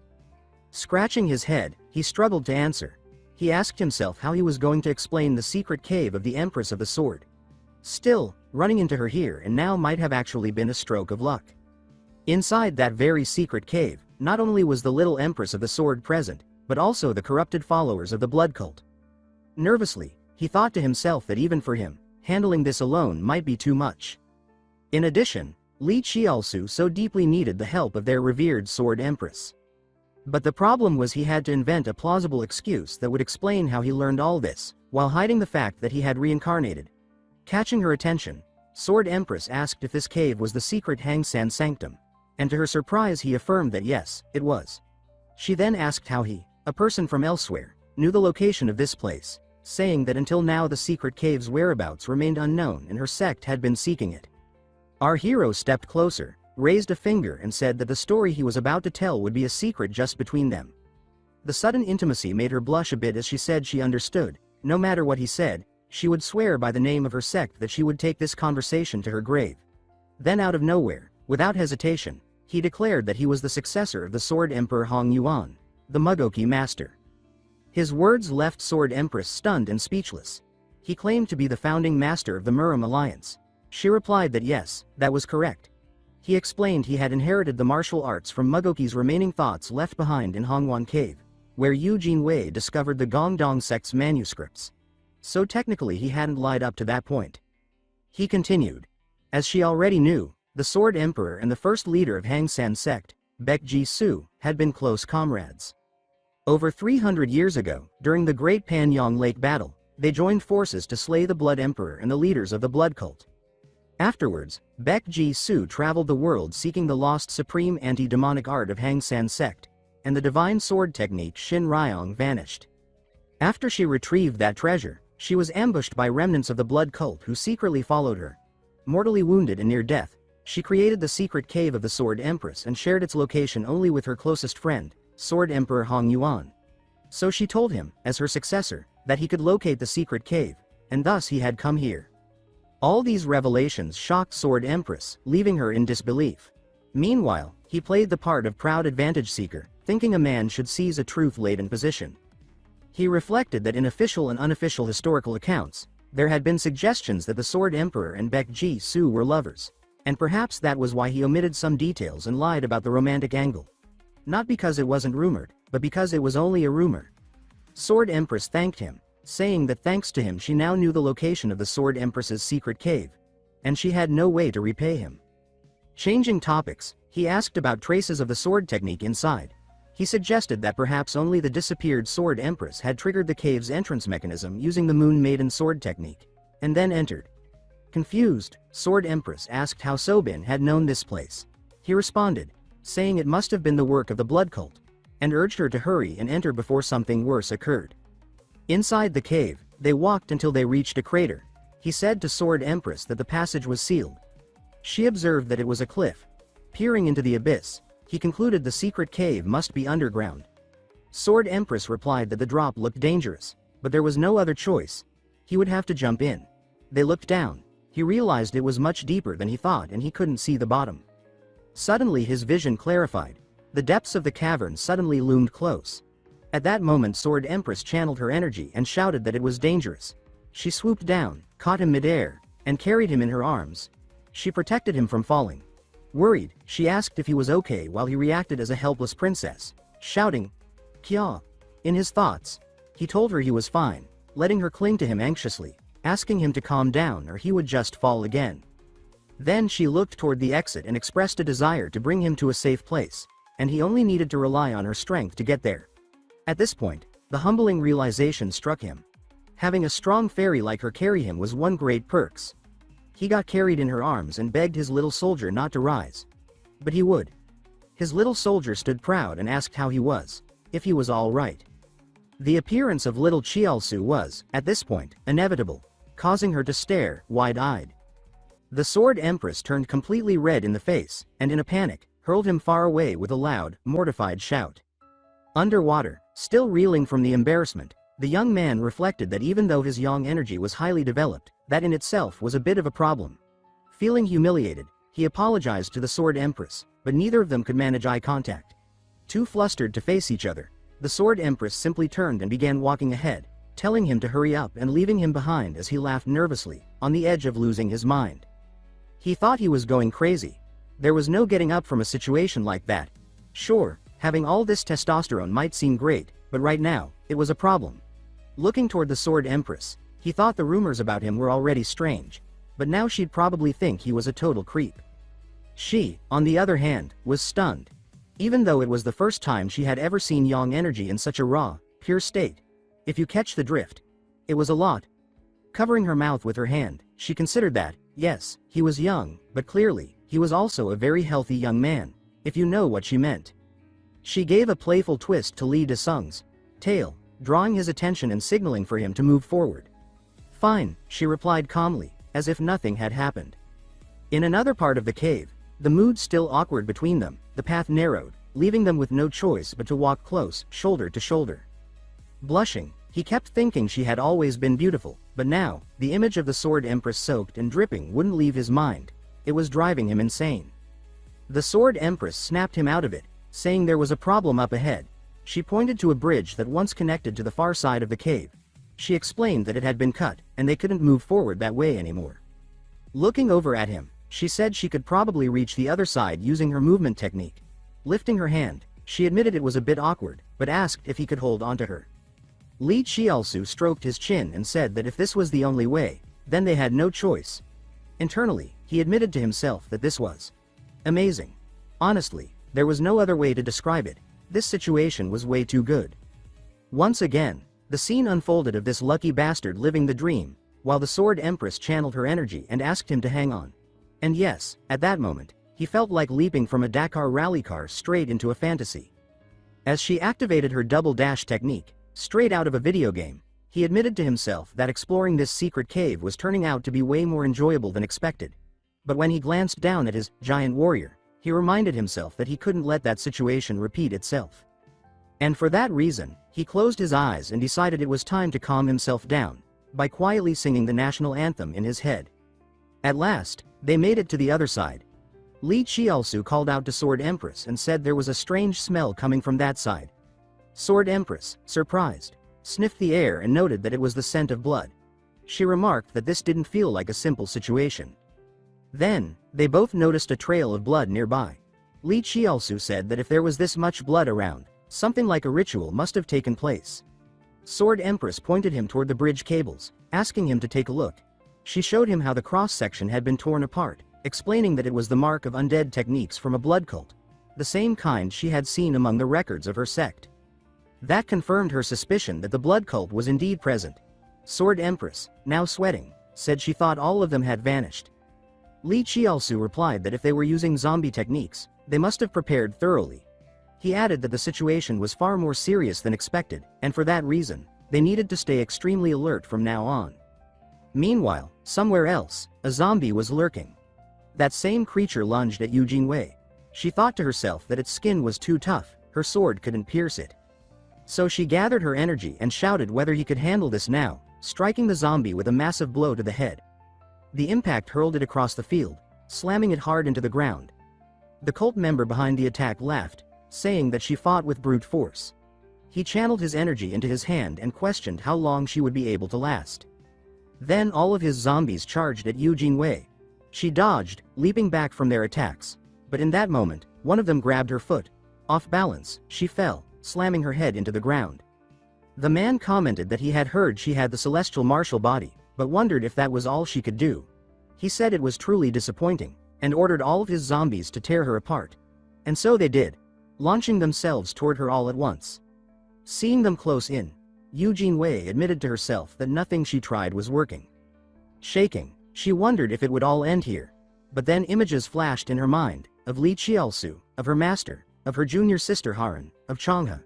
She remembered that last battle, and how she could no longer see any of the Gangdang sect members. Haran was also still missing. And that's why she couldn't fall here. Steeling herself, her strength surged again. Her fellow disciples were still in danger. She thought that she didn't want to stay useless forever. What she truly wanted was to protect those around her with her own hands. That was what she believed as she focused her internal energy, which then burst out toward the zombies. One of them was thrown into the air. The blood cultist looked on, shocked, wondering where this sudden power had come from. Eugene Wei screamed that she would cut them all down, then charged forward, slicing through the horde with her blade. This time, her attacks finally landed true. The cultist asked himself if this was key sword technique. He noted how her energy had become clearer, stronger. Furious, he questioned whether her martial rhythm had evolved this quickly. All of this played through his mind as he watched Eugene Wei cut down the remaining zombies with precision and grace. Lifting her key sword, she raised her arm. Her eyes shone with absolute resolve. She declared that now, without a doubt, she would put an end to all of this. She shouted at him to tell her everything he knew, unless he wanted a painful death. She demanded to know why they were here. But the cultist struck back with a blade to his own hand. He answered that he had no kindness to offer to someone standing at death's door. With a manic grin, he yelled in ecstasy that the second coming of the blood demon was near, and the blood cult would soon rule the world. He begged the venerable blood demon to lend him power, even to one as insignificant as himself. Yu Jinwei, alarmed, wondered what this sinister energy was that had grown so strong, so fast. Then, the presence of the cult leader emerged. Speaking to the cultist, he said he would grant him the honor of contributing to his second life. Suddenly, the cultist's form began to shift, leaving Yu Jinwei stunned as she watched it unfold. The cult leader looked at her and said it was unfortunate, bad luck, that she had to meet him. Yu Jinwei could feel it instantly. Another being had taken over that body. She asked who he was. The cult leader, now fully possessing the body, said that her talent was both a blessing and a curse, but he told her to consider it an honor nonetheless. Catching her off guard, the cultist vanished from her sight. From above her head, he called her name, mocking her, and asked where she was looking. From that position, he struck the ground with full force, but Yu Jinwei managed to dodge at the last second. A fierce exchange of blades followed. His strikes were heavy, overwhelming, making her realize this was a completely different level from before. The man said he would love to enjoy this much more, but he feared time was short. Then, wrapping his energy around a strike, he landed a direct hit on Yu Jinwei. The blow flung her across the field and slammed her into a wall. She fell to the ground, trembling in pain. The cultist, now possessed, walked slowly toward her. He said that a budding talent like her must be crushed before it blooms. Back in the cave, the Sword Empress cut down a zombie. Chiaosu commented on how amazing she is, and she warned him that it's not over yet. As they were quickly surrounded by zombies, she continued chopping off head like cabbages while Chiaosu could only watch like a helpless princess. She got irritated at the zombies calling them vile for trying to hurt Chiaosu, calling that unforgivable. The headless zombies trembled on the ground while she told them to wait there so she could slaughter them soon. All of this was being watched by the Demon Supreme, who commented that he didn't expect her to show up there. He wondered how she knew the exact location of the secret base. He suddenly received a message from one of cultists informing him that all the blood zombies they brought had been defeated by the Sword Empress, and at this rate their plan could fail. Rubbing his chin, the Demon Supreme said that the fate he foresaw has begun to unravel. His eyes lit up as he deduced that someone is constantly changing destiny and wonders if he somehow overlooked some variables. The cultist said that he is ready to give his life to aid the resurrection of the Demon Supreme. The leader replied that there would be many chances to destroy the celestial martial body later, and that for now, he would lend him power. He explained that the secret cave plan was the real priority, and if the follower offered his entire life force and vitality, then even with his pitiful abilities, he'd still be capable of standing against the Sword Empress. That vassal screamed that the second coming of the blood demon was near and that the blood cult would soon rule the world. His shouts echoed through the dark corners of the mysterious cave deep within the forest. Meanwhile, the Sword Empress commented that the zombies were no longer in sight and warned that the cult's servant might appear at any moment, which meant they couldn't afford to lower their guard. That's when something caught her attention. Surprising her comrade, she lowered herself to the ground and used mental transmission to tell him there was an enemy presence ahead. She advised that a surprise attack would be the best way to end this quickly. Up ahead, in the distance, they both sensed a strange energy. They exchanged a brief look. They were about to move when something felt off. Out of nowhere, with no warning, she suddenly collapsed. Li Chiaosu felt the same energy. Without knowing why, he too dropped to the ground. Confused, he wondered what was going on. A strange force seemed to pull both of them down. Around them, a blood-drawn formation pulsed, and their consciousness began to fade. Suddenly, he woke up groggy, someone's voice asking if he was okay. It was his beautiful, radiant Sword Empress, saying she had been waiting for him. The alluring Nung said Li Chiaosu belonged to her alone. The girl from the dragon sect called him brother shyly, Haran, calling him young lord, and, of course, Changhe, who bashfully called him a pervert. Caught in that odd situation, he wondered what the hell was going on. He could understand seeing Haran and Changhe, since they'd traveled together to the Hangsen sect, but Nung and the others showing up here, that made him question if he'd been thrown into some sort of illusion. That's when the Sword Empress walked up and, calling him her husband, said it was time for them to share a bed. Nung interrupted, demanding to know what nonsense the Sword Empress was spouting, saying that Li Chiaosu would be sleeping with her tonight. All the women began to compete, each pulling at a different part of him. Irritated, He gave each one a quick smack on the head and asked what the hell they were doing. They all blushed from embarrassment over their behavior, which struck directly at the weakness of any man. The weakness that belonged to him, to all of us, because seriously, who could resist the soft, sultry voice of a gorgeous fairy? He couldn't stop thinking that this was basically his dream come true. 3 wives and 4 concubines. And yet, he still felt something was off. That veiled malice behind whatever had created this illusion. He gathered his internal energy and reminded himself that illusions of this level couldn't trick him, not after all he'd been through. He had experienced this kind of trap before. Releasing his internal energy, he shouted that he would not be fooled, freezing all the women around him. With that burst of power, the illusion shattered. Back in reality, near Eugene Wei, one of the cult's goons commented that the Sword Empress's attack had been far too swift, and they were forced to activate the illusion technique. That's why he needs to escape the area fast. He told Eugene Wei that she was lucky this time, but assured her that next time, he'd kill her for sure. With that, he disappeared, leaving her collapsed on the ground. Breathing heavily from exhaustion, she thought about how that beast-controlling warrior had left without finishing her off, and questioned why. Struggling to rise, she told herself that whatever the reason, she needed to move fast. But it was difficult, given her state.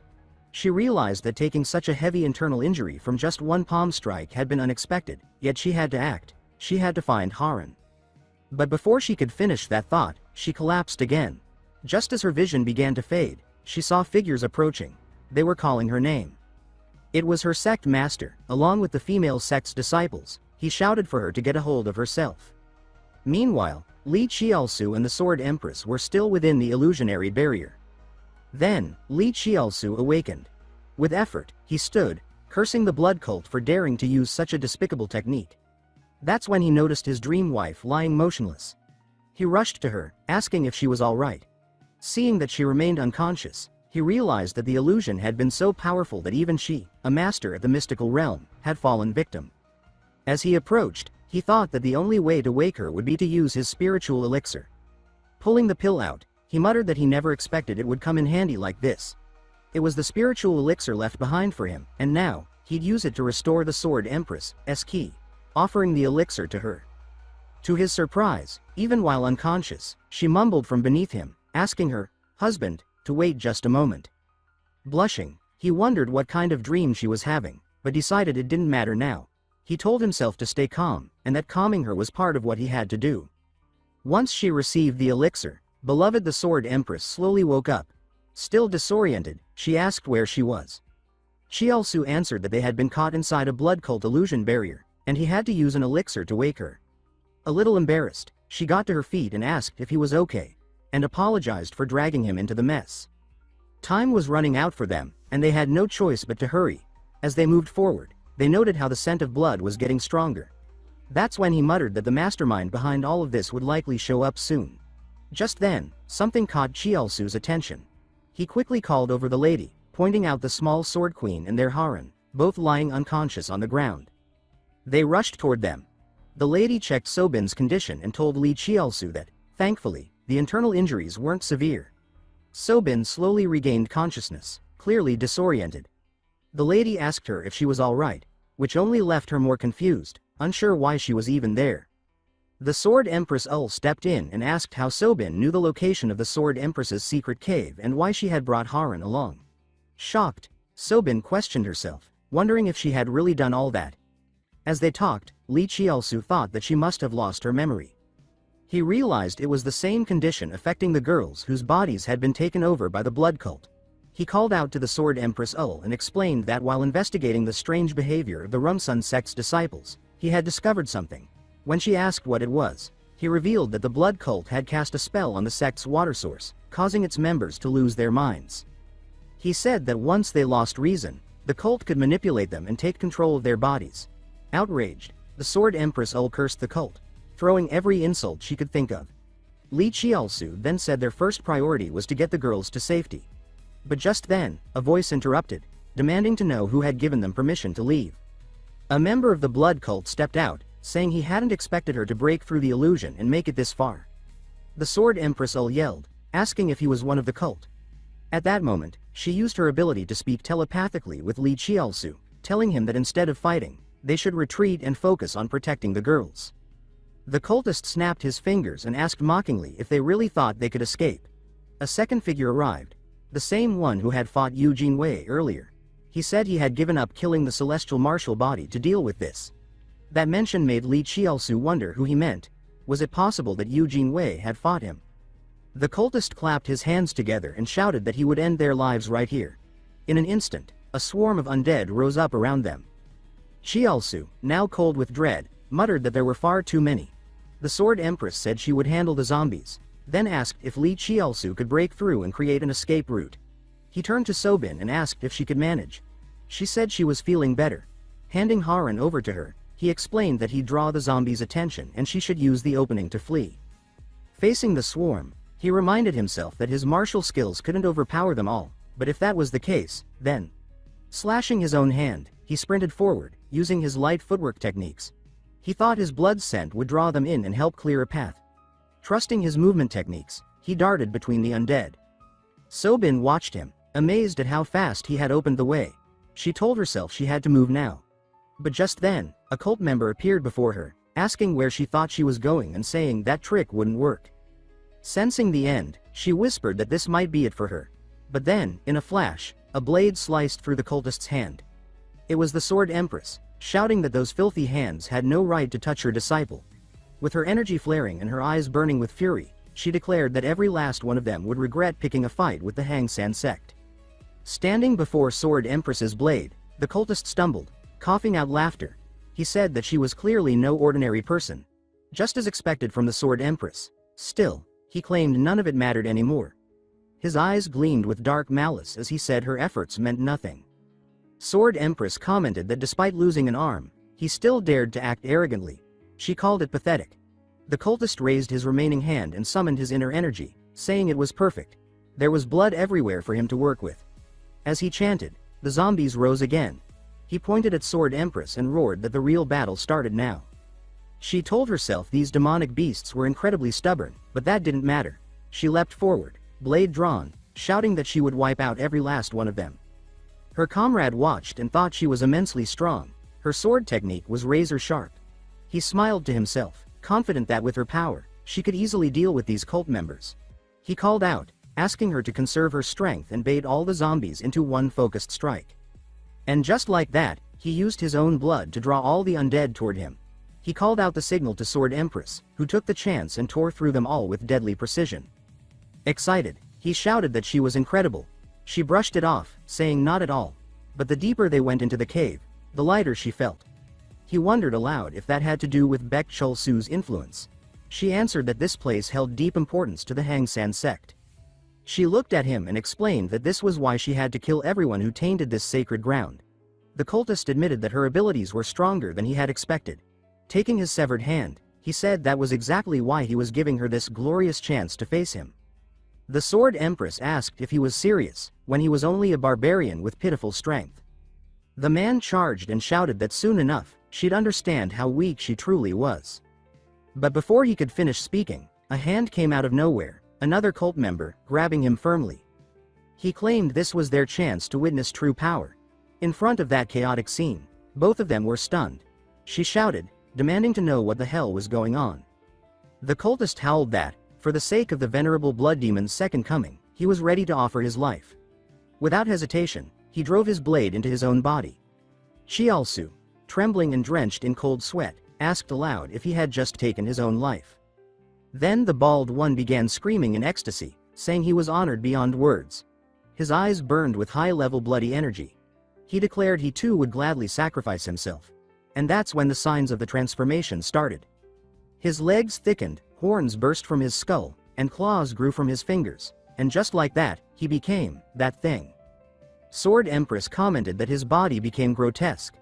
Li Qiaosu answered grimly, saying it was a spell that defied heaven itself. The transformed creature let out a monstrous laugh. Qiaosu warned the Sword Empress to be careful, saying this one was nothing like the others. She acknowledged that. Raising her sword, she said she was ready. She leapt from her position, channeling her internal energy into her blade, and launched herself at the monster. But before she could land a hit, the creature leapt off the ground, shaking the battlefield. He taunted her, saying it wasn't a bad move, and then in a blur appeared behind her, declaring that if she wanted to challenge him, she should show what she was really made of. He struck the earth with another heavy blow as she dodged, leaping backward to create space. Then, unexpectedly, her outfit started to tear. She questioned whether it happened from making contact with him. Another barrage of strikes came her way, forcing her to dodge again and again. The monster mocked her, asking if she planned to do nothing but evade. His next attack landed near her feet, destroying her balance. She fell hard to the ground. Before she could recover, the creature loomed over her, stating that the Hangsan sect would be annihilated that very day. But suddenly, someone shouted for the Sword Empress. The monster looked up and spotted a falling stalactite, crashing directly onto his head. It was the work of Chialsu, who admitted his martial techniques weren't enough to handle this thing. He said he had no choice but to use the terrain to his advantage. The monster let out a furious roar that shook the cavern. Seizing the moment, the Sword Empress raised her sword and landed a clean, direct strike on the creature. Seeing this brought joy to the boy's face, until something else grabbed his attention. The monster had blocked the Sword Empress's strike with ease. He sneered, admitting that the move was decent, but not enough. Li Chialsu was chilled. If a sneak attack from the Sword Empress, a master of the mystical realm, failed, then things were worse than they'd feared. The creature retaliated with full force, striking the Sword Empress. She was thrown to the ground, and he marched toward her, demanding to know how she had discovered the location of the secret cave. He said he was very curious about that. His gaze shifted to the boy, wondering if this was the unforeseen variable. Li Chialsu asked himself the same. Could this monster really see through everything? Raising his hand, the beast shouted that he'd take the boy's life first. But the boy dodged. He crashed to the ground, groaning, struggling to rise.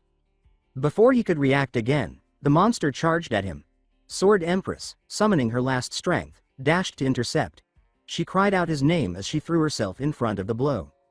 The full force of the attack hit her, and she collapsed into his arms. He called to her in a panic, seeing her slipping into unconsciousness. He could feel her body going cold. He thought her wounds were worsening. The martial arts technique used by the monster was corrupting her blood, rotting it from within. The monster looked down at Sword Empress with contempt, calling her pathetic for shielding a mere subordinate. Chialsu begged her not to move. Her wounds were too severe. But she told him not to worry. She said she was controlling her ki around the damaged area to contain it, to prevent it from spreading. She then asked him to go and bring reinforcements, saying she would buy him the time he needed. The monster laughed hysterically, mocking them as lovers, watching her struggle just to stay on her feet. Li Chialsu clenched his fists, thinking that things couldn't go on like this. He was desperate. He told himself he had to find another way. The monster told them not to worry, because all of them would die here anyway. That's when something caught his attention. Looking at the cultist's hand, Chialsu remembered, before that creature transformed, it looked like he had been sacrificed by someone. He recalled the exact moment everything had gone wrong. He suddenly realized someone was channeling power into that monster, most likely through the hand which was acting as a conduit. That's why he broke into a sprint. Worried, she asked him what he was doing. He replied that an idea had just come to him. He asked her to hold off the monster and not let it get close to him. The creature, enraged, charged at full speed. It shouted that it wouldn't let him act freely. But that's when the fierce and stunning Sword Empress stepped between them, declaring that she would be the one to fight him. Chialsu thought that if they could sever the monster's connection to the spell, Sword Empress might be able to handle it. Clutching the hand, he figured there was no other way. The spell's control was difficult to block, and for no visible reason, Chialsu collapsed to the ground. Sword Empress, alarmed, called out to him. But there was no time to pause. The clash with the monster was intensifying. Sword Empress gained some distance and glanced over, wondering if the boy was all right, especially after blacking out repeatedly. The creature lunged at her again, but she dodged. She noticed that ever since Chialsu passed out, the monster's attacks had become less refined. She slashed across its body and wondered if the boy's strategy had actually worked. She recalled his words, that he was the successor of the Sword Emperor. If that was true, then he must have had a plan. Encouraged by that thought, she pressed forward, determined to give her all. Meanwhile, deep within his mind, Chialsu stirred back to consciousness. He got up, dazed, and questioned where he was. Looking around, he suspected he'd been pulled into an illusion. Had he entered the spell's core himself? That's when a voice echoed around him, the voice of the blood cult's leader, who suddenly appeared before him. He asked who he was, and in response, the figure exploded with demonic energy, shouting that only he was allowed to ask questions here. Chialsu wondered how a master brimming with such heaven-defying mental energy could exist in this world. Smiling ear to ear, the leader called him a brat. He mocked how willingly the boy had walked into his illusion. To himself, Chialsu noted that this was no ordinary illusion, it was on an entirely different level than the one they had used before. Even a mystical realm master wouldn't escape unscathed. The leader said he felt an energy that defied the heavens radiating from the boy. He then declared that he had challenged fate itself, taking Chialsu by surprise. The reincarnation technique used in his past life was a forbidden martial art of the blood cult, one that defied the heavens. Only one person had ever seen through that heaven-defying nature, the Sword Emperor himself, which meant that the person standing before the cult leader now had to be at least on par with the Emperor. Within the blood cult, only one had power equal to the Sword Emperor. That was the demon god of blood devouring. Looking at the cult leader, Chialsu thought that just like him, this demon had used some high-level reincarnation technique. But he questioned why such a being would be hiding in the shadows. Why would the demon god of blood devouring act from the dark? The cult leader roared, demanding to know who he really was. Chialsu replied that he has nothing to say to a mere illusion. His defiance brought a twisted smile to the cult leader's face. He said he was genuinely being challenged. In a state of manic excitement, the leader asked if he really believed he could survive. Chialsu, piecing things together, concluded that the cult leader still had a physical body. If he had to guess, the demon god had been killed by the Sword Emperor in the past. And although he had reincarnated, the process was likely incomplete, leaving him unable to move freely. Standing face to face with the cult leader, he told himself that now everything made sense. He then called the demon a coward who did nothing but run his mouth.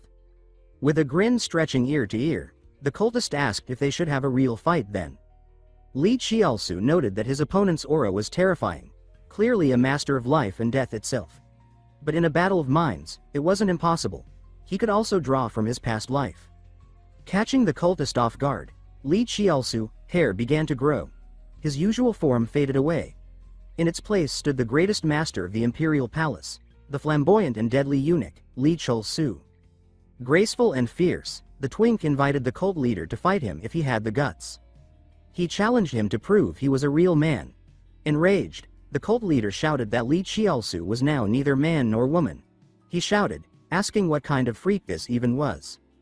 Then he hurled a wave of energy in his direction, but Chialsu channeled his inner strength and managed to block the blow. That's when the demon's words echoed again. The man reminded him. He just claimed he wasn't a man or woman.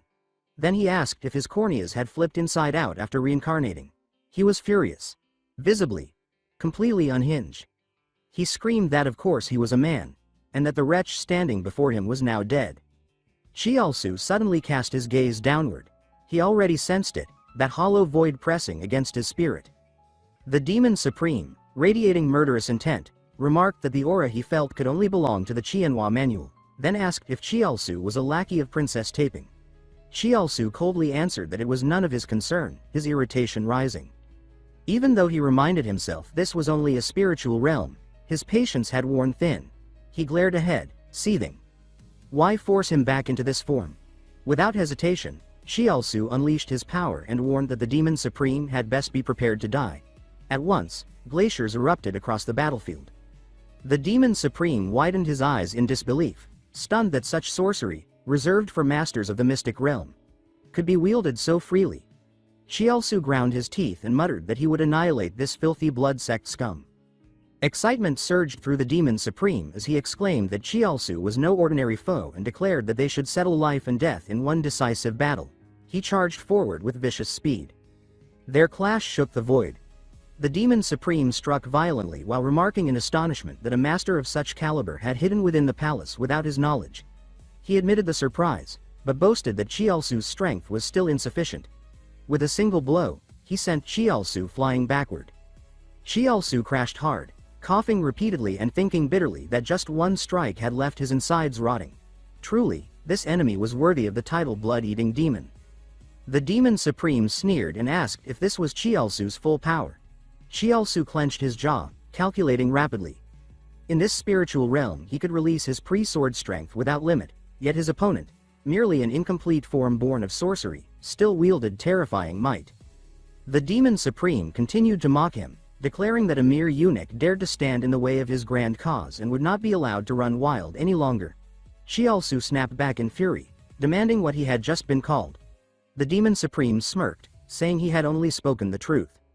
Enraged, Chiaozu roared that he was no eunuch but a true man, a hero, before hurling himself forward. In the same instant, the Demon Supreme's strike slammed into Chiaozu's stomach. Blood spilled from his lips as he clutched his belly in agony. With gleeful malice, the Demon Supreme remarked that excitement only exposed openings, but Chiaozu caught his arm and countered with a crushing blow, retorting that underestimating an opponent only revealed one's weakness. He thought grimly that prolonging this fight would end in disaster. Retreating to advance, finishing it quickly, was his only option. The Demon Supreme grew suspicious, shouting whether Chiaozu was merely feigning anger. Chiaozu frowned and roared that his fury was real, vowing that one day he would find him and tear him into hundreds of pieces. He pressed his palm against the demon's forehead. In an instant, the enemy's head froze into solid ice. Shock filled the Demon Supreme's eyes. He had not anticipated such power. Yet the advantage was fleeting. Time favored the demon. The ice shattered. Far away, in the depths of a cavern, the Sword Empress leapt aside to dodge a strike from a blood-drenched demon. She forced out broken words as she regained her footing, realizing that, strangely, the enemy had ceased his assault. She noted that young Master Li's method had taken effect. Without hesitation, she dashed forward and cut him down. The demon fell lifeless. The Sword Empress rushed to Chiaozu's side, shaking him frantically and shouting that he must wake. Chiaozu groaned in pain. She quickly assessed his condition, her heart sinking. His internal injuries were severe. Without medicine, they could not return to Mount Hansen in time. She had to improvise. Her eyes drifted toward a dark corner of the cave. Perhaps within the relics of Lord Bhikshu Shao lay something of use. She carried Chiaozu to a massive stone door, noting aloud that a blood sect spell had been carved into its surface. Once the relics were discovered, purification would be necessary. The Sword Empress lifted her sword decisively and struck. The door groaned open, revealing an expansive chamber. At its center hovered a radiant sword. The Sword Empress exclaimed in awe that it was the Heart Emperor sword. Around it lay scriptures. The asterisk one-word mantra, the Buddha light sword art, and the asterisk demon banishing wisdom sword. Each a long-lost treasure of demon-slaying lore. On a table sat a small vial. Lifting it carefully, she recognized the sky-cleansed crystal dew, a 1,000-year elixir distilled from the essence of heaven and earth. She glanced at Chiaozu. The dew could heal him, yet in his condition he could not drink. Only one method remained. Without hesitation, the Sword Empress swallowed the elixir herself, then leaned close to pass its power to him. She pressed her lips to his with flushed cheeks. Soon, Chiaozu stirred faintly and whispered broken words. The Sword Empress cried out in relief that he was awake. He blinked in confusion, addressing her as Sword Empress, then urgently asked what had become of the monster. She explained that after his fall its strength waned and she struck the final blow. Chiaozu exhaled heavily, remarking that his method had succeeded. Yet he asked where they were. The Sword Empress explained that this was the treasure cave of Lord Bhikshu Shao. Chiaozu smiled, declaring that they had uncovered the legacy of Hang Mountain sect. He congratulated her, but she turned and said it was thanks to him. Holding a letter, the Sword Empress explained that their ancestors' words confirmed everything young Master Li had told her. She reflected aloud that their entry into this cave might have been fated. Chiaozu echoed the word, stunned. He read the letter, which contained the ancestors' final wish. To see the transcendent, even from afar. One last time. The Sword Empress gazed at him softly, recognizing him as the heir of the mixed-origin Sword Emperor while she herself bore the lineage of great Bhikshu Shao. Chiaozu laughed heartily, declaring that their ancestors could now rest in peace. The Sword Empress smiled quietly, admitting to herself that she had never cared for any man before, but perhaps fate had arranged their meeting. She asked if she could call him benefactor. Chiaozu flushed, repeating the word nervously. Her cheeks also reddened as she explained that thanks to him, the sect's wish had been fulfilled, and that she would not hesitate even to give him the rare spirit stone elixir. He protested in shock that such a treasure, left for future generations, was far too valuable. But she countered firmly, saying that without him the blood sect would have stolen it long ago. Only if he accepted it would her heart be at ease. Reaching for the Sword Empress declared it was time to purge the remnants of the blood sect. Chialsu exclaimed that she had already mastered the demon-resisting supreme art. She confirmed that while he slept she had read the secret manual and gained its essence. She admitted that the sect had been deceived, nearly losing its ancestral cave, but vowed the Hang Mountain sect would forever remember how Gong Dong had stood with them in hardship. She slashed fiercely with her sword. Energy roared outward, purifying the crimson taint of blood chi. The treasure cave of the Sword Queen was cleansed. Watching, Chialsu finally understood. The blood sect feared this supreme art untouched by corruption. As they moved forward, a voice called out, addressing the Sword Empress as Sword Queen. Disciples rushed in, asking anxiously if she was unharmed. She raised her hand calmly, assuring them she was fine. A maiden pointed to two figures resting nearby and reported that the little Sword Queen and Lady Zio had been safely tended. Chialsu supported Zio Haran by the shoulder, asking gently if his junior sister was all right. The Sword Empress approached Sobin and called her name with hesitation. Tears streamed down Sobin's face as she confessed that she felt utterly ashamed for being used by the blood sect, unable to lift her head before young master and the Gong Dong brothers. She begged for forgiveness. Chialsu placed a hand lightly on her shoulder, lifting her up. He told her softly that her apology was enough, that he knew she had not acted by choice, and that they were all safe now. His face bore cuts and bruises, yet his words shone like light. Truly, he showed the heart of a man who overlooked the small mistakes of others. Sobin stared at Chialsu blankly, her heart softening with each word he spoke. She felt that as long as he remained safe, nothing else mattered. Afterward, the Sword Empress issued a command to her, instructing her to take Lady Xiao back for treatment and await further orders. Sobin answered immediately that she would obey. At that moment, a loud shout broke through the air, making Chialsu turn his head. Yu Jinhui rushed forward and embraced him tightly, asking with anxious urgency if his junior brother was unharmed. Chialsu leaned back slightly in discomfort and answered awkwardly that he was fine. Inwardly, he muttered to himself that there was no need for so much worry, though he admitted reluctantly that he was beginning to grow accustomed to such manly embraces. When Yu Jinhui released him, he pressed again, asking whether Chialsu was truly unharmed. His aura glowed so radiantly that Chialsu thought it painful to the eyes, reflecting that the dazzling presence of such a handsome man was something he was still unprepared for. Catching sight of the bandages around Yu Jinhui's head, Chialsu asked with concern why his senior brother was injured. Yu Jinhui scratched his head and explained that during the search for Lady Xiao, he had clashed with blood sect remnants in the mountains. Chialsu widened his eyes in shock and muttered that the blood sect still lingered nearby. Suddenly, a deep laugh echoed from one Gook, who remarked mockingly that so the blood sect still persisted. Then his expression turned grim as though demanding an explanation.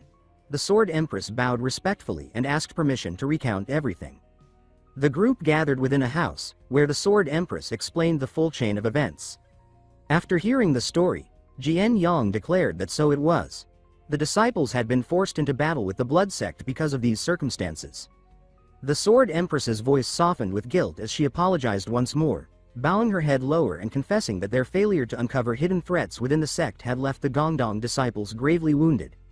Jian Yang nodded, acknowledging that he understood, adding that as long as it had not been the will of the Sword Queen or Hang Mountain sect itself, he could accept it. One Gook sipped his tea and then burst out laughing, saying that the blood sect's revival was no small matter. The Sword Empress replied that their enemies must have been plotting within Hang Mountain sect for a long time, and surely their schemes had not ended. One Gook added that perhaps the blood sect's claws had already spread across the 9 provinces and 8 desolations. His face darkened as he declared that preparations must be made with the Martial Alliance leader to confront this threat. 2 weeks later, Chialsu stood in the training yard, his movements flowing with streams of pale blue chi. He rejoiced inwardly, feeling his body brim with spiritual energy. He reflected with rising excitement that thanks to the Spirit Stone cultivation method, he had reached the peak realm. Drawing back his fists, he chuckled quietly to himself, imagining the glory of the Dragon Phoenix tournament and the day he would claim the title of Sword Dragon. He blushed at the thought, touching his nose and imagining countless maidens cheering for him. But suddenly a familiar voice called out, breaking his daydream. Startled, Chialsu turned to see his senior brother approaching and softly acknowledged him. Annoyance flickered in his heart. He wondered why it was that whenever he indulged in pleasant fantasies, his senior brother always appeared to ruin the moment. Yu Jinhui walked forward with a forced smile and congratulated him on reaching the supreme realm, saying it with laughter. Chiaosu modestly bowed and replied that his own accomplishments still fell far short of his senior brother's. Yu Jinwei shook her head, closing her eyes with a sigh, admitting that she herself was still far from strong enough. Her heart ached as she thought of how helpless she had been when her junior brother had faced danger. Then her tone grew solemn as she revealed that she had come to say something important. Chiaosu rubbed his chin, curious since it was rare for Yu Jinwei to grow so serious. He asked what it was. Yu Jinwei's eyes brightened as she declared her decision. She would wander the martial world alone to temper herself through real combat until the Dragon Phoenix tournament. The words shocked Chiaosu, who exclaimed in disbelief and asked if she truly meant to train alone until then. Yu Jinwei nodded, confirming that she had already reported to their master and now wanted him to know as well. Though a tear clung to her eyelid, her spirit was alight with determination as she said that through this journey she would bring honor to their sect and grow strong enough not to shame herself as his senior brother. Chiaosu, still worried, asked if she was certain. Then, realizing his own reaction, he wondered why he was fussing so much over a grown man. He quickly justified his concern, reasoning that Yu Jinwei was too naive and easily deceived, and also his valuable partner in business. Therefore it was only natural to worry.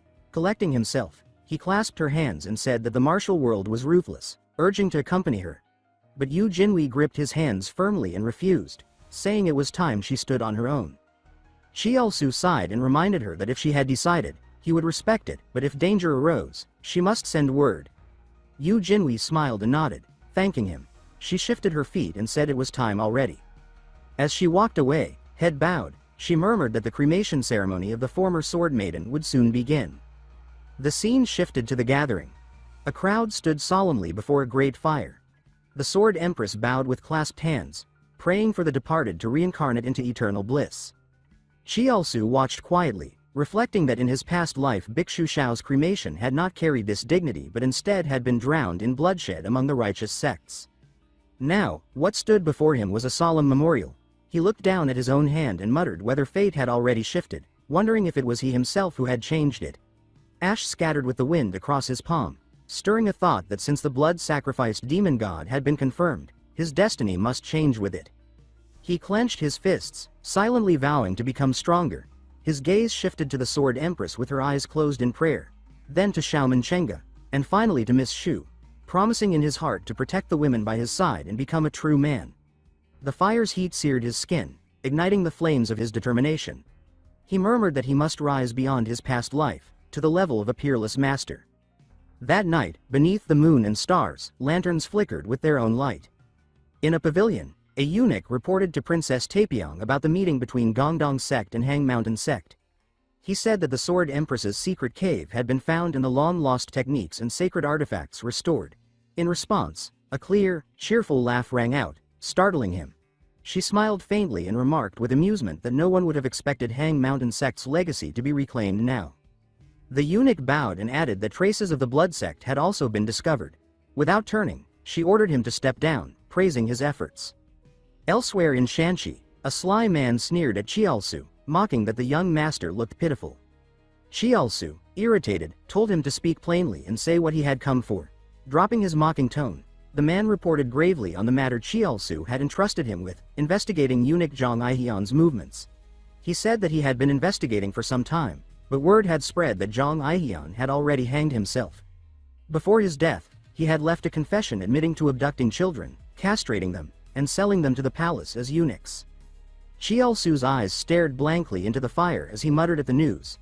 Then his expression hardened. For he knew there was only one other person, besides himself, who truly understood Zhang Aihian. In his heart, Chiaosu was certain. Just like him, the Empress had returned, Princess Taepyeong. Rain hammered the forest as a man crawled through the mud, begging for help. Behind him, a cold-eyed raider closed in with a sword while the rest of his crew stuffed stolen goods into sacks. The leader lifted his blade and ordered that his men take everything of value and capture whoever was left. Before he could strike, a voice rang through the downpour telling him to stop. A lone figure stepped out of the shadows. When the villain demanded to know who she was, she introduced herself as Yu Jinwei and said that robbing the innocent and taking their lives was an unforgivable crime. She rushed forward without hesitation. Her clean, sharp movements cut through the bandits before they even understood what was happening. In moments, the entire group was down. Breathing out a tired sigh, Yu Jinhui sheathed her sword and returned the stolen silver to the terrified villagers. They bowed deeply and said that thanks to her, their lives had been spared. She answered that it was nothing and urged them to leave quickly. They ran off while she stood watching their retreating figures, exhaustion clear as she pulled off her hat and wiped the sweat from her face. Still, her mood lifted. Doing something right always steadied her heart. Thinking of her junior brother, she wondered aloud whether he was still doing well these days. The scene shifted to Wa County after a martial exchange with the joint mountain sect. A year has passed. In a tavern, two locals talked. One mentioned that the young master had appeared like a brilliant light, and both pictured Yu Jinhui's junior brother. Another explained excitedly that he had reclaimed the lost sword manual of the Gagong sect, and together with Yu Genja had crushed the Black Dragon Gang. He had even forced the Seo clan to bow and later saved the joint mountain sect from disaster. The man opposite widened his eyes and said that he had heard people call him the twin-blade flash sword. A man in a purple robe nodded with pride and said that thanks to the young master, Wa County had been reborn. Those around them agreed with quiet admiration. Footsteps sounded as someone entered. Seo Wan Guang looked up to see his daughter, Seo Ha Rin, returning to the inn. She greeted him and asked after his health. Surprised by her sudden appearance, he asked why she had come back. She replied that she had business along the road and decided to stop by. He then asked about Li Chielsu. At his question, Seo Ha Rin's cheeks reddened. She said that her senior brother seemed taller lately. The scene moved to Hyangmi's tavern. Li Chielsu stepped inside and called out her name. Seeing him, the woman who loved him lit up with joy and welcomed him warmly. She quickly poured tea. Holding the letter she had gathered for him, Li Chielsu read and thought that it had already been a year since his senior brother had declared his independence and begun wandering the martial world. Because that man was reckless, he had asked Hyang Mi to collect news from everywhere. He noted that there was little information about the emperor, but believed the day of reunion would come. Meanwhile, Hyang Mi leaned close to him with obvious affection while his expression turned distant as he wondered why he had been feeling oddly empty since his senior brother left. He wondered if he had become more attached than he realized. Then the next line in the letter caught him off guard. It stated that his senior brother had fought Seo Ryan and Wan, and that he was now traveling from Sichuan toward Henan. Another detail surprised him: the repeated mention of a figure called the One-Sword Wanderer. He wondered who this person was. Every place his senior brother visited, that swordswoman appeared as well, punishing corrupt officials and demonic sects, distributing seized wealth to the poor, and gaining fame across the martial world. Seeing his curiosity, Hyang Mi teased him by asking whether young Master Yu might be in a relationship with the One-Sword Wanderer. Chielsu's jaw dropped as he repeated the word lovers to himself. Rubbing his chin, he admitted that it did sound suspicious, almost as if Sword Saint Yu Jinhui's future had split into another person. His expression stiffened. He wondered aloud if his senior brother might have disguised himself as a woman. Before he could chase that idea further, his eyes bulged at the next line. His senior brother had befriended the mad doctor Dang Yang Naom. His face drained of color. When Hyang Mi asked why he looked as if he had seen a ghost, he wiped his sweat and mumbled that he had a reason. He refused to say that in his past life, Dang Yang Naom had once accidentally cut off his most precious part and told him to meditate so it would grow back, truly the greatest quack under heaven. The scene shifted again, this time to a quiet cave. Inside, Yu Jinhui had just finished bathing. Her expression was soft and thoughtful, her cheeks slightly warm as she reflected on the fact that she had finally rebuilt her body. Feeling both shy and proud, she told herself that with her current strength, she no longer needed anyone's protection. She could finally protect her junior brother herself. From a distance, Dang Yang Naom entered and asked if she was finished. Seeing Yu Jinhui restored, she exclaimed with delight that with just a small hint, Yu Jinhui had already reached the transformation realm. She called it incredible. Yu Jinhui smiled cheerfully and asked her to check her pulse. Dang Yang Naom examined her carefully, then sighed and said that Hyang Mi remained infertile, just as before. Yu Jinhui's expression dimmed as she said she had expected it. She still could not overcome the heavenly curse. Dang Yang Naom assured her not to worry. She reminded her that with the title of One-Sword Wanderer, she had already slain the notorious villain of Hunan, survived a grave wound that left her drifting to Daunting Lake, and recovered far beyond expectations.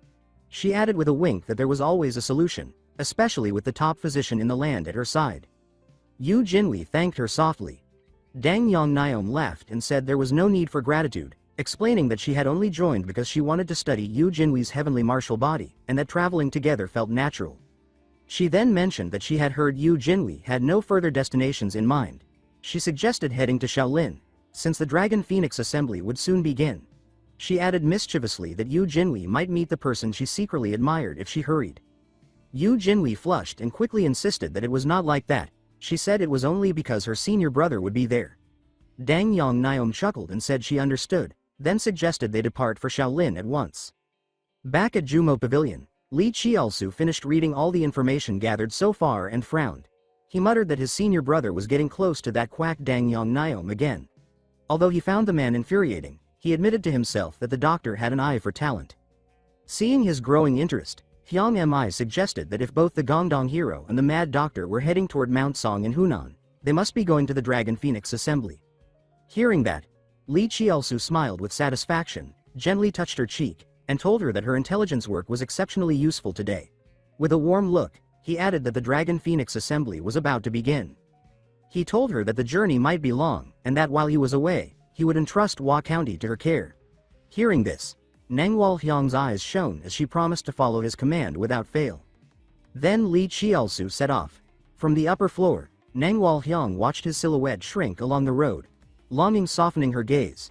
She admitted to herself that the more she saw him, the harder it became to steady her heart. Staring at his disappearing figure, she sighed and thought that a full year had already passed, and it still warmed her that he visited her so often. Those brief moments beside him made her genuinely happy, and she wished she could close the narrow gap between them. She grumbled to herself that at this rate, the pride of the woman once called the most beautiful in the world would crumble completely. Her face flushed as she nibbled her finger, torn between duty and desire. She still wanted to attend the Dragon Phoenix assembly, but he had entrusted her with the care of Hua County. Embarrassing thoughts slipped in. If she carried out the task flawlessly, perhaps he would reward her with something sweeter than a gentle pat on the head. Then she remembered Yun Xiaolan and muttered that the assembly had nothing to do with a woman with a ruined reputation like herself, yet that troublesome sword queen would surely be there. Jealousy flickered. She wondered why every woman around him seemed so young and dazzling. The envy gnawed at her. At that exact moment, a carrier bird swooped down and startled her. She removed the letter from its leg, muttering that Haiyu Gate was already sending its regular report. Something inside the message caught her eye. After reading it, she smiled slyly and murmured that the timing was perfect, as if heaven itself had just handed her an opportunity. The scene shifted to the Gongdong sect, where Jian Yang was lecturing his disciples. He reminded them that the Dragon Phoenix assembly was for the sect's disciples alone, a chance to prepare for the day they would walk the martial world independently. He urged them to treat the journey as a rehearsal and to move with caution. Li Qiaosu, Xiaoman Chenga, and Xiao Ha-rin answered as one that they understood and were ready to depart. Shaolin Temple, pillar of the righteous path, home of the greatest monks of the age, opened its gates wide to travelers from every direction. The mountain now swelled with guests gathering for the assembly. Xiaoman Chenga looked around and exclaimed that there were far more people than she expected. Li Qiaosu agreed, thinking that the energy and excitement made the event feel like a true festival of youth. Suddenly a shout rose from the crowd, calling attention to him as the so-called Gongdong eccentric hero. Another voice eagerly searched for him. Li Qiaosu tensed, recognizing the nickname. Two men behind him whispered that he was more of a lustful scoundrel and claimed he tore his opponent's clothes after every duel. Instead of anger, pride curled across his mouth as he thought that the long era of humiliation would end at this very assembly. Seeing that smug grin, Xiaoman sharply slapped his back and scolded him for smiling like an idiot while people mocked him. The stinging red mark made him wince. He asked what was wrong with smiling and wondered aloud if his smile was truly that bad. Watching them bicker, Xiao Ha-rin blushed and admitted softly that she found his smile rather charming. That made him beam, insisting that she understood him, but a loud complaint nearby interrupted them. Someone shouted in irritation, telling another person to stop following. The trio turned and noticed Sobin locked in an argument with a man. The suitor clung to her hand, insisting that she join him for a meal. He claimed that he, Namgung Cheng, had admired her for so long. Li Qiaosu recognized him immediately as the shameless young master of the Namgung clan, a notorious flirt in both this life and the last. Sobin shook off his hand sharply and said she'd had enough. When she spotted Qiaosu, relief washed over her, and she declared to Namgung Cheng that she had urgent matters to attend. She marched toward Qiaosu and, without warning, threw herself into his arms. Still confused, he listened as she told him to play along. Namgung Cheng froze at the sight, stammering in disbelief. Xiaoman and Ha-rin shouted at the scene, unable to process what was happening. Li Qiaosu tried pushing Sobin's face away, asking what she was doing, but she whispered that pretending was the only way to shake off that persistent pest. While Namgung Cheng stood stunned, Sobin raised her voice firmly and told him to go back. In desperation, he insisted on his sincerity and asked how she could betray him when she had never accepted any man before. Annoyed, she snapped back, demanding to know what gave him the right to decide that. He fell silent under the blow. Trying to regain composure, Namgung Cheng introduced himself to Li Chiaosu and asked politely whether he and Sobin were truly bound by love. Chiaosu scratched his cheek nervously, searching for a safe answer. He reasoned that from Sobin's perspective, rejecting someone of Namgung Cheng's status outright was troublesome, but indulging him was equally pointless. He waved his hand and explained that Sobin had misunderstood. There was nothing serious between them. Namgung Cheng brightened instantly and asked if Chiaosu would then step aside so he could continue pursuing her. But Chiaosu calmly shut him down, saying that as long as he carried such arrogance, he would never win her affection. He told him he should stop here. Namgung Cheng shouted in frustration, demanding to know why. Behind Chiaosu, Sobin stepped in and said that compared to him, she far preferred her benefactor, young master Li Chiaosu. Namgung Cheng tried to argue, pointing out that Chiaosu himself claimed it was a misunderstanding, so why interfere? Chiaosu answered that the man was making her uncomfortable, and he refused to simply watch. The argument had now drawn a crowd. Namgung Cheng stroked his chin and said he finally understood, then smirked with challenge. He declared that he wanted a duel at the banquet before the Dragon Phoenix assembly to prove his devotion. Chiaosu rubbed his chin, thinking that it was perfect. He needed a chance to cleanse himself of the cursed nickname of perverted Kirin. He grinned darkly, inwardly calling Namgung Cheng a dead man for offering such a convenient opportunity. He accepted the challenge on the spot. Sobin looked startled by his quick agreement. Chiaosu added that if he won, Namgung Cheng must swear never to bother her again. Namgung Cheng agreed with arrogant confidence, promising to meet him at the banquet before walking away. Sobin's cheeks warmed as she bowed shyly, thanking him. Just then, a familiar voice clicked its tongue and praised Chiaosu's bold display. Yu Jinhui and Dang Yongyang appeared, leaving him momentarily stunned. After taking in the situation, Yu Jinhui frowned and asked why he had agreed to duel someone over a young lady, wanting to know what was going on. Dang Yongyang crossed her arms and teased that it had been ages since they met and that he certainly knew how to make an entrance. Chiaosu, confused by her casual tone, wondered why someone already at the age of heavenly destiny still called him junior. Seeing everyone's uncertainty, Yu Jinhui introduced Dang Yongyang as the #1 physician under heaven and explained that she had been her companion during her travels. Chiaosu bowed respectfully, greeting her with proper courtesy while wondering privately why the elder sister of Dang Qin, the Tang clan's leader, was sticking so closely to his senior. Amused by his politeness, Dang Yongyang urged him to clarify the situation before rumors spread. Chiaosu immediately shifted into his innocent mode and pointed at Sobin, explaining that she and Namgung Cheng had a dispute, and he had simply been dragged into it against his will. Hearing her junior's explanation, Yu Jinhui softened, her cheeks warming as she said she understood. Without warning, she rushed in and wrapped her arms around him, saying she had missed him dearly. Startled, Li Chiaosu managed a stiff reply, admitting he had missed her as well. Satisfied, she leaned in and whispered that she had finally reached the transformation realm and asked him to keep it secret for now. Her words stunned him. He thought that reaching such a realm at 17 was faster than even Sword Saint Yu Jinhui in his previous life. They talked for a moment longer. Yu Jinhui said she had refined several of the sect's techniques over the past year and promised to teach him once they returned to the inn. Li Chiaosu congratulated her sincerely. At that moment, the Sword Empress appeared, calling out brightly and drawing every eye. She looked shy as she turned to Chiaosu and said it had been a while, addressing him as her benefactor. Sobin immediately ran to her master's side, and Dang Yongyang shifted her gaze toward the Sword Empress with interest. Recognizing Dang Yongyang, the Sword Empress greeted her happily and asked why she was there. Dang Yongyang frowned and asked sharply who allowed her to call her sister. She insisted she was not related to the Sword Queen. She then turned to Yu Jinhui, almost tattling. Yu Jinhui scratched her head awkwardly, unsure how to respond. Seeing the awkward tension, the Sword Empress whispered nervously that perhaps she should stop teasing because young Master Yu seemed flustered. Dang Yongyang huffed and looked away, saying fine. The Sword Empress then returned her focus to Li Chiaosu and asked if he was also attending the Dragon Phoenix assembly. He answered yes and asked where the Sword Queen was staying. She explained she planned to rest at the Shaolin Temple guest hall. Chiaosu found it odd that Mount Hangzong's delegation was staying at Shaolin instead of their usual quarters, then reasoned that the sect had been reorganizing since last year. He clasped his hands respectfully and said it was an honor to stay near the Sword Queen. The Sword Empress blushed lightly and insisted that she was the one honored to be near her benefactor. She then departed with Sobin, saying she would see him atop the mountain.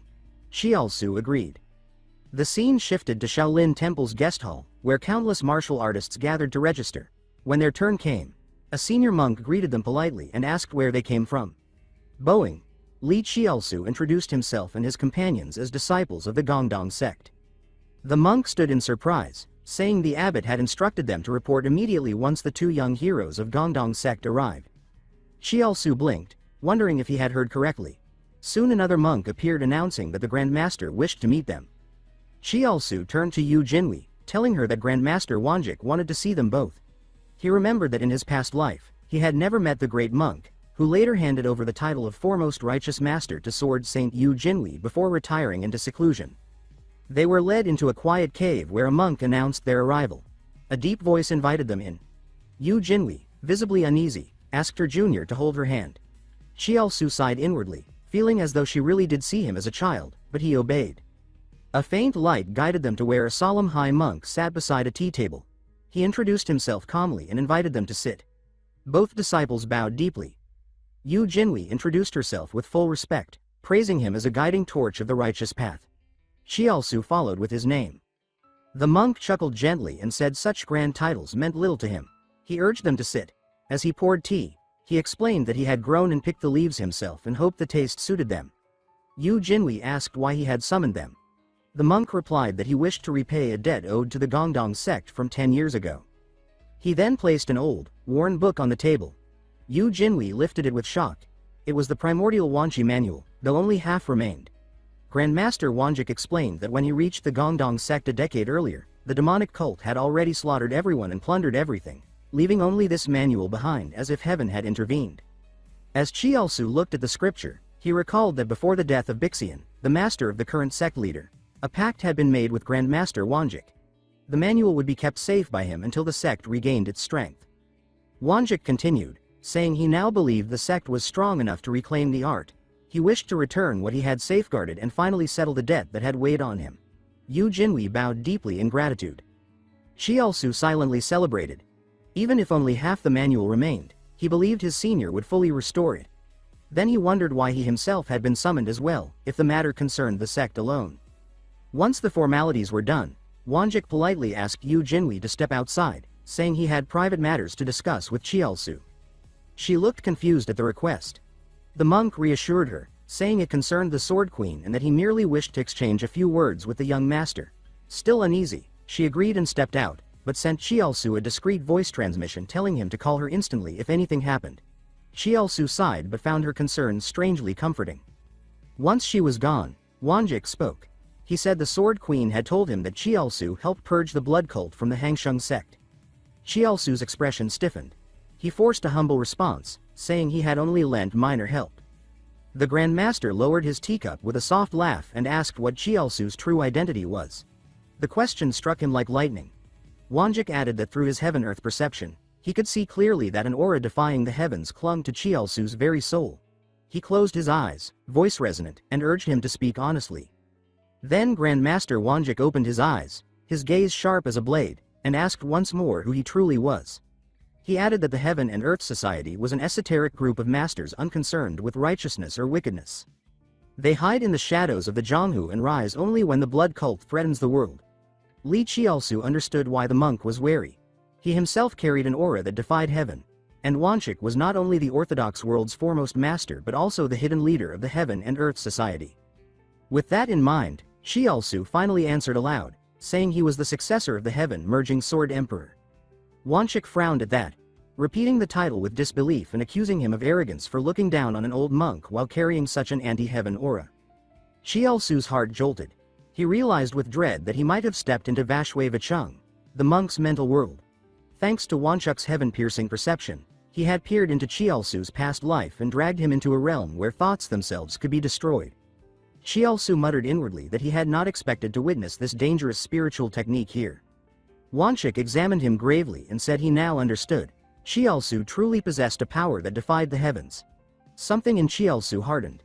He thought that the monk had forced this out of him, and that such insolence could not be forgiven. He unleashed the freezing heart technique and struck out.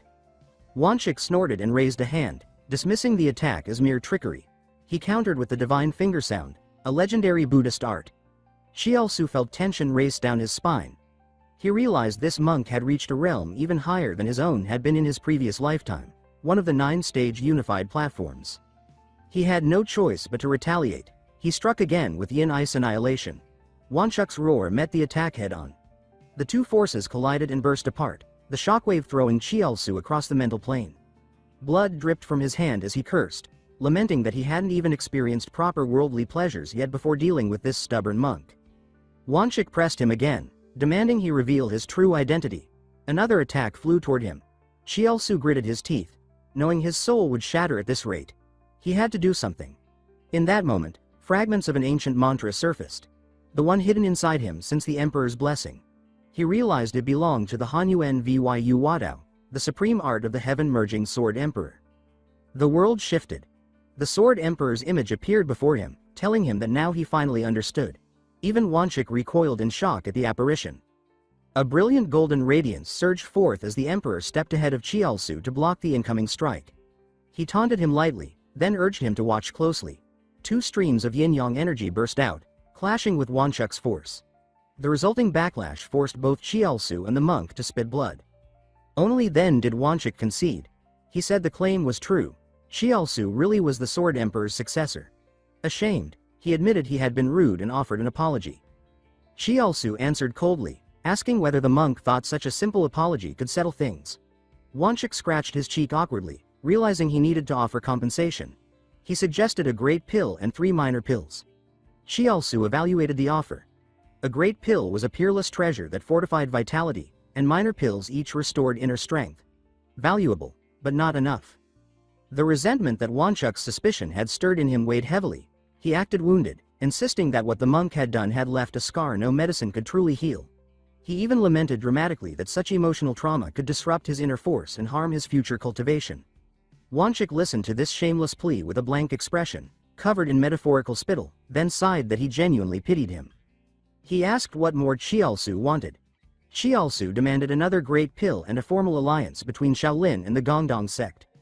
Wanchik paused, contemplating the request. Inside, Xiaosu smirked. If Shaolin, the pinnacle of the orthodox world, formed an alliance with Gongdong, his sect's reputation would rise beyond reproach. After a moment, Wanchik agreed, but he added that the anti-heaven aura within Xiaosu still unsettled him. Xiaosu sat and explained calmly that the Sword Emperor had once told him a truth within the mental realm. To destroy the anti-heaven calamity, one had to confront it with paradox. Wanchuk's expression grew solemn as he listened. He lowered his head, pressed his palms together, and murmured Buddha's name before declaring that since Li Xiaosu had been personally chosen by the heaven-merging Sword Emperor and had glimpsed the ultimate void path, he would no longer question his past. He then asked how much Xiaosu knew about the blood cult. Xiaosu answered seriously, explaining that the sect was led by the ancient monster Hyatt, a demonic tyrant who slaughtered innocents in pursuit of ascension and domination. He added that the cultists were fanatics who valued no life but their masters. Wanchik confirmed this. He explained that Hyatt had lived for over a millennium and used the anti-heaven art to reincarnate repeatedly, trying to outrun his fate. But even if someone could evade destiny, heaven's punishment always followed. Each rebirth eroded his soul until all humanity was lost. Eventually Hyatt realized that if he conquered the world and stole heaven's mandate, he might escape the curse forever. Thus, to stop him and end the cycle of anti-heaven rebirths, the Heaven and Earth Society had formed in the shadows.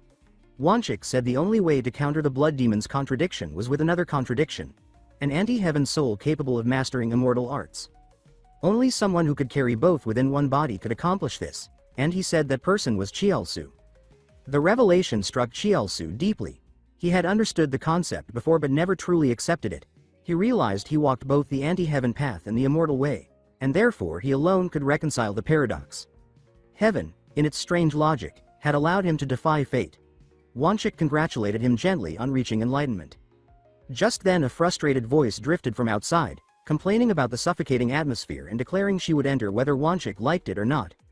Xiaosu and the monk looked up as Jiak Sao Wall strode in.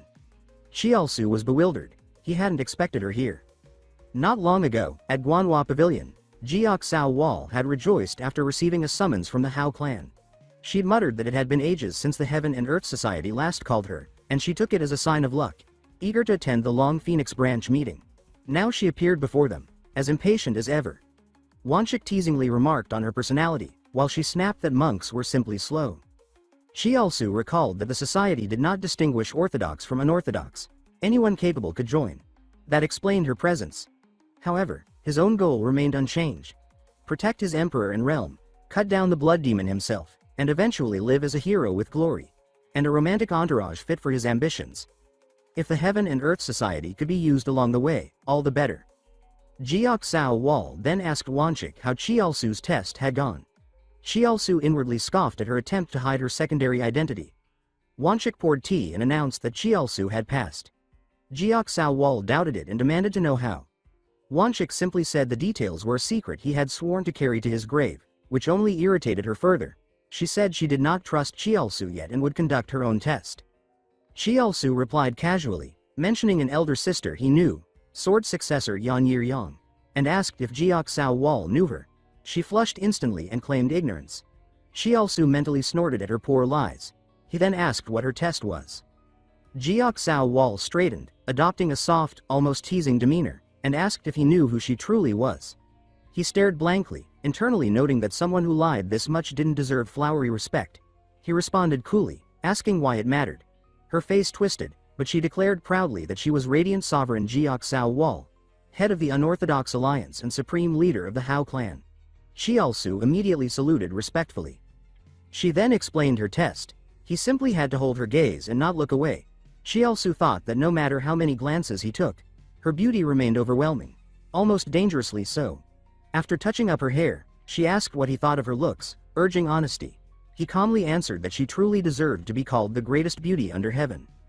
Her eyes sparkled as she asked how he felt inside, saying she wouldn't scold him even if he admitted falling for her at first sight. Chialsu replied flatly that he was only calculating how long the test would take because it was painfully dull. She froze in disbelief, unable to understand how anyone could call her boring. He kept a bored expression and asked whether he was required to swoon just to satisfy her ego. She stood there stunned. Wanchik finally announced the time was up and asked for the result. Jiok Sao Wall grudgingly declared that he had passed. Wanchik proceeded to state that the human order seat of the society would be filled.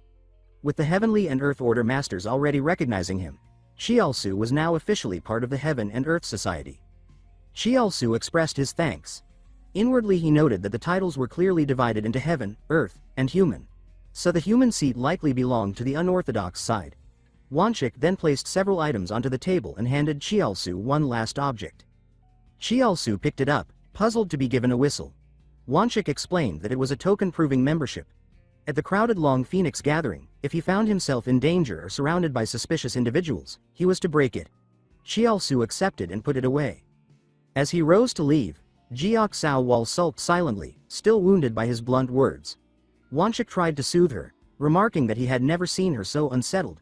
She threw back her tea in one gulp, insisting a monk could never understand her difficulties. Wanchik pondered quietly as the tension settled around them. Even Jiok Sao Wall, long hailed as the unorthodox world's second greatest beauty, had lost her composure. Wanchik found himself wondering what on earth had happened between the young hero and that formidable woman. Jiok Sao Wall was a top master, someone of near Xuanzhong rank, a woman who had carried the title of unmatched beauty for over 40 years and who claimed to see straight through men's desires. Yet in front of Li Chialsu, she had been shaken. Amused, Wanchik remarked that perhaps she was fascinated simply because he was the first to pass her test. Jiok Sao Wall slammed the table in outrage, shouting that she'd never be interested in a hypocritical orthodox brat. The teaware shattered, but Wanchik remained unbothered. He advised her to be honest with herself so events could unfold naturally. She snapped that she was leaving and stormed out, muttering curses. Outside, she fumed that Li Chialsu should be grateful she hadn't punished him personally. She repeated his insult, boring, with disbelief, yet admitted he was different from other men. She complained that he made her feel emotions she didn't understand. She resolved that since she had seen his face, she wouldn't let fate waste her time.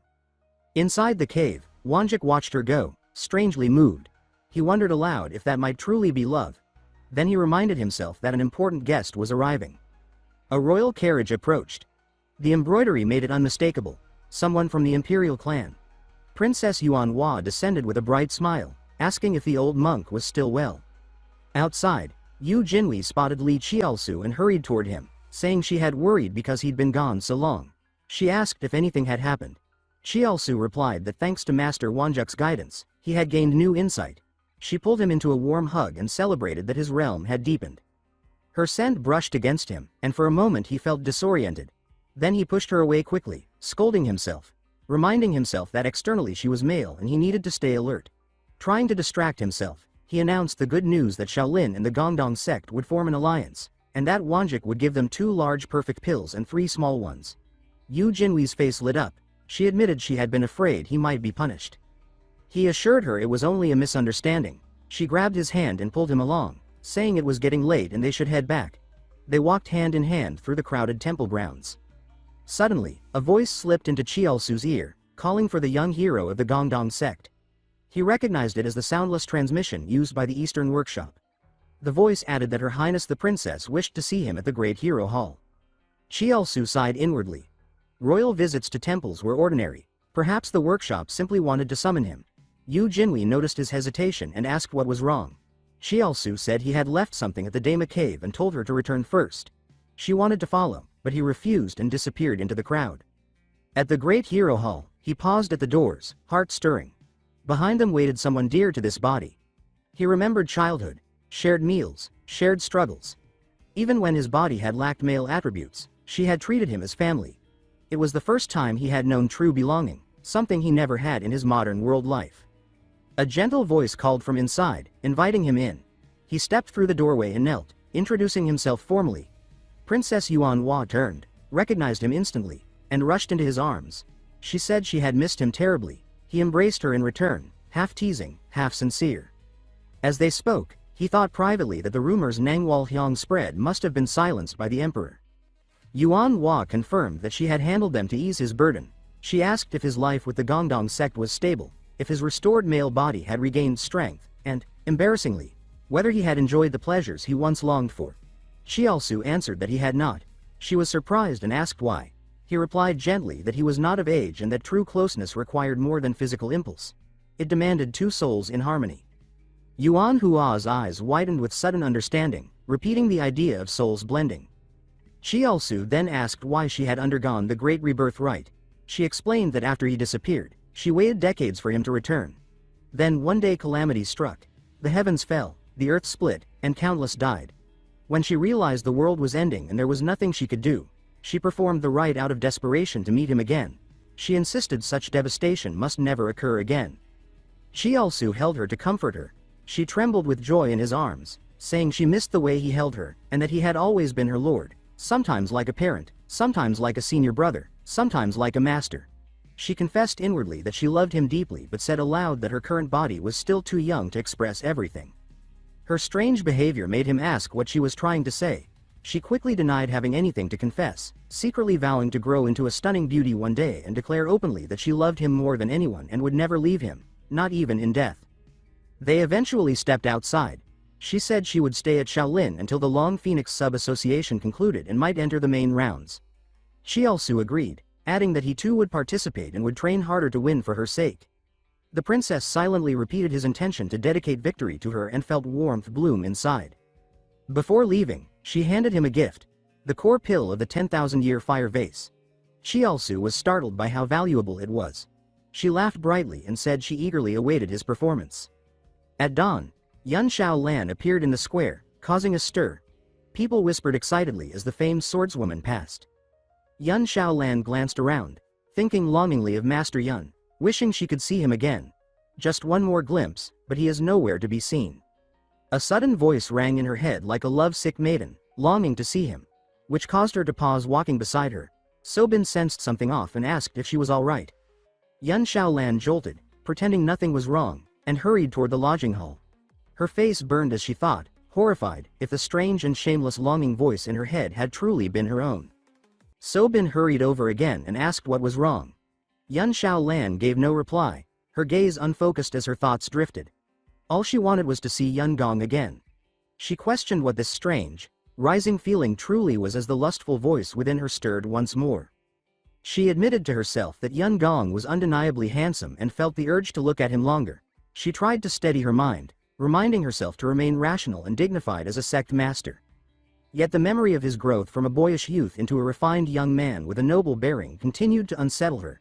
She wondered if waiting for him to mature, even to the point of defeating her one day, would make everything even more complicated should they ever wed. At that moment, the crowd ahead stirred. Someone announced the arrival of Nangwal Hyang. It seemed she had come to watch the Long Phoenix Grand Tournament. As she approached, Sobin questioned her identity. Nangwal Hyang smiled brightly and exclaimed that she was fortunate to encounter the Sword Empress, Yun Xiaolan, in person.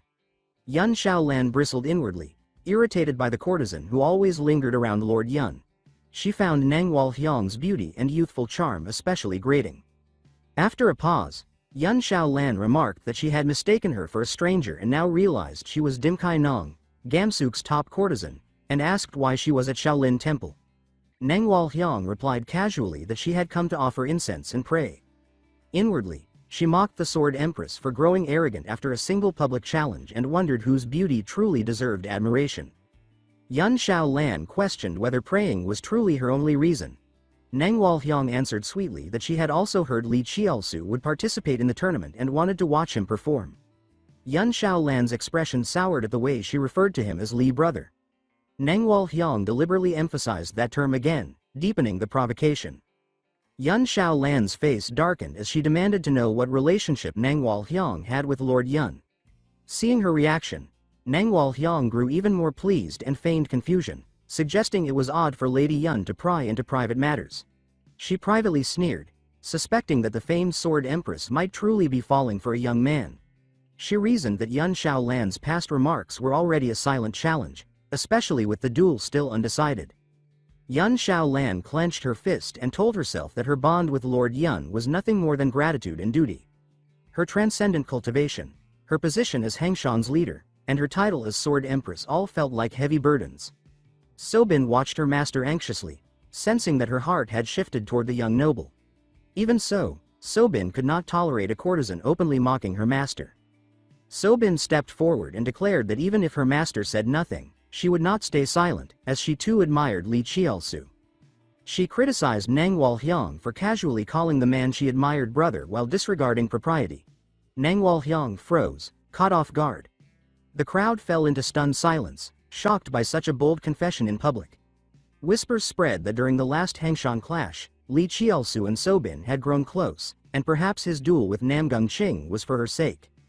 Hearing this, Nangwal Hyang felt deeply irritated and dismissed the idea that Li Qiaosu would fight for a mere sword maiden. After a brief pause, she sighed and pointed out Sobin's high status as part of the West Mountain Gamsik Trading Guild, questioning whether declaring affection so openly would invite gossip. Sobin replied calmly that such matters were none of Nangwal Hyang's concern, and instead pressed her to clarify her own relationship with Li Qiaosu. Cornered, Nangwal Hyang hesitated. She dared not claim to be his lover for fear of disappointing him if false rumors spread. Realizing she had tried to trap others only to be ensnared herself, she abruptly decided to end the confrontation and announced she had business elsewhere before leaving. Yun Xiaolan and Sobin watched her depart, annoyed but unsure what more could be done. Sobin hurried after her master and asked whether she had handled things well. Yun Xiaolan responded coldly and ordered them to return to their rooms to rest. Her thoughts were in chaos, troubled by the fear that master and disciple falling for the same man was an impossible situation. Night fell at Li Qiaosu's residence. Yu Jinhe greeted him, saying he had been waiting. Li Qiaosu confirmed that he had found what they were seeking. Yu Jinhe relaxed and explained that while Li Qiaosu was away, he had visited the abbot, who had given him the spirit pill along with the covenant promise. Since the pill belonged to Li Qiaosu, its distribution was his responsibility. Li Qiaosu accepted the wooden box with a smile and suggested gathering everyone together, which Yu Jinhe agreed to. By morning, Su Ha Rin pushed open the door and announced that Senior Li had summoned them. Chun Ka and Yang Yang followed, grumbling about chores and jokingly asking for a share.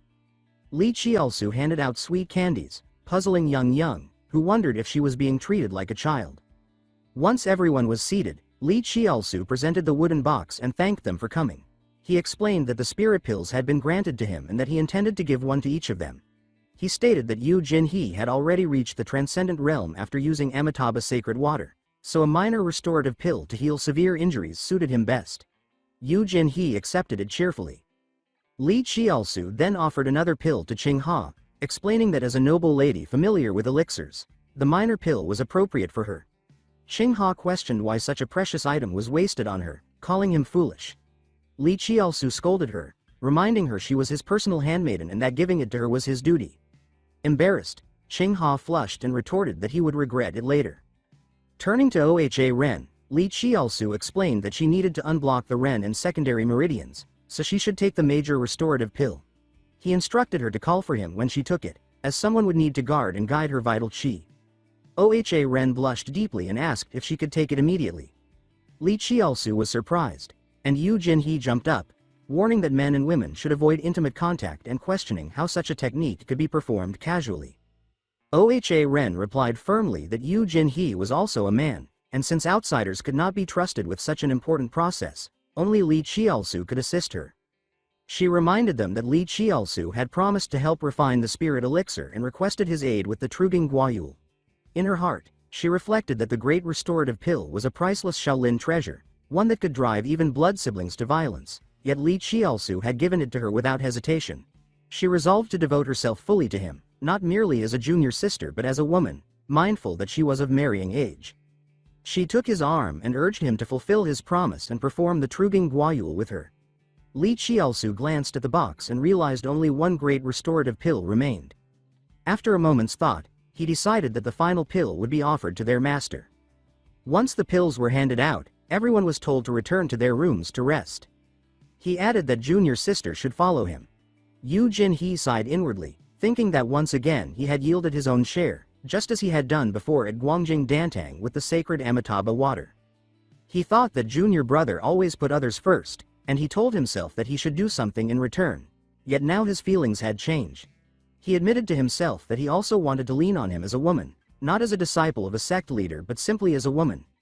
Yang watched him quietly, pondered for a moment, then held out her candy and said that he should eat a little. He accepted gratefully and thanked her, and she added that sweetness helps with a troubled heart. Qing Ha suddenly stood and said that she would return to her room and that everyone should rest early. Back in her room, she fumed that he had dared speak of responsibility to the porcelain daughter of the Xianmen family and told herself that even in 100 or 1,000 years it would not be his turn. She scolded herself that men and women should not touch and wondered how the Trugang Guayu could be done, saying it was shameful, yet she also felt jealousy rising despite herself. The scene turned to the pair. Li Qiaosu entered the training chamber as Shu Rin said that this was the room and that Shaolin had been very thoughtful to lend it. She took out the pill and said that she only needed to take the great restorative pill and lie down. He scratched his face and said that she should think again, that he only needed to guide her vital energy without fully performing Trugang Guayu. She gave no answer, swallowed the pill, and said that he should begin. She began undressing. His face burned as he covered it, startled, realizing the rumors about her beauty were not exaggerated. She asked if she looked terrible, and he hurriedly denied it in embarrassment, saying that she looked beautiful. She sat and said that she begged him to perform the Trugang Guayu. He agreed in thought, deciding that since she was resolute he would go along with it. He reflected that the method was essentially meridian massage with internal energy transmission, a therapeutic qigong requiring direct contact at key acupoints. He thought that a lecherous man would abuse such a chance, but he reminded himself that true mastery meant setting aside desire, focusing entirely on treatment and the woman's well-being. With that in mind, he positioned himself over her and said he would begin, stirring his energy. She let out soft sounds from discomfort as she felt a powerful current through her body. He warned seriously that he would guide her vital force while channeling the pill's energy into blocked meridians and told her to endure using the Tam True method. He increased the pressure. She was overwhelmed, saying that he was too strong, but he urged her to hold on a little longer. The energy built, the channels strained, and then at last they opened. She suddenly sat up, sweating, confused about what was happening to her body. He explained that her Ren vessel had cleared and impurities were being expelled and said he would wipe her down. She asked if it was finished. He said that it was not and that the remaining energy still had to be absorbed, then gently pressed her back down and told her to endure a little more. After some time, the process ended. She dressed again, and he said they should leave and that he would walk her back. He added that he had only wiped her briefly and that she should wash thoroughly when she returned. She held his arm, thinking that he had now seen her as a grown woman and wondered if he would start seeing her that way. She reminded herself that he had once said her fate rested in her own hands and told herself that her fate was him. The scene shifted to Neng Huang. She walked alone, replaying the clash with the two sword queens and seething. She thought that those women had humiliated her more than at any time in her 62 years and vowed that the one who would win Li Qiaosu's heart would be her. She thought that he had dared injure the pride of the world's greatest beauty and declared that for that insult she would hunt him down without fail. She believed no one could evade the detection of Jiak Sawal, foremost villainous of the sects. As Li Qiaosu and Shu Herin walked, a voice called him brother. Neng Huang hurried up with feigned surprise, saying that she was happy to meet him there. She acted so naturally that no one could suspect her intentions. Shu Herin asked who she was, confused. Li Qiaosu was also puzzled, wondering why she had appeared and whether something about his trial still needed to be verified, surprised that Jiak Sawal would even appear under a false identity. He greeted her, saying he had not expected to meet again, and she replied brightly that she had come to offer incense and pray for his luck. He introduced Shu Herin as his cherished junior sister from Guangdong. Shu Herin responded politely, saying that it was nice to meet her. Neng Huang introduced herself as commonly called Yam, while in her thoughts she repeated that she was famed as the world's #1 beauty and the true legend of the Zhonghu. Yet she stared at Shu Herin, realizing with shock that this newcomer with average skill had a fuller figure than her own despite being 40 years younger. She told herself she had always believed age was just a number and had lived by that motto, but now the sight of those youthful curves pierced her pride. For the first time in her life, she felt a bitter sense of inferiority. Shu Herin noticed Neng Huang fall silent and tightened her hold on Li Qiaosu's arm. She says that she has long heard of Miss Neng and says that people say Miss Neng likes her senior brother. At that, Neng Huang's face darkened, irritation flaring. She thought that the girl was reckless and says to herself that this is Shaolin, the pillar of the orthodox sects, and even she as the famed beauty must restrain herself. She then smiled coldly and says that she did not expect such a young girl to act so boldly, pressing against a man's arm in broad daylight in Shaolin's courtyard. Shu Herin answered without concern, smiling, and says that whatever affection exists between senior and junior is none of Miss Neng's business. Anger surged through Neng Huang. She thought that the girl was rude toward an elder but also that arguing further would only cost her face.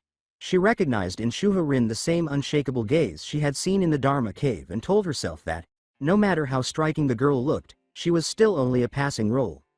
Li Qiaosu finally stepped in, saying that they should stop and that his intention had been to let them meet, not quarrel. He felt weary inside, thinking that he only wanted to return to his room and absorb the 10,000-year fire chalice. He thought that, no matter how gently Jiak Sawal pretended to act, her nature would not change. He then says that though he would like to sit and talk with Miss Neng after so long, he is busy and cannot keep her company. Neng Huang looked genuinely wounded and asks why. Li Qiaosu answered gravely, asking why she had come to Shaolin and says that she had promised to guard Weijiang Prefecture and that he had not expected her promise to be so light. She froze. He thought back to the favor he had asked before the Dragon Phoenix gathering, asking her to watch over the Guangdong sect's gate. He felt that while the evil sect co-leader Jiak Sawal might appear anywhere, Neng Huang should not be here, and that despite their closeness she still did not trust him. Neng Huang's eyes filled as she tried to speak, but before she could, he turned and says that he believes she has her own reasons and tells his junior sister they are leaving. She watched his back recede and sobbed, asking how he could treat her like that. He escorted Shu Herin back to her room, then returned to his own. Closing his door, he stilled his senses, ensuring no one was nearby. At last the time to absorb the 10,000-year fire chalice had come. He placed it in his mouth, and fierce energy surged through him. He thought that he could feel extreme yang blazing, the realm of patriarchs and leaders capable of ruling territories, and that mastering this power was now effortless. When it was done, clarity returned, and a sharp smile formed as he thought that this was true peak vigor and that in Gokai Land his enemy would surely die tomorrow. At the same time in Danyang County, in the Moyang household, a woman with a pipe sat by the window and sighed that the Dragon Phoenix banquet would open the next day. She says that Li Qiaosu of the Guangdong sect is truly impressive and that she herself wants to test him. She was Yana, the Moyang master's favored concubine, and the image of his quiet figure lingered in her mind. She wondered what Neng Huang truly intended. Meanwhile, Neng Huang was in turmoil, tugging at her hair. She could not forget the coldness in his eyes. Her mind was blank as she recalled why she had gone to the monk earlier to ask for temporary refuge in the temple. At that time, Master Mu-jiok had said that the Buddha's house shows compassion without discrimination and that she could stay until her heart settled, leaving the rest to fate. He had also said he would pray so her wish might be fulfilled. Back in the present, she slammed her cup on the table, feeling humiliated, blaming everything on Li Qiaosu. She remembered him asking why she had abandoned Hoden County after promising to protect it and thinking that he believed her promise meant nothing. The more she remembered, the more wronged she felt, telling herself that she had agreed because of him. She also thought bitterly that someone of her stature should not be tending to small matters, and yet she could not ignore them either. She could not reveal that she had sent the white-faced Yin Lord in her place, because admitting that would expose that she and Joxa Wall were the same person. She feared that if he discovered her identity now, he would ask why she had deceived him and that he might never forgive her. She told herself that now was not the moment. First she must win his heart completely, make him unable to live without her, and only then explain everything. Her expression hardened as she decided that until then she would continue as Neng Huo Wang and capture his heart. Elsewhere, someone reported to young Master Li that at the Dragon Phoenix banquet that day he would duel the Jade Killen. Zhang He said that since the invitation had been accepted, defeat was unacceptable. Chaozu replied lightly. Horan said that he felt sorry for his junior sister, saying the invitation had originally been for senior brother Lei and Miss Shaman and that the other attendant should have been senior brother Yu instead. Senior brother Yu thanked her quietly. Chaozu clapped and says that they should be off and first go meet Miss Tian. On the bustling market street of Dangfang County, Sobin waited nervously, wondering why he was so late. She thought that even though Chaozu owed much to him, she still felt awkward facing him, and that Namgung Cheng was the greater nuisance. She thought that just hearing his name gave Miss Tian a headache, since he always pestered her without shame. She told herself that, if only to end his pursuit, she must act as if she had already given her heart to young Master Li. At that moment, she saw him arrive with his companions, and, flustered, she thought that he looked unusually striking that day. Li Qiaosu smoothed his hair and apologized for arriving late, smiling warmly. His refined appearance made Miss Tian blush at once. Sobin hurriedly steadied herself, scolding her wandering thoughts and forcing a composed expression. She says that he was indeed late and urges everyone to head to the banquet without delay. Li Qiaosu then introduced Yu Jinhe as his senior brother. Sobin nodded in understanding and formally greeted Yu Jinhe, saying it was an honor to meet him again. Yu Jinhe returned the courtesy, saying the honor was mutual, though inwardly she felt displeased. She believed the woman clearly had no real affection for Li Qiaosu yet pretended otherwise, which she found distasteful. She reflected sadly that until she resolved her infertility, she could never stand beside him as an equal woman. Though she knew she had no right to interfere, as his senior brother she still resented anyone who deceived him. Sensing the tension, Cheng He quickly urged everyone to stop lingering in the street and move along. Miss Tian eagerly volunteered to lead the way. Along the path, word spread that the young hero Li of the Gongdong sect and his companion Yu Jinhe had arrived. At the gate, the guards announced that the smiling sword lady Tian and sword phoenix Xiaoman had confirmed their invitations. After verification, they were welcomed inside, and Sobin bowed lightly before leading the group in. The Dragon Phoenix banquet was crowded and lively. Li Qiaosu surveyed the hall, noting tables filled with fine wine and rare delicacies such as golden ginseng broth and rosy phoenix jelly, remarking inwardly on how packed the gathering was. As rumored, many distinguished heirs from the 9 sects and 6 great houses were present. Nearby guests whispered, recognizing him as the famed Li of the Empty Cave lineage, especially with Lady Tian and Xiaoman at his side. The crowd buzzed with anticipation, saying that today Li Qiaosu, the Jade Qilin, and Namgung Cheng would contend for supremacy. Chaozu heard the murmurs and smiled to himself, thinking that if he defeated Namgung Cheng today, his name would resound across the martial world. Just then, Namgung Cheng approached with his entourage, deliberately blocking his path. He remarks that Li Qiaosu arrived earlier than expected. Chaozu responds politely, thanking him for the invitation. All eyes turn toward them, the meeting of 2 famed young masters. Chaozu sneered inwardly, resolving to teach this slanderous rival a lesson. Namgung Cheng then turned his attention to Xiaoman, greeting her familiarly. She recoiled and made it clear she had nothing to say to him. Namgung Cheng persisted, teasing her and hinting that she would soon have words for him. At that moment, an announcer stepped forward and declared that the duel between Namgung Cheng of the Namgung clan and Li Qiaosu of the Gongdong sect was officially permitted to begin. The two took their places in the arena, tension thick between them. Namgung Cheng laughed and says that, as agreed, They would decide who was superior and worthy of Xiaoman. Li Qiaosu tightened his grip on his sword, his resolve firm, thinking that he must win not only for her but for himself. He calls for a fair acceptance of the result. Namgung Cheng scoffed, drawing his sword and declaring that he would accept defeat gracefully if it came. Li Qiaosu announces that he would let his sword speak and that he would not rely on Gongdong sword techniques to shatter Namgung Cheng's style. This stung Namgung Cheng's pride, and he demanded to see whether Gongdong's reputation was deserved.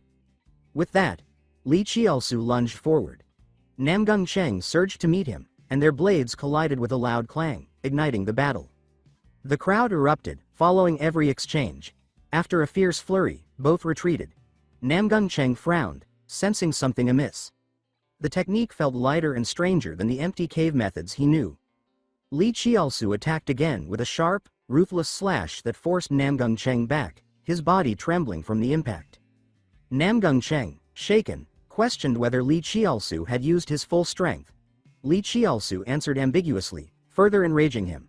Realizing he was being underestimated, Namgung Cheng's killing intent flared.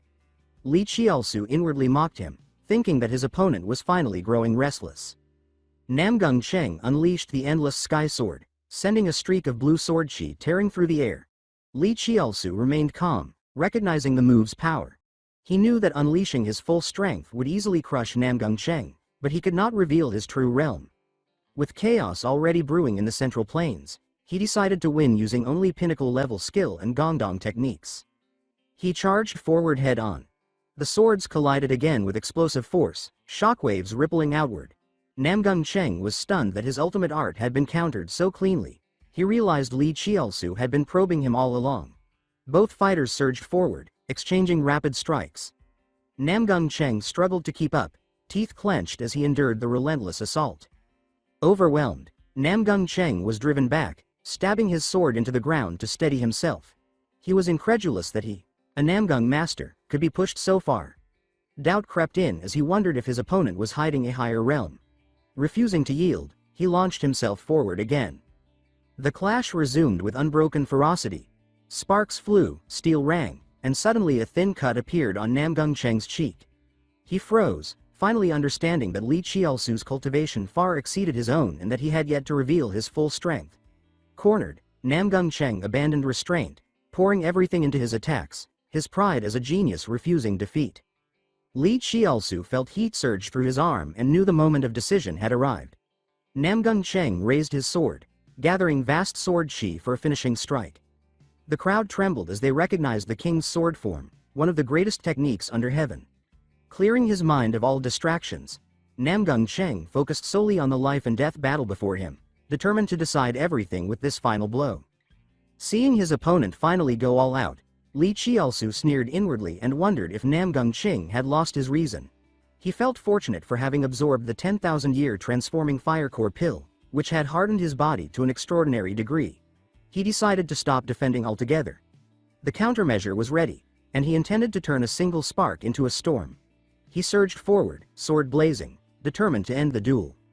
A roar rang out as Namgung Cheng's side shouted that a Namgung sword might fail but could never be broken. Li Qiaosu ignored it completely.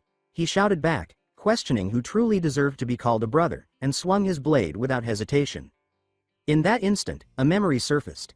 He recalled how his senior brother, Yu Jinhe, had once said he would show him a martial art he had personally refined. While restoring the primordial unified chi technique, his senior brother had fused it with a move derived from the demon's abducting sword art. When they reunited after a long separation, Li Qiaosu had been stunned to learn that this had evolved into a brand new school of swordsmanship, the supreme art of the Kangdong sect, known as the Nine-Purging Demon Sword, created by a once-in-a-millennium genius. Li Qiaosu released that technique in full. Waves of jade-green sword chi burst forth, completely overwhelming the long-haired swordsman. He leapt into the air and directed the razor-sharp energies into a sword array that sealed the arena, boxing Namgung Cheng into a corner. From the perspective of the onlookers, the entire stage seemed submerged beneath Li Qiaosu's sword chi, leaving no path of escape. Namgung Cheng froze in shock, unable to comprehend what he was seeing. He had never encountered a sword style like this and panicked inwardly, realizing that the intelligence he relied on was completely wrong. The spectators were equally stunned, watching an assault as fierce as a wildfire, unable to predict the outcome. Countless sword phantoms surged forward, suffocating Namgung Ching. He clenched his teeth and endured with all his strength as the two torrents of sword chi collided, sparks flying and pressure distorting the surrounding space. He told himself that if he endured the last phantom, he could counter. But before that thought could settle, a presence appeared behind him. Panic seized him as Li Qiaosu, moving with unbelievable speed, had already slipped to his rear and struck through his defenses with a decisive blow. Namgung Ching stood rigid as a cold blade pressed against his throat. Li Qiaosu stood firmly behind him and calmly declared his victory over the Jade Qilin. Namgung Ching could only release a hollow sound of despair as he realized that while he had been distracted by the storm of sword images, his opponent had seized the opening and ended everything in a single motion. Before the countless eyes of the arena, Namgung Ching bitterly admitted defeat. The stands erupted in shock. People exclaimed that the Gongdong purging demon technique was an unprecedented supreme art and that even the Jade Qilin had fallen. Gongdong's reputation was instantly transformed. Spectators openly marveled that Li Qiaosu's strength far exceeded all rumors and that this decisive victory had overturned every prior judgment. After the duel, Namgung Ching stepped forward and conceded graciously, saying it had been an enjoyable match. Li Qiaosu replied modestly. Only then did Namgung Ching suddenly realize something felt wrong. He discovered that the back of his robe had been sliced open at some point. A startled cry escaped him as he realized his trousers had slipped completely down, exposing what should never be seen. Li Qiaosu stood frozen in disbelief, caught in a moment of sheer slapstick embarrassment. The scene shocked everyone, especially the women, who stared in disbelief. Qinghua reacted with anger and mortification, shouting that Li Qiaosu's bad habit had resurfaced yet again. The crowd exploded into chatter, joking that Lord Namgung had been stripped in public and wondering whether the Gongdong odd hero's strange hobby extended to both men and women. Li Qiaosu broke into a cold sweat, cursing inwardly at the fresh misunderstanding. To salvage the situation, Namgung Ching quickly addressed the crowd, explaining that his clothing mishap was merely an accident that could happen to anyone through carelessness and asking that no one make more of it. He laughed loudly, declaring that he did not consider torn garments an insult and proudly displayed his magnanimity. He then grasped Li Qiaosu's hand, openly conceding and announcing that he would never pursue Miss Sobin again. Raising Li Qiaosu's hand high, he proclaimed that the lady's heart belonged to him. The sudden gesture stunned Li Qiaosu. The crowd gasped in admiration, praising Namgung Ching for his chivalry and grace in defeat. Applause thundered through the arena as people applauded his sportsmanlike spirit. Namgung Ching thanked Li Qiaosu for the opportunity to experience Gongdong swordsmanship. Li Qiaosu replied sincerely, saying it had been a great duel. When Li Qiaosu returned to his table, Yu Jinhe and the other seniors congratulated him. Yu Jinhe smiled and remarked that his troublesome habit truly could not be cured. Li Qiaosu looked irritated and muttered that he had no idea how to explain himself.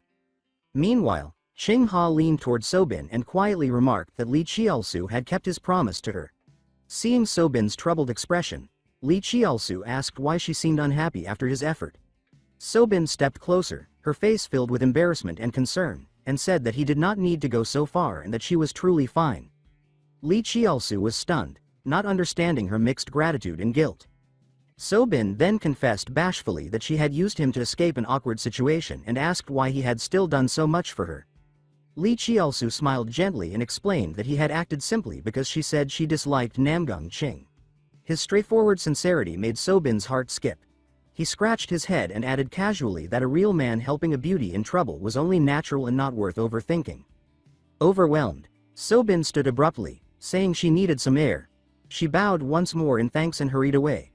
Li Qiaosu watched her leave, utterly confused. Qiaosu sighed and told Qinghua and Miss Xiaoman to follow Sobin and see what was wrong. Qinghua immediately chased after her, not forgetting to scold Li Qiaosu affectionately for being an idiot. Yu Jinhe then teased Li Qiaosu, noting that women's hearts were truly difficult to understand. At that moment, a long-haired man stepped forward and congratulated Li Qiaosu on his victory, addressing him by name as the Gongdong Rogue. Hearing his real name spoken aloud made Li Qiaosu pause in surprise. He turned and asked who the man was. The stranger calmly introduced himself as Miang Yi of the Miang clan, saying he had heard Li Qiaosu was quite the connoisseur of romance.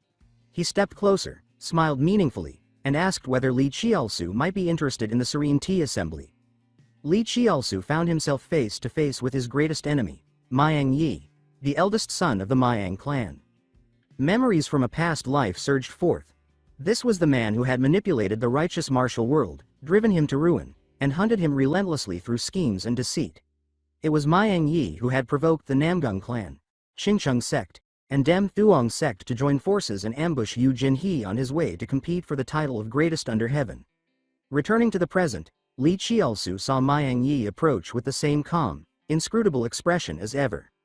Yu Jinhe sensed something unusual beside Qiaosu, but Qiaosu confidently reassured him. Li Qiaosu observed this and reflected that after the last incident, even the ringleader of the righteous martial world had personally sought him out. It was clear he had drawn special attention. Li Qiaosu stepped forward and hinted that he wanted to ask Miang Yi about the Serene Tea Assembly. Miang Yi readily agreed and explained with a knowing expression that the gathering was meant for ambitious men who appreciated refined pleasures, especially those who had distinguished themselves in today's contest. He further implied that a young hero who had won the favor of a famed courtesan should naturally enjoy even more exclusive delights. Li Qiaosu showed brief surprise at the phrase and immediately understood from the tone that this was no proper banquet.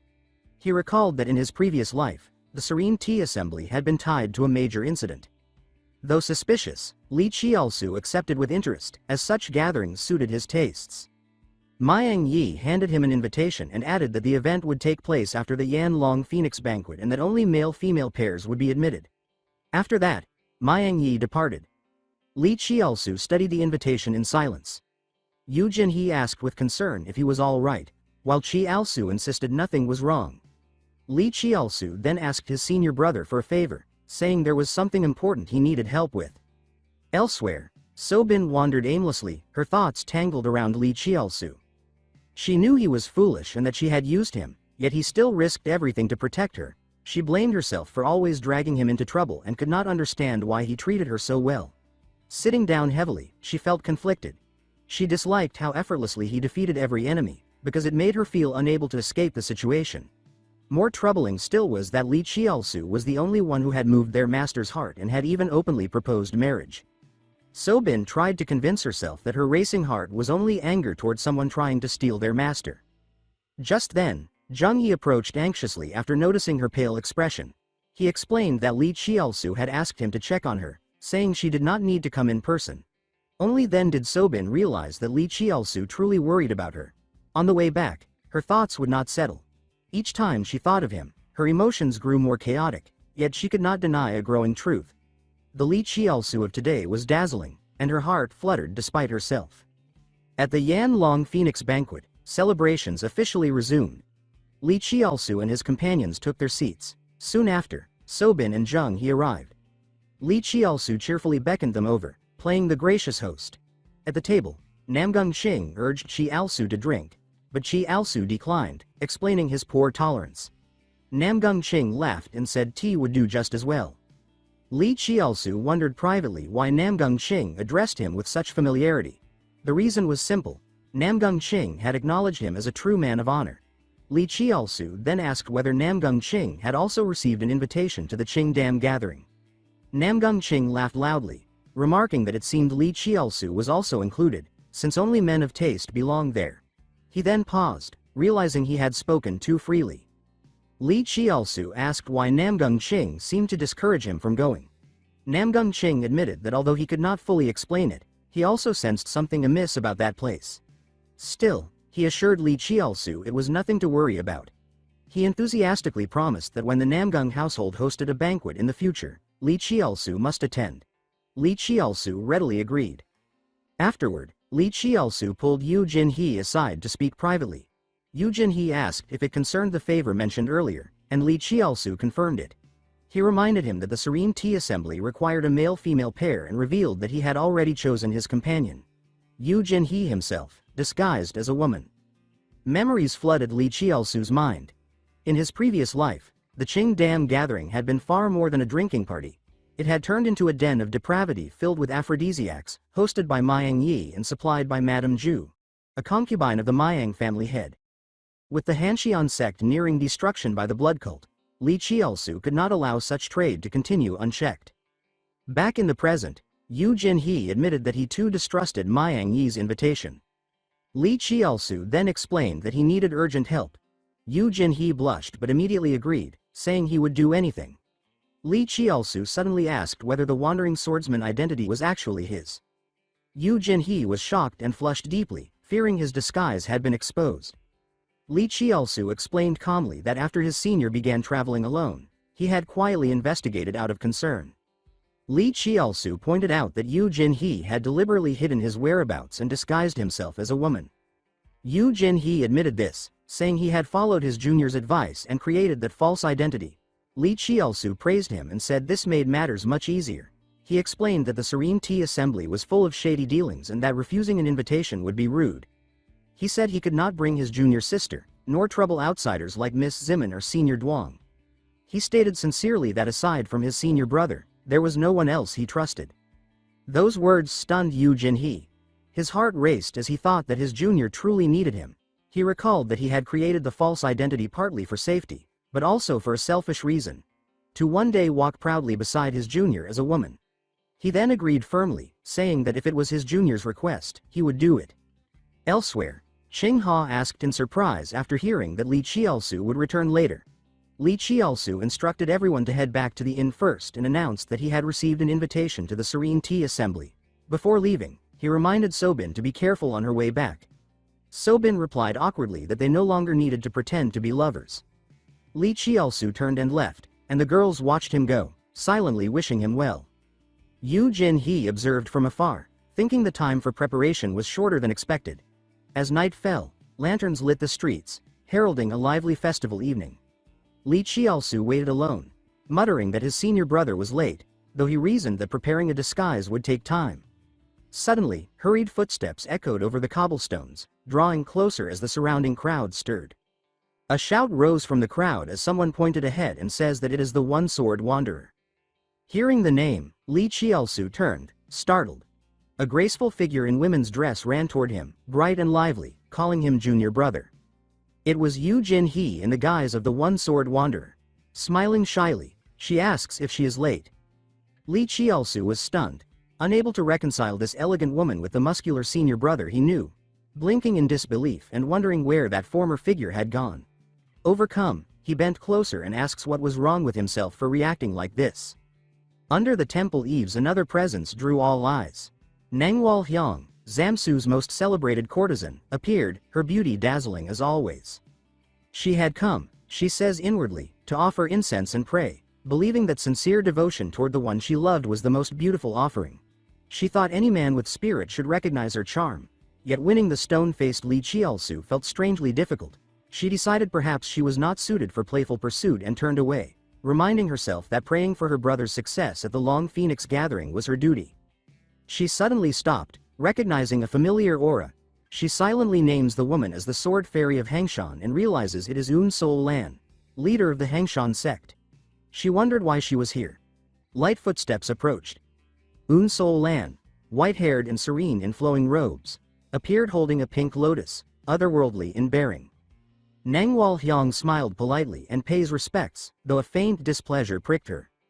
Un Sol Lan says that it has been some time and asks if Nangwal Hyang has also come to pray. Nangwal Hyang confirms it and says she could not miss the chance today for her brother. She glanced at the lotus and asks what wish Sword Fairy has entrusted to that flower. Un Sol Lan answers calmly that she simply prays for the gathering's smooth completion, yet Nangwal Hyang senses something unspoken beneath the words. The air tightened between them.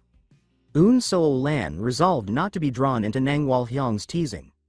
Nangwal Hyang, however, believed she had already seen through her and thinks that Un Sol Lan has come because of Li Qiaosu.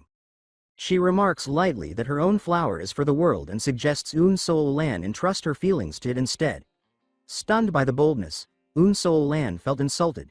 She gripped the lotus, feeling that her sincere devotion to her benefactor was being belittled.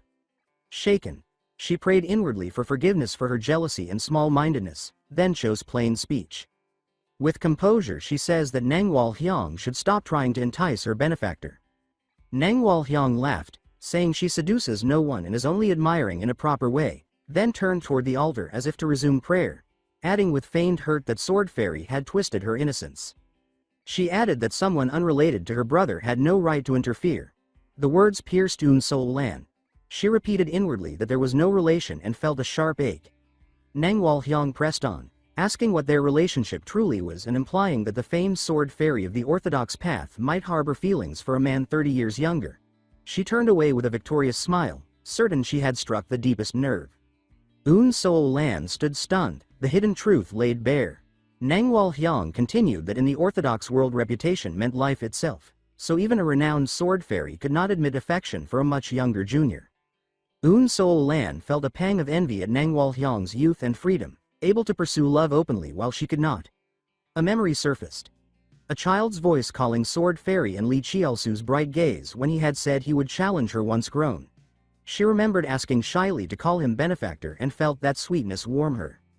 Returning to herself, Eun Sol-lan thanked Nang Wal-hyung for the concern and states firmly that whatever her feelings, the fact remained that her benefactor once challenged her. She adds that she will always accept that challenge. She placed the lotus into the vase with steady hands, her heart clear, and then departed. Nang Wal-hyung watched her leave, emotions tangled. In the vase the two flowers stood together. Nang Wal-hyung muttered that there was supposedly no deceit and snorted softly, unconvinced.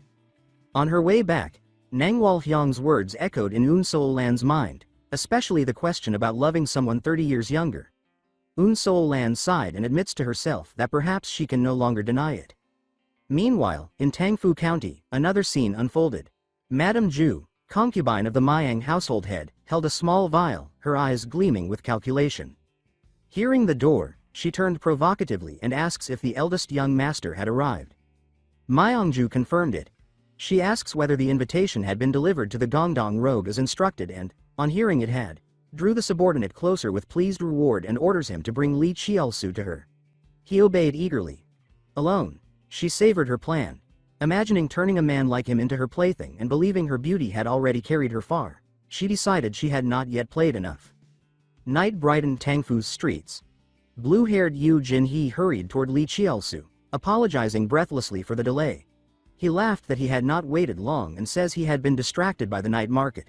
She sighed in relief and smiled. Seeing her smile, Li Chielsu flushed and told himself to calm down. She asks with concern if he is all right. He waved it off and says they should hurry to the Serene Tea Assembly. She agreed gladly, and together they walked hand in hand. They arrived before a lavish hall. A host greeted them warmly and invites young hero Li inside, introducing himself as Myung-yi. Li Chielsu introduced his companion as the One-Sword Wanderer. The attendant praised her beauty, then asked them to leave their weapons, explaining that arms were not permitted. Sharing a glance, they sensed risk but complied to avoid suspicion, placing their swords in the box. Inside, decadent revelry spread before them. Laughter and intimate scenes between men and women filled the hall. Seeing this for the first time, Yu Jinhee flushed, dazed that people could behave so boldly. She glanced at Li Chielsu and saw his expression turn serious, eyes scanning the room. He thought her unease might simply be inexperience, but another concern tugged at him. With a sharp sense for scents, he detected something beneath the perfumes. An acrid undertone that did not belong. They moved deeper in, cautious. Li Chielsu soon recognized the smell as an aphrodisiac herb. He understood then that the true revel had only just begun. Ho Huang Tower rose in the night like a jeweled relic, bright with lantern light yet heavy with hidden secrets. The wooden floor groaned as Kielsu and Jinhui stepped inside. Though he had prepared himself, he still felt stunned by the lavish interior. Jinhui stayed tense at his side, worry plain on her face. She tightened her grip on his hand and tells him that she will protect her junior brother. He responds with playful confidence and says that it is unclear who will end up protecting whom, which leaves her flustered. Ma Yongyi, acting as the tower's manager, comes forward with a wide smile and welcomes them. He asks how they like the place and boasts that he has prepared beautiful companions and fine wine. He adds with vulgar pride that both women and concubine maids are ready to entertain if needed. Chiolsu keeps his disgust hidden and says that he only wants to know where Madame Ju is. Myongyi explains that she is waiting on the top floor and gestures for them to follow. While they walk, Chiolsu quietly tells Jinhui that when he gives the signal, she must use her full strength to subdue Madame Ju at once. His thoughts drift to memories from his past life. He recalls that early records of the Thandam society were almost erased. Later, it became known that its leader Mayang Ye used corrupt medicines to control and exploit women. His bribery and indulgence were exposed many times, showing his uncontrolled appetites. Back then, Chiolsu only cared about learning the man's weakness, but now he suspects a deeper link to the blood cult. He remembers that the cult specialized in body, enhancing drugs that increased endurance and escapability, products that could fund an entire organization. That makes this tower a likely partner. He reasons that if Madame Ju manipulated Ma Yang, under the cult's influence, then pushing him to strike the left general's residence and harm Chiolsu's senior brother would fit the pattern. Records described Madame Ju as knowing martial arts only for defense, but Chiolsu believes that if she truly serves the blood cult, she must be hiding her real skill. The guide stops and announces their arrival. Ma Yang points ahead, tells them to enjoy themselves and leaves. They enter a silent corridor where a thick fragrance grows stronger with every step. Chiolsu feels heat rising in his body and covers his nose. Lantern light spills across the hall in a strange, shimmering glow. A woman inside calls out in welcome and says that honored guests have arrived. Madame Ju sits waiting with calm poise. She recognizes Jin Hui as the one-sword wanderer and identifies Chiolsu as the young recluse knight. He studies her and notes that her plain appearance differs from his expectations. She prepares tea, but a dense pale, purple liquid pours from the pot, not normal tea. She invites them to sit and explains that she prepared tea instead of alcohol because she heard he is abstaining. She encourages him to drink. Chiolsu examines the cup. The surface looks clear, but the residue at the bottom resembles aphrodisiac sediment, not tea leaves. He realizes the trap is complex. Neutralizing such a drug would normally require a special antidote or balancing techniques. He knows such methods from his past service, but Jin Hui does not, since he cannot refuse without raising suspicion. He decides he will partially purge the toxin while keeping enough effect to maintain the act. Madame Ji watches him closely, smiling. As they prepare to drink, he quietly warns Jin Hui that the tea is drugged and tells her that he will drink it, while she should decline. She reaches for the cup in concern, which startles him. He quickly acts cheerful, praises the drink, and says that Jin Hui has not eaten and should let him finish it instead. Madame Ju observes them sharply and remarks that they look well matched. He answers with polite thanks and drinks. She continues testing him and says that rumors describe him as a former rival for the title of greatest rake, adding that such a man cannot lack companions. After finishing the cup, he sets it down hard. A violent wave of nausea hits him, stronger than any normal aphrodisiac. Madame Ju explains that indulgence marks both the beginning and end of a rake's path. A purple aura begins to leak from her body as she drops her polite mask. She suggests that the three of them should share pleasure together. Jin Hui looks to Chiolsu, silently asking when to act. He trembles and sweats, appearing overwhelmed, then collapses onto the table. She rushes to support him and calls to him in alarm. Madame Ju shows satisfaction and says that the medicine is working. Chiolsu struggles to speak and asks what she mixed into the tea. She turns away and says with pride that she could not choose just one drug, so she added every kind she had. She explains that the water came from the northern cavern spring and claims its power is immense. Both realize the danger. They understand that the spring water was once tainted with blood chi before the mountain purge. Chiolsu concludes that the society's followers went mad from a blend of aphrodisiac and corrupted blood energy. This is not a simple stimulant but a demonic compound. He forces himself upright and mocks her, saying that it is fortunate the sword sect purified the springs in time or the central plains would have fallen into chaos. He accuses her of trying to destroy a young man's honor through drugs, and declares that her heart is more rotten than her appearance. Gathering his remaining strength, he feints an attack and shouts the prearranged signal for Jin Hui to act. Jin Hui launches forward in fury and declares that such depravity toward her junior brother is unforgivable. She strikes with all her force, but Madame Ju catches her arm with ease and says that Jin Hui still has spirit left. With a casual motion, she throws her aside. She urges Jin Hui to stop resisting and give in. Jin Hui rises again and refuses, grabbing the woman's sash. Madame Ji warns that resistance is useless and threatens to ruin her. She lashes the sash and hurls Jin Hui away. Jin Hui draws her sword and cuts Madame Ju's face. Blood appears and Madame Ju's expression turns vicious. She seizes Jin Hui and declares that her tastes have no limits, even toward women, and that she will show her where pleasure begins. She releases a burst of purple energy at close range that blasts Jin Hui backward. Jin Hui crashes down stunned. Madame Ju stands over her and explains that she has absorbed the drug directly and will die from ruptured meridians if she does not submit before nightfall. The sash snaps out again to bind her. A sharp voice interrupts and demands who gave permission. A fast projectile slices the sash apart before it reaches Jin Hui. Chiolsu steps in. He reveals that he only pretended to be overcome. Using her lapse, he drives a heavy kick into Madame Ju's face and sends her flying. He lands lightly, chewing an antidote leaf, and declares that she is the one who will die. She stares in disbelief and says that he should be lost in hallucinations. A brief memory shows that he visited an apothecary beforehand and bought several antidotes, planning to counter any poison by controlled intake and refinement. Back in the room, he points at her and states that she and her associates used forbidden drugs and destabilized the martial world, and that her wound is proof. He says such crimes demand punishment. He raises a small wooden whistle and announces that this is the day she will answer for it. Remembering his master's instruction to use it if anything suspicious occurred, he blows it with full force. The piercing sound cuts across the rooftops. On a nearby roof, Jake Swall and his group hear the signal and move at once. Jiexal declares that the call has sounded and that the Heaven and Earth Society is arriving to assist. A new force enters the field, and the clash is about to begin. A few days earlier, morning light washed over an old, tranquil temple. In the main hall, someone carefully set incense into a bronze burner, and the air felt solemn and still. The calm ended when Nangwal Hong, burning with anger, vents her hatred and says that Yun Xiaolan will soon pay for her deeds. A novice monk rushes in and calls her name, startling her. The novice explains that the Grand Preceptor ordered that a letter be delivered to her at once if she was found. She opens and reads it. The message concerns the Heaven and Earth Society and makes her pause. The writer, who is compiling records about the Sword Marquis incident, asks for her help. The report states that shortly before that affair, 2 wagons of spirit herbs were sent out to be processed into medicine. Though the amount was small, the writer suspects hidden dealings and advises her to inspect taverns known for frequent banquets and review their wine ledgers. After reading, she crushes the letter and says that the blood cult must be plotting again.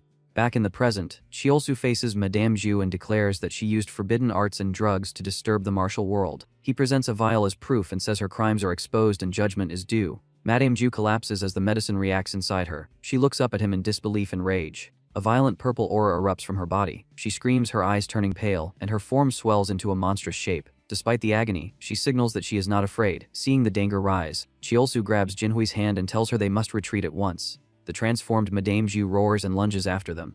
Chiolsu pulls Jinhui along, forcing a path through the chaos. When Madame Zhu strikes, he shoves Jinhui aside to spare her and narrowly avoids the blow. She rolls, recovers instantly, and counters with a fierce kick to Madame Zhu's face. While the monster is staggered, Chiolsu steps in and drives 2 fingers into a chest vital point, sealing her strength. Madame Zhu reacts in shock and indicates she never expected his martial level to be so high.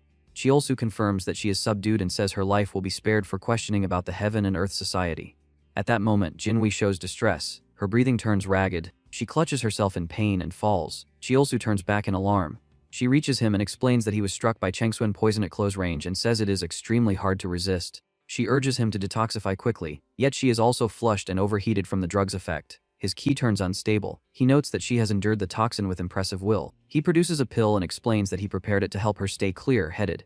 Instead, her restraint breaks first. Overcome by the drug, she pushes him down. He reacts in shock and asks what she is doing. Under the influence, she shows open infatuation and says that her junior brother cannot escape her now. She loosens her outer clothing and leans close with bold intent, adding a faintly playful tone that turns the moment awkwardly comedic. He panics and urges her to stop, but she pins him and insists he stay still. He is overwhelmed and confused, then realizes the truth he once ignored, that his senior is in fact a woman. He recalls that he once suspected it, but dismissed the thought due to lack of signs. The truth shakes him, bringing both surprise and a strange sense of betrayal, followed by a complicated, familiar warmth. His mind slips into memory. At their first meeting, he disliked this celebrated beauty, seeing the person only as an obstacle and a tool for his revenge plan because of their connection to the world's top figure. He remembers deciding to use, not trust, this senior. The memory shifts to a green forest afternoon where that senior turned back with a pure, sunlit smile, gentle and androgynous, a moment that quietly rooted itself in his heart. The scene fades. Back in the room, he is still pinned beneath her. He tells himself they are both intoxicated by the spring drug. He grips her wrist and urges her to calm down and circulate her inner energy to expel the toxin. She ignores the advice and says she wants to become one with him. She strokes his cheek, calls him foolish with teasing affection, and says there is no escape for him. She then kisses him suddenly. His composure nearly breaks, and he admits inwardly that he is close to losing control. He begins to respond before catching himself. The moment intensifies until a door explodes inward. Jiuxiu Wall storms in, calling Chiolsu's name and demanding to know if he is there. The sudden intrusion startles them both. She freezes at the doorway when she sees their intimate position, her face flushing with shock and anger. Yang runs in right after, cheerfully asking if her seniors are safe and failing at first to grasp the situation. Jiuxiu Wall trembles with jealousy and fury and condemns what she sees as shameless behavior in broad daylight. Chiolsu hurriedly tries to explain that this is an emergency and asks for help detoxifying the spring poison. Jinhui, still affected, ignores everyone and presses close to him again, pleading for him to grant her desire, which leaves him speechless.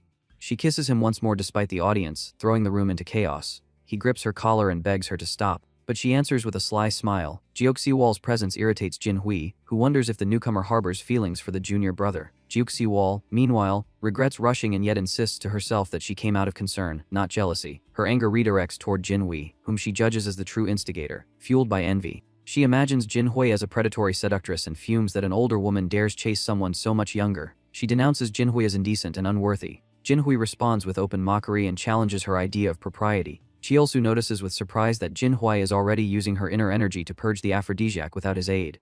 She rises and approaches Jeoxio Wall, tauntingly asking if those insults are meant for her. Jeoxio Wall asserts that even as a member of an unorthodox sect, she still honors righteous principles. She stomps, cracking the floor, and declares her stance as a proper martial artist. Pink inner force erupts from her as she condemns Jinhui's conduct and methods of seduction. The energy surges through the room, yet Jinhui remains steady and unaffected. Instead of fear, she shows excitement and recognizes the technique as the Flaming Talisman Fire King's skill, a deep and powerful art. She realizes she can use this force to refine her own soul origin unified Q method and fill its gaps. Seeing opportunity, she gathers her will and decides not to waste the chance. Jeoxio Wall is stunned that her power fails to intimidate. A cold blue aura bursts from Jinhui and cleanly cancels the flaming force. Jinhui clasps her hands and says with satisfied gratitude that she has gained new insight thanks to the attack. Jeoxio Wall understands that her technique was copied and feels shaken. She admits inwardly that Jinhui's level has reached that of an absolute master, a rare talent beyond normal limits, and worries how far that growth may yet go. Jeoxio Wall questions Yu Jinhui instead of lecturing her. She reasons that a Hyo realm expert should be over 30 and says it is improper for someone of that level to behave so boldly with a young man like Li Qielsu. Yu Jinhui laughs and says that assumption is wrong and that she is nowhere near 30. Jeoxio Wall is stunned and shows open disbelief, saying no one should reach that realm at such a young age and accusing her of lying. Yu Jinhui stays calm and tells her to confirm it with Yang Yang, who knows her history. Pressured, Jeoxio Wall turns and asks for verification. Yang Yang confirms that Yu Jinhui spoke truthfully and says she reached the Hyo realm long ago. Jeoxio Wall falls silent. Her pride takes a heavy blow. She reflects that she is famed as the foremost beauty and leader of the unorthodox Ha-O sect, yet now feels overshadowed by a younger woman. She recalls her harsh climb from nothing to power and status, and admits inwardly that age alone cannot close the gap in talent.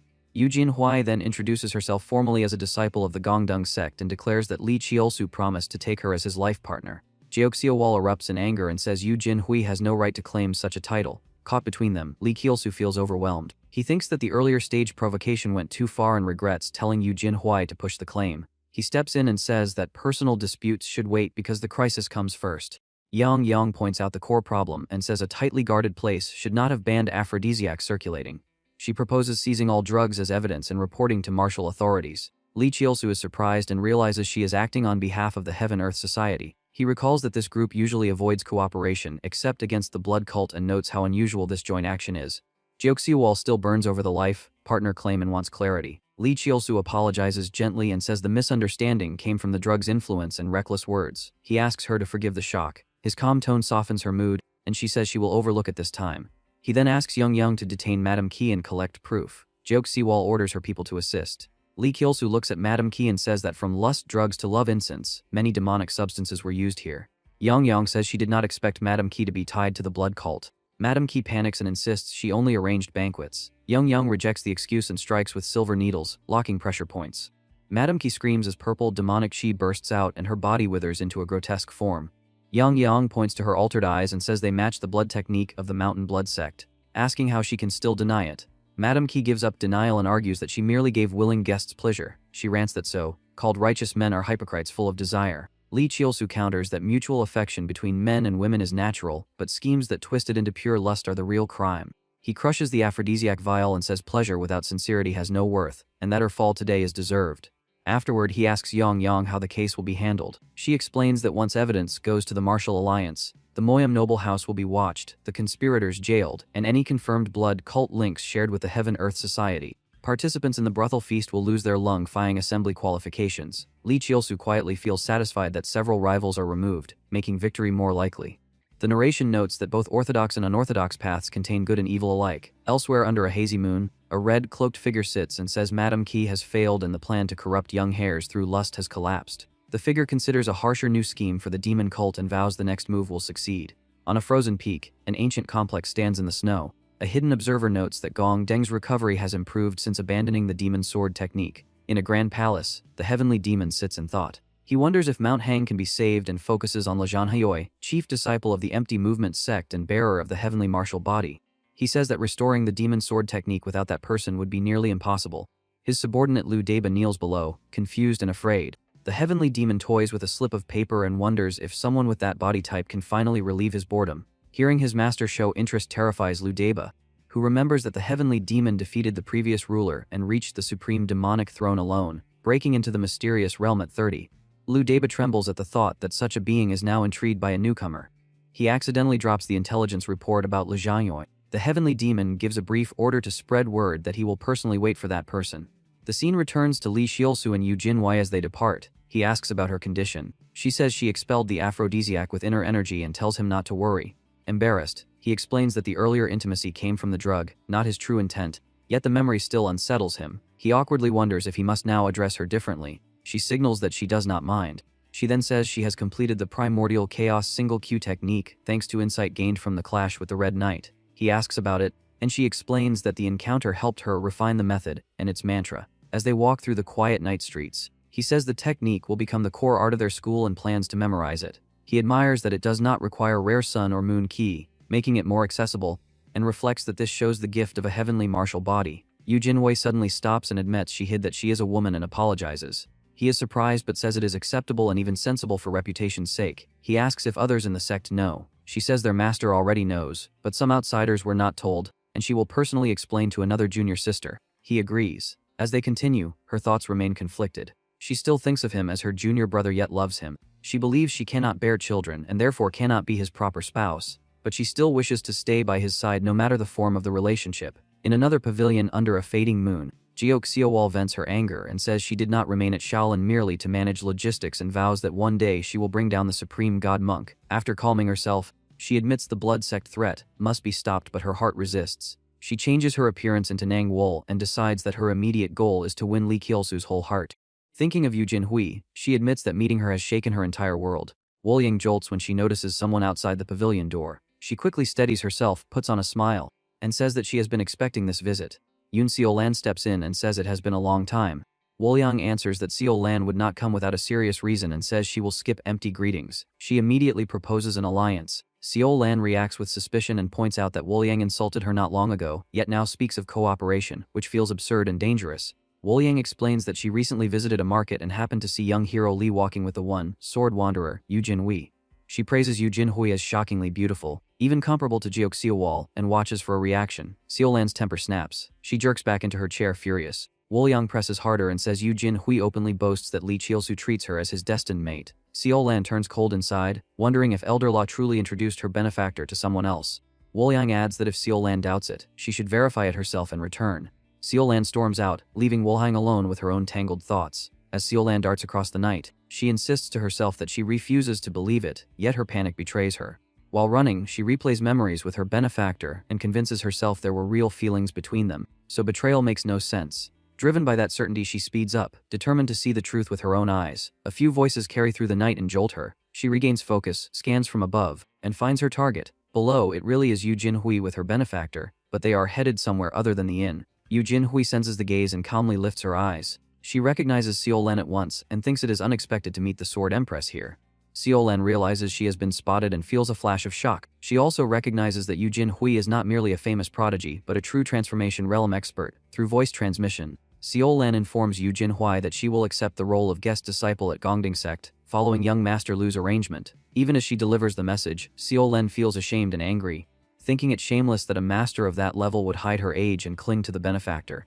Yu Jinhui answers through the same method, as if she has heard the thought itself. She says she is not faking her age and claims she is only a maiden who has just reached 30. She then needles Seo-lan by implying that one does not need such status to become Master Lu's spouse. Seo-lan goes silent, stunned by the deeper implication. She cannot accept that Yu Jinhui reached the transformation realm before 20. Jealousy surges as she watches this young woman openly hover around the man Seo-lan considers hers. In the courtyard, Yu Jinhui and Kielsu stop at a gate. Yu Jinhui looks up toward the roof and says she looks forward to their next meeting, addressing Seo-lan by her Sword Empress title. Then she leaves with Kielsu. Seo-lan remains frozen above, finally understanding why Wolyang offered an alliance. The scene returns to the earlier pavilion. Wolyang sits sipping tea as if everything unfolded exactly as expected. Seo-lan returns soon after with hard resolve. Wolyang pours tea with a calm smile and asks whether Seo-lan has seen enough. Seo-lan answers without hesitation and says she accepts the proposal. Far away, Chielsu and Yu Jinhui walk on. Yu Jinhui smiles softly, privately satisfied, thinking that she has won and that everything unfolded according to her plan. Chielsu notices her expression and asks what amuses her. She only gives a knowing smile and says others will be shocked. Under starlight, she presses a hand to her chest and vows that she will protect her junior brother, and that she alone will do it. At midnight, on a pavilion roof, Kielsu tells Yu Jinhui to wait there. He goes to a junior sister's room and knocks. Harin opens the door, her platinum hair catching the dim light. He apologizes for disturbing her so late and explains he must deliver urgent news on behalf of the second senior brother. Harin shyly says it is fine and admits she could not sleep anyway. As they walk, Chiolsu tells her there was trouble at the banquet, but that the second senior brother resolved it cleanly. He gestures ahead and tells her to look. Harin follows his hand and freezes when she sees Yu Jinhui waiting in the distance. Under moonlight, Yu Jinhui's long blue hair and unmistakably feminine features are visible. Yu Jinhui asks, with bashful restraint, whether Harin can recognize her now. Harin is struck speechless, unable to believe that the Yu senior brother she has known is a woman. Yu Jinhui bows, revealing bandaged legs, and explains she disguised herself as a man to help revive the sect. She apologizes for hiding the truth. Harin finally understands, realizing that Yu senior brother's obsession and strange behavior toward Li senior brother came from this secret.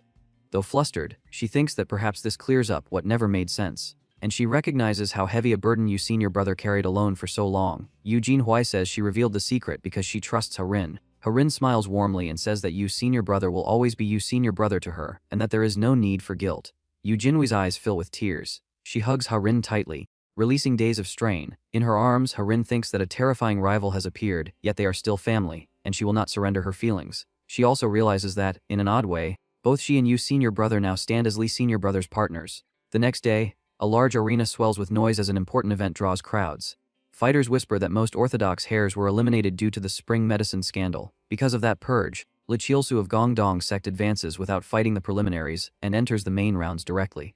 A huge man with a long blade slung over his shoulder strides in laughing, introduces himself as Bai Yu Chan of the Habubai family and asks for guidance. The crowd buzzes over the size difference. Some scoff that the thin Gongdong hero looks exhausted and could never withstand the Blade King. When someone calls him skin and bones, Chiolsu shows irritation. He removes his outer robe and reveals a lean, rock-hard physique that contradicts the insult. He introduces himself as Li Chiolsu of Gongdong sect, steady and confident. A spectator still sneers that such a frame will fold in one strike. Chiolsu's frown deepens.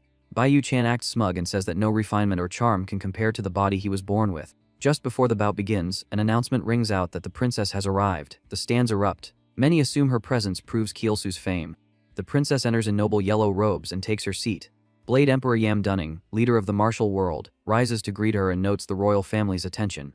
The princess answers with practiced grace and says the royal house cares for the people. On the arena floor, Chiolsu notices her and vows inwardly to fight his best for his lord. The princess returns a confident smile as if acknowledging his gaze. He takes it as encouragement. Her appearance lifts his spirit, and he resolves to win and prove he has grown. The match begins. Bai Yu Chan charges first, leaps, and brings his great blade down in a thunderous strike that throws off a shockwave. Chiolsu slips aside and lands behind him.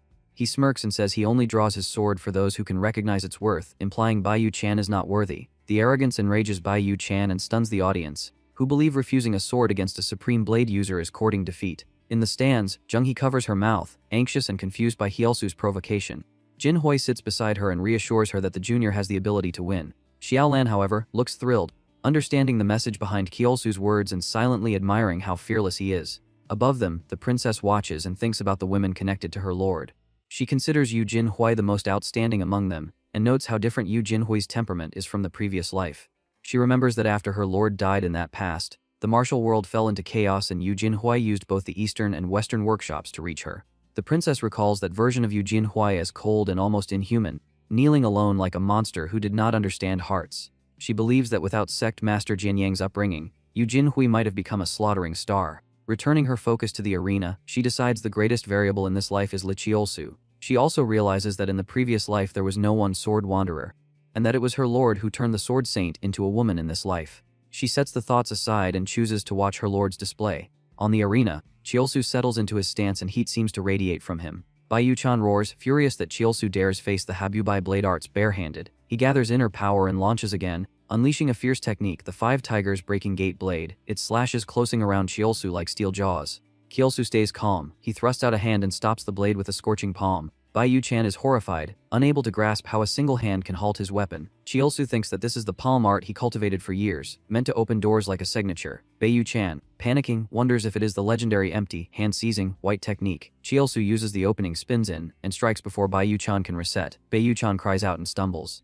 He tries to attack again, but Chiolsu leaps away and dodges with smooth, effortless footwork. Then Chiolsu drives a heavy kick into Bai Yu Chan's face. Bai Yu Chan flies and crashes onto the platform. He lets out a weak sound and loses consciousness. The stands erupt. No one expected such a clean win through barehanded skills and precise finger methods. Cheers thunder as it becomes clear Chiolsu advances straight to the finals.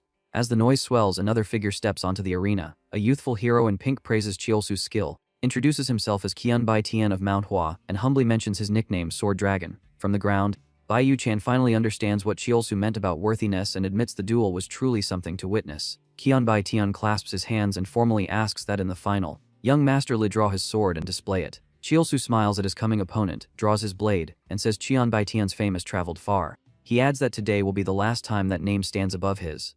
With blazing eyes and a confident grin, he accepts the challenge and declares that from this day forward, he will become the Sword Dragon.